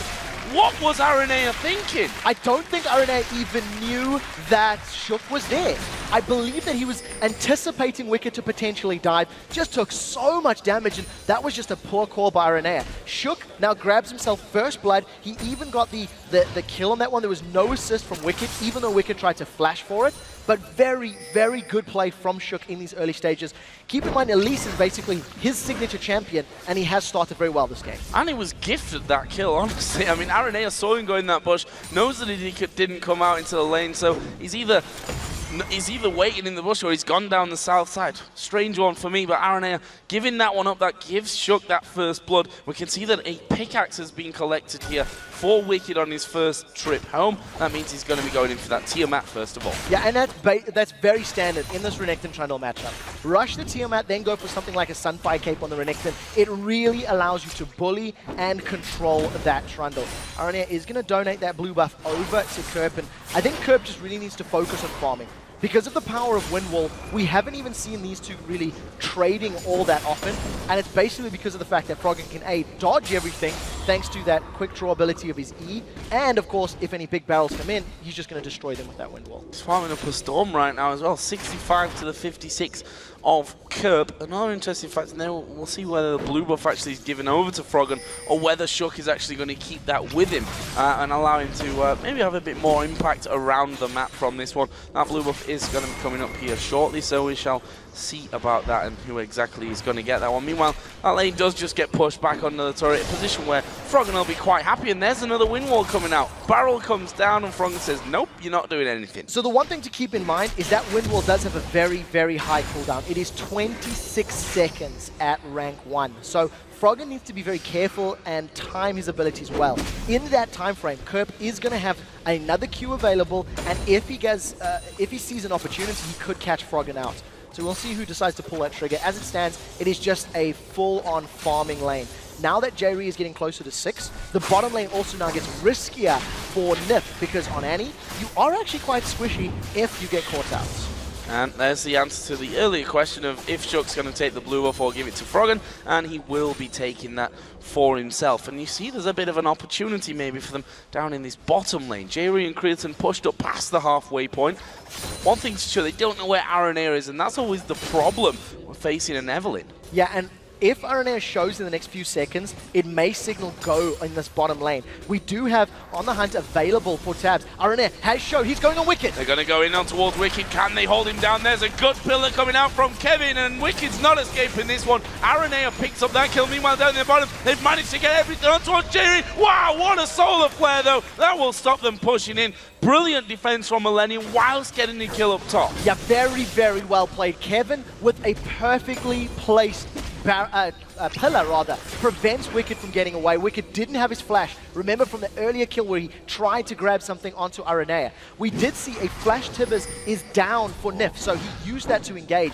Alliance thinking about Dragon, but this is very risky because the rest of Millennium could come to challenge. And I wonder if they're actually going to go for this one. The fact is that there's no Solar Flare in there, but on the other side, a couple of ultimates were used during that one. Sivir and, of course, Tibbers being thrown down from the bottom lane of Alliance, and they also have Millennium, at least the teleport on Trundle that they can factor into those things. So we should keep an eye on Kevin and whether he will be making a visit down towards this bottom side of the map. As it actually happened, they backed away. No Dragon attempt as of yet. And that's a very important thing that you bring up, the fact that Kevin has that teleport. Once Trundle goes for his Blade of the Rune King and then gets himself towards a Sunfire Cape or similar, he's going to be a very big split-pushing threat. Shook has called Kerp, and they're going to go in. Oh, that's a lot of damage coming in. We did see the barrel thrown at Froggen to keep him away, and that was a wise move from Kerp. Froggen not quite quick enough there to get his wind wall out in time, as we've seen him before, and there was a pink wall cleared out by Millennium. So they know that the possibility of that Dragon was there. They now know that they've backed off somewhat from it as well, so Dragon stays alive for a little while. Yeah, 11 minutes on the clock. Both Millennium and Alliance have had good Dragon control games, and they've both had poor Dragon control games. I think that with the fact that Millennium have got such a strong 5v5 with the Leona, with the Dragons, with the Trundle, Alliance need to be in a very, very strong position if they start Dragon off. Because if they get surrounded, if a teleport comes in or Solar Flare locks them up in the pit, that's going to be a lot of dead Alliance members. So Alliance need to be very, very safe in their decision-making in that area. Kevin, obviously, with the help of Aranea in this top lane, are able to secure a kill and actually gives the Vamp Scepter and a Chain Vest here for Kevin early on. So he's kind of splitting where he's initially going with his build. We see that they've started off Dragon, but there is a ward there currently, and they're going to teleport to it. Here comes the rest of Millennium. Who are they going to go for? They're all over the place right now, and Aranea's going to get focused very, very low. He actually did flash into the rest of his team. Kevin's tanking up. Here comes a Batman from the back. Kurt blows up one of them. Can they get any more? Shook is surely going to be chased and finished off, and it will be a double for Gragas and Kurt. Millennium open themselves up the Dragon. The Solar Flare didn't even connect particularly well, but because Alliance have got a stronger team in those situations, Alliance just got split apart, and once Kerp joined the party, he grabs himself some kills. We talked about the fact that Alliance needed to have kills, or they needed to be in a controlling situation in the pit. They had neither, and they just got melted. Their team is not as strong in those enclosed spaces, and Millennium played that one perfectly. And Kerp is hammering away on this middle turret. He's going to have a fresh wave of minions coming down. Not sure he's going to have the damage to actually finish off before Yasuo gets here. But it's a good chunk of damage done. The top turret did go down there as well for Alliance. That was the first one of the game actually coming in. And he will be in a little bit of trouble here. Possibly. There's a knock-up. There's the ultimate. Kerp throws his barrel out, which will knock Wicked into the turret. And here comes Aranea from the side. He's not got much mana here, Aranea. I was going to say, needs to be real careful. Oh, the cocoon from the side. Froggen getting the kill there with the Steel Tempest. And now all of a sudden, Alliance, if they want to, they could go for the tower. Instead, they decide that blue buff is up and they want to try and deny that one. We see a couple of pings. They're going to tower dive. All of a sudden, Aranea's in trouble, but running in heals, he's going to get away quite cleanly. There's not even a raid camp to jump through, so Shook's going to take a couple extra turret hits. And that's interesting because now they don't get the tower and they don't get the blue buff instead. Well, let's see about this, because he might get another tower. The bottom one is being hammered away at by both Tabs and Nif. There's no one really in immediate range to stop this one from happening. That will fall, and it will put Alliance 2-0 up in turrets. They get a blue buff as well here for Shook. So one of the questions that I had earlier about whether Froggen gets it or Shook, this time around they can possibly at least both get it. Yeah, and Tim, what you tend to see whenever you go for those invades and steals is that the jungler will smite it away. You reduce the risk of a steal. Alliance eventually got hold of that blue buff thanks to the kills that they got in that middle lane. I think trying to chase kills down in Aranea and just keep him shut down for as long as possible. Alliance, 2 kills on the board, one of them on the jungler, one of them on Froggen's Yasuo. He's got his static shiv completed. Once Froggen gets his Infinity Edge, that's when he becomes absolutely terrifying. Because of the passive of Yasuo giving you that double critical hit chance, you get to 100% thanks to the runes and masteries that he's picked up as well. And he's going to be getting that blue, as I mentioned just a little bit earlier on as well. Or not. I'm just telling lies. Froggen actually... Whatever. Fair, it goes over like to Shook. It Yeah, I like thought they were going to do that one, but actually what they're doing is coming down to this bottom lane, which Millennium have a ward already in that tri-bush, so they're going to spot them out there. They're not going to be losing any members down on that bottom side, keeping it safe, and they'll have even seen that Froggen and Shook backing away from that one, and even now coming back into that bottom lane. So Froggen's just coming in to defend this wave. You see that Tabs wanted to back away. He had enough money to finish that Bloodthirster, grab himself the attack speed dagger as well, and thanks to the fact that Shook moved to the middle lane, he was able to defend. Big Wraith gets stolen away by Kerp as well, so Shook not even, rather Wicked not getting his hands on it. Overall, I think Alliance are doing well for this stage in the game, but they need to avoid getting caught out in those big team fight areas. As it stands, Millennium's composition is better at it. They just have more tools to work with in 5v5s. Aranea is going to try his hand at another gank on Wicked. Wicked doesn't have flash either. And Aranea does have his ultimate available. Have they got the damage here? This is a Renekton that's rushed Tiamat. It's not a tanky Renekton that we might see in other times. And the pillar goes down. He's going to pop his ultimate, but he's not getting out of that one. Kevin picks up a kill. And to be honest, Wicked has just had no impact in this top lane. They've controlled him. No, Kevin and Aranea just made that look so easy. Even though Wicked has given himself a small CS lead of 25, he's got 2 deaths to his name, 1 kill for Kevin, 1 kill for Aranea. You do have to give him credit for at least securing the tower. So if or when Alliance decide to push around the map, that objective is no longer there for them. But because of the fact that Alliance have got those 2 towers, that's the only reason their gold is still a little bit ahead. Millennium with a very good gank in that top lane. Yeah, and the scary thing is that Millennium haven't taken any turrets yet at this point in the game. So once they start to fall, that gold swing is going to be coming in. And the other thing that could influence that is the fact that Dragon is coming up once again here in less than 2 minutes. And we've already seen that Dragon has drawn in the big fights in this game. Now, Alliance need to have learned from that previous Dragon fight. Alliance cannot afford to start it off again without having full vision.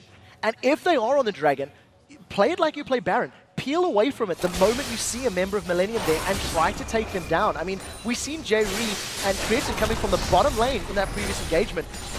Alliance have the tools to find a quick kill and then fight with more numbers, but they need to be very quick on the trot. No, Wicked, after dying there, I said he's only got that team out, which was true at the time, but he was obviously sitting on quite a boatload of gold because he comes back in with Giant's Belt, Chain Vest, and a Negatron Cloak in there as well. On the other side, Sunfire Cape is finished off for Kevin's Trundle along with the Cutlass as well, so he's going up to that pretty standard Blade of the Rune King as well. We're at this point in the game now that Kevin has hit the item threshold and the level threshold where the lane bully and strength of Renekton has now been mitigated. Because of all of the ability points that Kevin has got in that frozen domain, the fact that he can subjugate the tanky stats of Wicked and he can chomp to reduce his attack damage, Kevin all of a sudden now has control of this lane. So we'll see if Kevin can make the additional CS up and try catch back up to Wicked. But as it stands, he's doing a very good job in a lane matchup that was against him from the start. Well, will Froggen take the bake here on the bottom lane? It's Creaton who's farming himself up there, and Froggen just sits back and says no. Oh, Zeddy played missing there from Jerry. That would have set them up nicely to have a go at Froggen. In the end, if it doesn't land, you can't really do much about that one. So that's the second time we've seen Jerry trying to make it happen with RNL waiting in the wings. What I like from Millennium is that they're not committing once it misses. They do back away.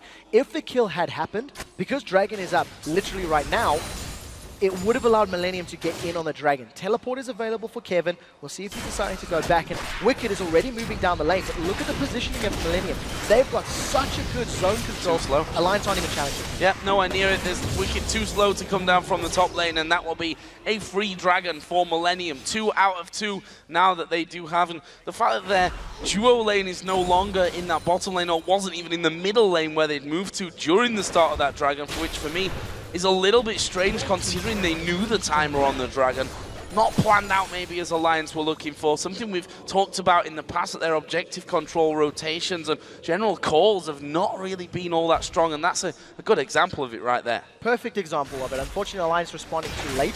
Even after the showing, even after Millennium tried to get a kill on Froggen, there was no alarm bells going, oh, hang on a minute, Dragon's up right now. So, fortunately, Alliance, they don't get control of the pit. What we do see from the rest of Millennium, though, is they seem to be quite happy stalling this game out and extending it. And I think it's a smart decision. Trundle is going to scale very, very well. Kerp on Gragas is going to do incredible amounts of damage in the late game. Think back to Battle of the Atlantic, where he threw the barrels out against, was it CLG, if memory serves correctly, and just melted them. He popped them with a good combo. And Alliance, they are not going to be super strong in a tower siege situation. Alliance want fights in large open spaces where they can kite and dodge Millennium's abilities. Yeah, they're not going to have much to offer under the towers, are they? That's for sure. A little bit of poke here and there, but not really all that much for Alliance. So we'll see about that one as things develop. We're about to hit the 20-minute mark, so let's run down the gold and how it stands. Currently, there's not a big difference whatsoever. It's around about 400 gold separating them. Alliance do have the turret lead, though, on that one, so as soon as those turrets are leveled up, it's going to give Millennium the edge. In terms of the power that the teams have, they need to play different games. I think Millennium have got a slightly better split pusher with a teleport Trundle, but they have less effective assassins. I think that if Yasuo, Elise, and Annie get on a target, regardless of who it is, there's very good kill potential. All of a sudden, Wicked is in trouble as here comes Aranea. He's in trouble again in the top side, and he's going to be caught out. He puts his ultimate down, but that's not going to be enough to keep him alive. Kevin picks that one up. A third time, just completely caught out there. Meanwhile, down at the bottom, we see a lot of pings coming in. Actually, Alliance have been spotted from this one. Jerry going to get ulted on by Froggen. Can he actually get away from this one? He's used the Solar Flare. He's Zenith blades out on towards Shook and then flashes over the wall. It's all about the cocoon. Where's the cocoon? The Spiderling, and the cocoon does land. Froggen picks it up. Shook was able to 1v1 Creaton. All of Creaton's HP is missing because of the damage Shook put down. He's got a Haunting Guise and Sorcerer Shoes already completed. While that was happening, happening, Froggen jumped onto Jayuri instantly, and Alliance, as we talked about, have got very good assassins. They've got burst damage, and they can shut single targets down. What Alliance need to do now is figure out how to get onto the objectives. RNA is doing good wave clear in the mid lane, and at the end of the day, Kevin got the tower up top, so losing Jayuri for flashes from Alliance plus a tower, I think Millennium will be happy with that trade. Yeah, we saw the RNA pushing out, and just the pure nature of those hate spikes that Sivir with a short range can't actually stand behind the minions and hit the tower without the hate spike splashing through and doing the damage. That's a bit of a pain actually for Sivir on these turrets, and obviously Nif with a bigger range doesn't really do all that much damage to them. But Alliance here looking like they're going to be recalling out somewhat. One thing that we should definitely point out now is the mid laners. Rabadon's death cap is done for Gragas, but the Infinity Edge is done for Froggen's Yasuo. Now, the fact that he's got the Infinity Edge is a very big power spike. He's going to have basically guaranteed critical hits right now. It should be at 100% thanks to his runes and those 2 items. He's got no lifesteal, so Froggen is looking to just blow somebody up and then move onto a turret. If you think to yesterday's game, Millennium ran a composition with Elise, Renekton, and Annie. They had 3 of the 5 picks. They had Fizz in the mid lane, another assassin. And the problem for Millennium was at this stage of the game, the 20 to 40 minute mark, they had no way of starting a fight. Right now, Alliance is in a very similar position. They're trying to brute force onto the tower, taking some damage, and here comes Curve from behind. Oh, they're going to go, first of all, on towards Wicked. He's taking a decent amount of damage. Actually, RNA going to get cocooned. There's a great solar flare. They're focusing down Nif for the back, and Nif will fall. Creatine gets that one. Can he take any more? He's definitely got the power to have a good go at it. Wicked, oh, brilliant pillar comes down. Kevin actually getting that one, and there he goes, flashing over the wall on towards Shug, who was on a ward, so they had the vision of him. Where's the spider going to go? Repels up over the top on towards the golems. But can he escape this one? There's minions there, so they're going to get the vision of him. Here comes Kurt from around the side. There's the barrel after the body slam. 3 for 1. 3 for 1. Froggen was trying to move to the mid lane to fight. He has split push to get a tower at the very least. So what Alliance realize is they cannot start a fight in a 5v5 because they're afraid of the power. In addition to that, because they lack initiation, you see Alliance trying to force this middle lane tower. They didn't even get the tower. Millennium come, they have a good flank from the side, and Tibbers was blown just on RNA. Nobody else was stunned. Creatine has been untouched. He's literally in between 4 members of Alliance and has not taken any damage until this very second. Here comes Kevin from the backside, and he's just going to be able to close the fight out. I think Alliance did not need to force that. Alliance didn't need to. They could have just backed away, let Froggen split push, and tried to take it when it was a little safer. And RNA actually proudly told me last week after the show, my strategy that seems to have been working out decently for us is to quite simply die, to be the focus of the fights for the enemy team. And you just saw it, you said it yourself looking at that replay, how much they threw in at Aranea, and they were completely focused on him as well. One thing to note here, Thornmail's been picked up by Kevin, so he has got an absolute ton of armor at this point. And again, we saw the downfall of the Sivir.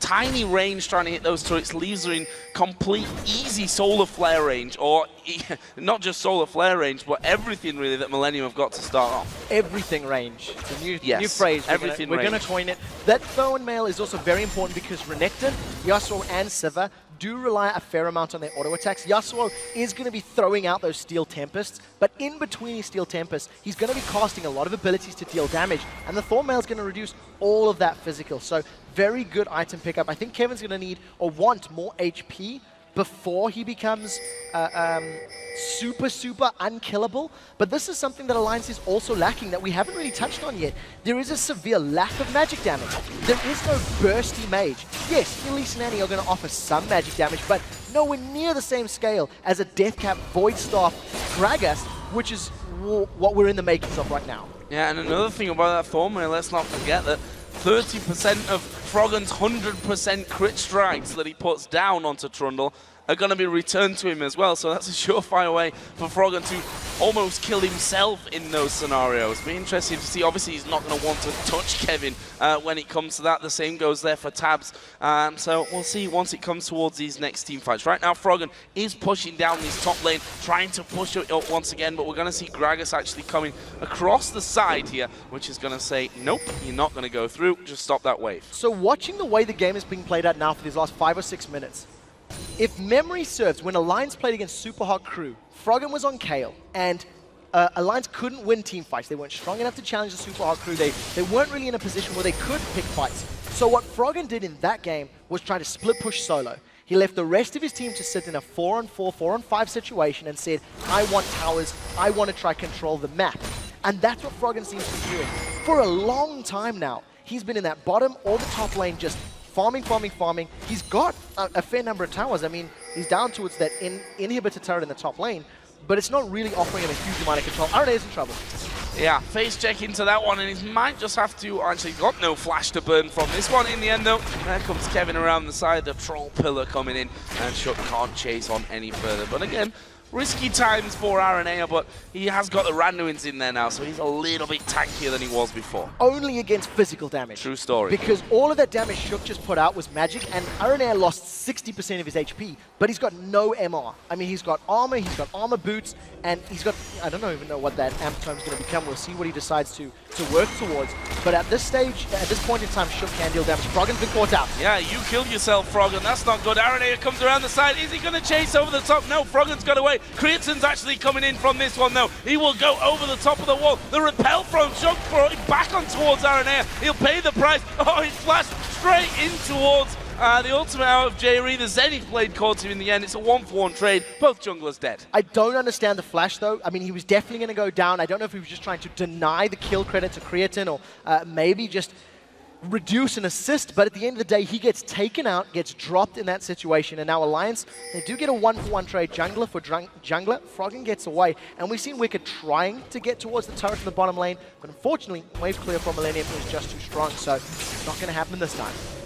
We see that Froggen up to 304 CS, quite a way behind our new record, which I believe was 684 or 5, somewhere around that ridiculous region. Actually, that was put up by Forgiven in their game yesterday for the Copenhagen Wolves. Let's see if we get anywhere near that level in this one. We're 28 minutes in currently. Millennium holding on to a lead, but it's only a 2,000 gold lead at this point. It is a small gold lead. You have to remember that Millennium have had Dragon Control, Alliance are a tower ahead, and in terms of those the gold difference, it is made up from the CS. Every single one of the lanes for Alliance is slightly ahead, barring the supports. Even that isn't a particularly big deal right now. But Froggen, he needs to have a bigger impact on this Yasuo. We've seen him controlling the waves and controlling the towers fairly well, but his last breaths haven't necessarily netted him the kills that we were anticipating. And because he's got nobody else on his team to actually synergize for those knockups to make it easier to get a last breath, you have to question the thought process behind that pick in this composition. And speaking of about that, all that physical damage that the Alliance have here, we see that actually the Warden's Mail is now added in there for Kevin as well, so he's going to have, well, a boatload of armor. And I think RNA may even be working himself towards a Zhonya's Hourglass. He's got the makings of that Seeker's Arm Guard, and like you said, with all the physical damage from Alliance, the moment Millennium hit that armor peak where every single one of them has some form of armor, it's going to work in their favor. There is a Last Whisper for tabs, and Froggen is going to get bonus armor reduction from his last breath, but he needs to hit you with it. So he needs to get his ultimate across multiple members of Millennium to burn through some of the excess armor, which again makes it very difficult when you've got the only knockup on your team. He's going to be needing a Last Whisper in there, that's for sure. If we get to that stage at this point, we are in a bit of a farm game. Shook actually not going to get caught out there. RNA was just on top of him, and we saw the sweeping lens just being used to clear out what vision was there. Tab's actually on this top side, so Kevin, I say Kevin might be in trouble here, but that's really just over-dramatizing the fact that he's never going to go down to Sivir and Renekton. For a conversation point, at 30 minutes into the game, because of the movement speed that Kevin gets from his frozen domain, he still hasn't picked up boots. He's been running across the map barefoot right now, and you still can't catch him or lock him down because of the power that Trundle has. And you know what? Alliance haven't even tried. Here come Millennium, look for Solar Flare. Oh, that was a really good cocoon coming out, but look at this, the Troll's got his pillar down. That means Shook is all trapped up. It's a good Repel to get himself out of there, but the barrel won't save him. Nif is going to be chased down. RNA is in the middle, underneath the tower. He will kill Nif. I'm not sure that Alliance can push back. Look at Froggen though on the map. He's pushing down towards the inhib turret, and Tabs here, he's trying to stop them recalling. They can't keep up with that because of Kirk's barrels. Are we going to see them coming around? Look at Froggen, he's come towards the mid lane. Is he going to wait for someone to come back? They're not going to come actually, they're just going to recall. Tabs had his spell shield, he didn't even use it against the Gragas barrel. Millennium forced the fight and they make it work. They grabbed themselves 2 kills. Unfortunately, they didn't have the minion wave to work with them, so they couldn't sit and try to push for a tower. In addition, because of the pressure that Froggen was applying on the inhibitor turret, it forced Millennium to respond. They needed to send somebody to deal with him, and that allowed Alliance to, dare I say, get away only losing 2 kills. Yeah, they didn't get anything, but it didn't really do any damage onto that tower though either, so slightly unfortunate. It did stop Millennium from, I guess we could say, sticking around there and pushing anymore, but nothing really more than that here from Froggen. He's just looking for those setup kills once again. Kevin's definitely not his target. We've seen that over and over, that he's not the man for Yasuo to be focusing down, although that Bloodthirst is going to help him out a lot more in that respect now.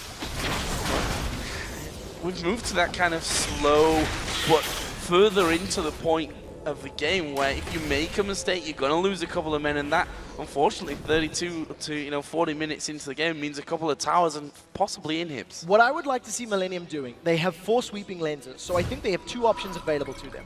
Get control of vision in and around Baron and the red buff side of Alliance, and then try to force Alliance to respond to a Baron play. Once Alliance move in, then you can throw down the Solar Flare, use the Explosive Cask, and try grab some kills. Alternatively, what it looks like they're doing now, they can siege up. Yep. I think these are the 2 tools that Millennium has that Alliance have very little answer to. Look at the Gragas barrel, completely zoning Alliance away. Unless Alliance throw themselves in, which they can't because Froggen's not with them, it means Millennium can basically grab themselves and inhibit on fight. Oh, Nif getting caught out and absolutely destroyed there by the culling coming down, and Team Kirk going to take a lot of damage here. Throws his barrel out towards Tab. Look at Wicked. He was supposed to be the tank, but now he's dead. Shuk falls to low. HP Tabs is low as well. There's a repel, but he can't go anywhere. They did pick up the 1 kill on towards Aranea. Are they going to get any more? Froggen has taken down the inhib turret there. Here's Trundle coming back for it, and he's going to have a go at Froggen here. And honestly, he's winning this one out. He's doing so much damage. There's the ultimate. It's not going to do diddly squat. Kevin goes low. Froggen's low. Pillar comes down. Kevin gets the kill. Life steals back up the minions.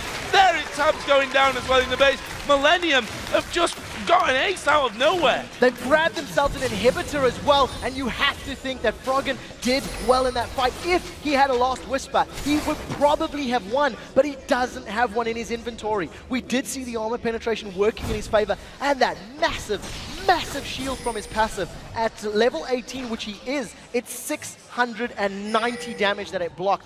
Worked out in his favor. Unfortunately, not going to be enough to allow him to actually pick up the kill. Now that Millennium have got super minions streaming into the base, well, they will be in a moment. They've started off the Baron. We said they had 2 tools available, Siege or Baron. They've done both. Oh, they've spotted Nif there at the back with that wall that's gone over. They're going to clear out one. Not for long, though. Another one comes straight back in. Nif basically going to be the chance. He throws Tibbers in there. Will the tick get it? No, it won't. Millennium pick up Baron. That would have been fantastic if it happened, but Millennium, they've got all the tools available to them. They've had every single dragon. They've caught the first Baron of the game. They're even on towers now with Alliance. And thanks to this whole procession, you can see so much gold on the side of Millennium. They're going to start upgrading their items. Infinity Edge, Triforce, Bloodthirster, Last Whisper on Creatin's Lucian. And if you think how strong Creatin is on Lucian, when Millennium destroyed Super Hawkru, he also went unkilled. It's definitely a great champion, and we've seen the feature on Creatin, how he says he feels the pressure to perform. He's definitely performing this game. And we see that Kevin actually has decided it's time for a little bit of magic resist in there. He's got his Merc Treads. Yeah, that's all he needs. It's all the MR that you need. You look at the rest of his items, I mean, that's basically a full build on Trundle. He needs to be a little careful because Froggen now does have that Last Whisper. Final Breath is up, but there's no barrier. There goes Froggen. Yeah, does he care? No, he doesn't. Cullen's going to come to support him, and Kevin does all the damage in the world. That's, wow, Creatin going so low. Good knockup coming in. Meanwhile, they are going to catch out Kirk. Can they follow through? The Troll flashes over. J-Ree going to flash in there as well. Wicked's a dead man. Creatin actually picking that one up to go 6-0-4, and now Aranea comes around the side. He doesn't have that Sonya's just yet. Actually had his Randuins, which he didn't use to slow them all down. Millennium are going to be happy with that. A 2-for-1 scenario anyway. What are they going to do next, though, here? They've got that Baron buff on. They're going to have the region. I think that Alliance have to give up this turret. Yeah, there's very little that Alliance can do. There is, however, a Flash Tibbers available as well as on the hunt. So Alliance thinking about defending. They've caught him up, but Tabs has jumped on. Yeah, but what's that Flash Tibbers going to do for them? It ends up costing them 1 life. Now Niftually going to be chased down. A bite from Kevin. There's actually a good cocoon coming on towards J-Ray. The stun from Nif as well. They're still chasing Tibbers, as pushing up the backside of them as well. There is the finisher. It's the culling for Creatine. There are 4 men down. Millennium can win the game. That's the game. Super Minions are onto the Nexus turrets, and with Creatine untouched, he's going to be able to melt these towers. Shook cannot do anything about this one. Froggen actually coming back in. Who's he going for? No one really. He's dead again. There is the fall of Shook, and the Nexus turrets do start to go down. Wicked will respawn in. That won't be enough for them though. And Millennium are going to take down Alliance. Brilliant performance, a much needed win for them as well. Yeah, the curse has been broken. Alliance losing a game on an even week, and you have to think picks and bans was arguably where it started. Locking in that Yasuo as the final pick, just not really working up, and there was no other knockups on the side of Alliance, and unfortunately for them, the split push strategy didn't work. Aranea putting his belt on after that victory.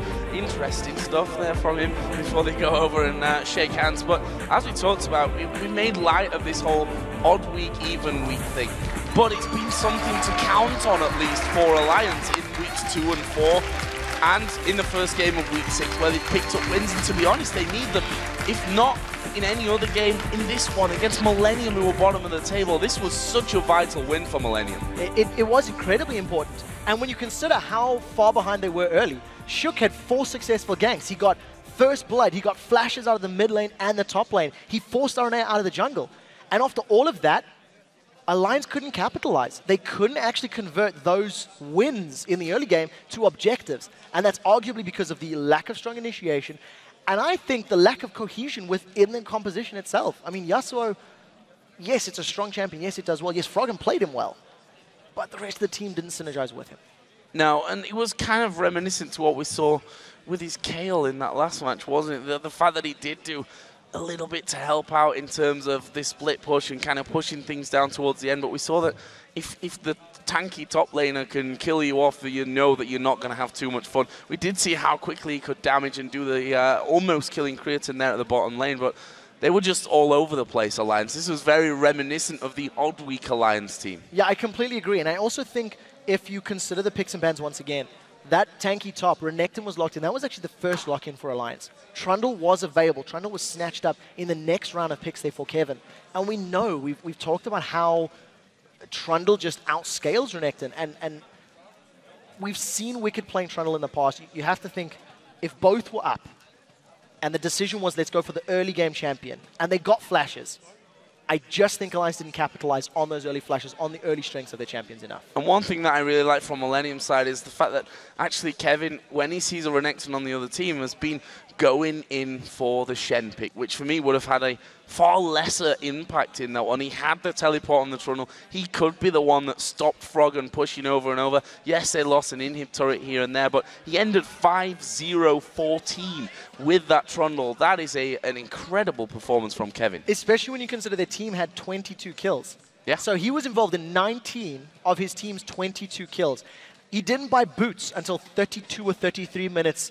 His positioning was superb. There was very good ganks from Aranea. I think we've seen 3 consecutive ganks onto Wicked. And you also have to point it out. I mean, Wicked, yes, he picked a Renekton, but he was picked on. I mean, Millennium, I don't want to say they camped his lane, but they ganked it frequently. And they got Kevin ahead. They balanced out that early game weakness that Trundle has. And then once we got to the team fights, Trundle just said, well, I'm going to subjugate you and you can do nothing to kill me. Well, it's a traditional tactic that has been proven to work against Wicked. If you put him off his game, he's not going to be playing well and he's going to be playing without confidence. Either way, it's a great win for Millennium there. And we're going to head over to Shox and Deficio, who have Millennium's top laner Kevin with them to talk about that win. Thank you very much, Joe and Quickshot. Indeed, Kevin, who was playing the troll, Trundle, and very good, I tell you that. That was one of your picks. What was the rest of the plan? So basically, to ban almost every mid laner we hate to play against. So Ziggs is just a must ban for us because we just hate to play against it and it's super annoying. Kaylee, of course, I don't know, not much to say. And what was our last ban? Oh, it was actually, they banned Kassadin. We didn't expect them actually to ban Kassadin. Our plan was to ban Kassadin. And yeah, the Karthus ban was just because people banned yesterday Karthus version. So we just banned it. What about the Yasuo pick then? Because it's often been banned against Froggen, but we haven't actually seen him play it. What do you think when he actually locked it in? And also despite the fact there was no knockups. So we didn't even thought too much about Yasuo. Like we completely maybe forgot about him because for us he isn't something special anymore. Like they didn't have any knockup to follow him up. They just played him as split push, and I was just at some point so fat that I just could 1v1 him easily. So we didn't have a concrete plan versus him or something. They just picked it, and we just try to counter it as much as we can. Tell me about that 1v1 moment when Froggen was going for the inhibitor once again. He likes to do that. Was very close. Yeah, like we were just pushing, and we saw Yasuo. Like I was already telling, if he comes, I will TP. So he came, and I was like, oh. And I didn't have anything up. Like I had maybe I had only my flash up, I think. So I was actually worried a bit that I won't beat him. But we just fought, and then I even misclicked my E. So I wanted to do it behind him, but he jumped at this moment. And I don't know how my auto attack hit him and killed him. So my heart was just beating really hard, and I was like just so happy that it didn't turn out the other way. Well, okay. About the 1v1s though, early in the lane versus Renekton, you had some issues. Talk me through the matchup of Trundle versus Renekton. So the matchup is normally early, always the favorite is always Renekton. This time actually I got kind of surprised from the Doran's Blade. It was really an aggressive stage of the early, and yeah, he just pushed me in, and I kind of don't like to last it at the turret with Trundle. It's a bit hard when a Renekton with Doran's Blade stands there and harass you with the Q. It's a lot of damage. So the early was really hard for me, but after the first gank it just went easier. And then I'd actually like to know more general top lane picks, because we've seen Shen, Irelia, a lot of new things, Jax, we had the Aatrox. What do you think about all these new champion picks, and which one do you actually prefer the most? I prefer the assassins most, like Jax, Irelia. Like they were always my favorites already from season 2. So I would love to see that meta again, and I hope it will go this way. But if the enemy picks like a Renekton or something, you just have to pick a Trundle or another tanky one. So I hope it will go like that with Irelia and Jax, because I just love these champions. Oh, we hope so too. And then the last question, how do you think it's going with your team now overall? If you look at the standings, what is possible now with the trends that are going on? So there are still 14 games left. It's just a half time. So we still have a lot of games in front of us where we can turn everything around, like everything can still change. So we'll just try to do as much as we can for that. We always go somehow 1-1 in a weekend. I don't know, first game we lose, second we win. We will try to just change that and just improve everything we can. Okay, well, thank you very much. Congratulations once again. And now we're going to head back over to Joe and quick chat to see how today's games have affected the table.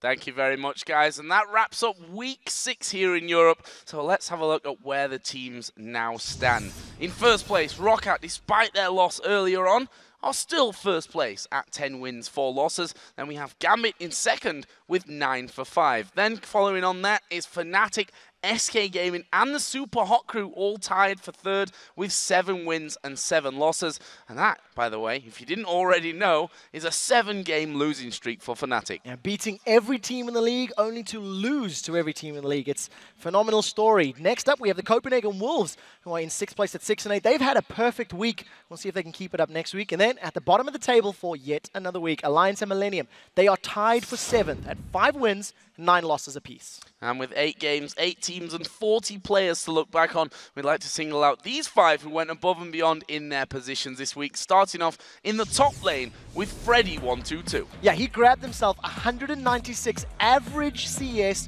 in 20 minutes across both games. He brought out the Aatrox this week. He played Dr. Mundo as well, going 1-4-2. Yeah, and in the jungle, the man that really stood out and played an incredible game for SK in their win today, Svenskeren. Yeah, he picked his own OP champions in the jungle this week to be a part of the 79% of his team's kills. He's gone 5, 3, and 10 on the week. He played Elise yesterday, he played Pantheon today, and I love his Pantheon. Probably the best ganking Pant in the league. Ganking Pants, always good. In the mid lane, we have Jesus, who, when are people going to start banning Ziggs against him? Hopefully next week. He pags his Ziggs stats once again, going 7-3-7. Played it twice, and as we've already highlighted, his Ziggs is phenomenal. Played it 5 times in total this league. And then in the AD carry role, the newly crowned Farm Master, Forgiven. Yeah, set a single game CS record at 658. To be fair, that's just because the game was incredibly long, but it's what they wanted to do. He did it with style. He goes 12, 0, and 8 on the week. He played Caitlyn as well as Lucian and did very well with it. And his support player, Unlimited, who again had another killer week. Yeah, assisted in 22 of the 29 kills in both of his games. His Leona in both times, and his initiations were superb. I'm particularly happy to say that he didn't play Karma, because I'm not entirely convinced that his Karma positioning is super strong. I agree with you on that one. He's certainly done better elsewhere. And then there's, of course, one player who went even further. For exemplary gameplay, this week's MVP goes to the Copenhagen Wolves jungler, Amazing. Yeah, had an amazing week. He goes 5-1-18. That is a 23 KDA. He's got 79% kill participation in both of those games as Lee Sin. And we actually have a highlight from one of those MVP Lee Sin kicks. So let's take a look. So again, it was such a aggressive move, now going even further. Wow, superb stuff from Amazing there, landing the kick onto Peke, following straight across and on towards Yellowstar, just punting him back in towards the team. I absolutely love that play. He jumps onto Peke's Syndra, then dashes over to a ward to kick Yellowstar backwards. That was phenomenal Eastern play. I think that may even be ban-worthy against him next week. I think so as well. He's been focused quite a lot, and I think his performance this weekend is only going to really increase that. So, with the weekend continuing over in North America, let's have a look at the games that they're going to be bringing your way. They're going to kick off things on Saturday with Dignitas versus Evil Geniuses, and then TSM taking on Coast. Following that will be Curse taking on Cloud9, and we'll see how CLG performs with another week of practice with Dexter. They'll be taking on XDG. You can catch those matches starting at 9 p.m. Central European Time. That's 12 noon Pacific. And of course, you won't have to wait long until we come back, because next week on Thursday, we'll be continuing the action here in the European LCS, kicking off with Alliance versus Fnatic. That's going to be a brilliant one. And then, well, talking about brilliant, two very much informed teams once again. SK Gaming taking on Super Hot Crew. Second half of the day will start with Millennium versus Gambit, and that will be a full-strength Gambit. We will then be following that with Roccat versus the Copenhagen Wolves. I want to see how the Wolves perform against the league's #1 team. Going to be an intense week next week, that's for sure. That's all going to be starting at 7 p.m. Central European Time, which is 10 a.m. Pacific next Thursday. So for myself, Quickshot, Shox, Demon, Deficio, and the entire live broadcast team, thank you for watching. We'll see you back here very soon on the road to the Summoners Cup.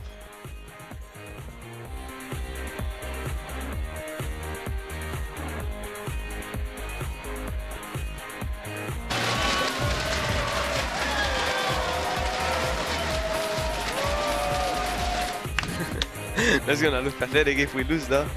I think we should go back to holding hands. It's going to have to be the manliest of man drops, and it is going to work out pretty well, but instantly gets kicked out. Cyanide goes down, so as his next. He's going to get focused out. This is Copenhagen Wolves just wrecking Fnatic's day, wrecking their week.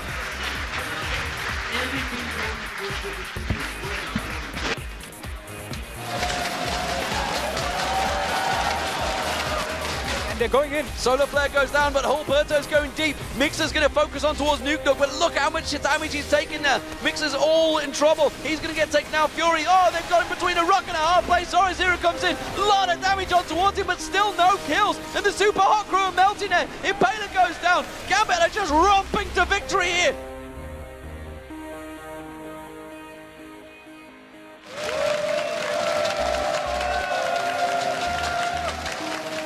Ba-da-ba-ba-da-bow. Here comes the boom in there. There's a Cullen as well. Vander going very, very low. Svenskern is going to pick up the kill there on towards Zazas. A nice, easy Baron to finish off here by SK. Being served up by Roccat as Candy Panda goes hammering into the two on the top. Baron goes down.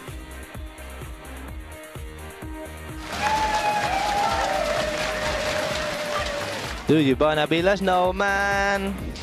Let it go, let it go. Are they going to get any more? Froggen has taken down the inning turret there. Here's Trundle coming back for it, and he's going to have a go at Froggen here. And honestly, he's winning this one out. He's doing so much damage. There's the ultimate. It's not going to do diddly squat. Kevin goes low. Froggen's low. Pillar comes down. Kevin gets the kill.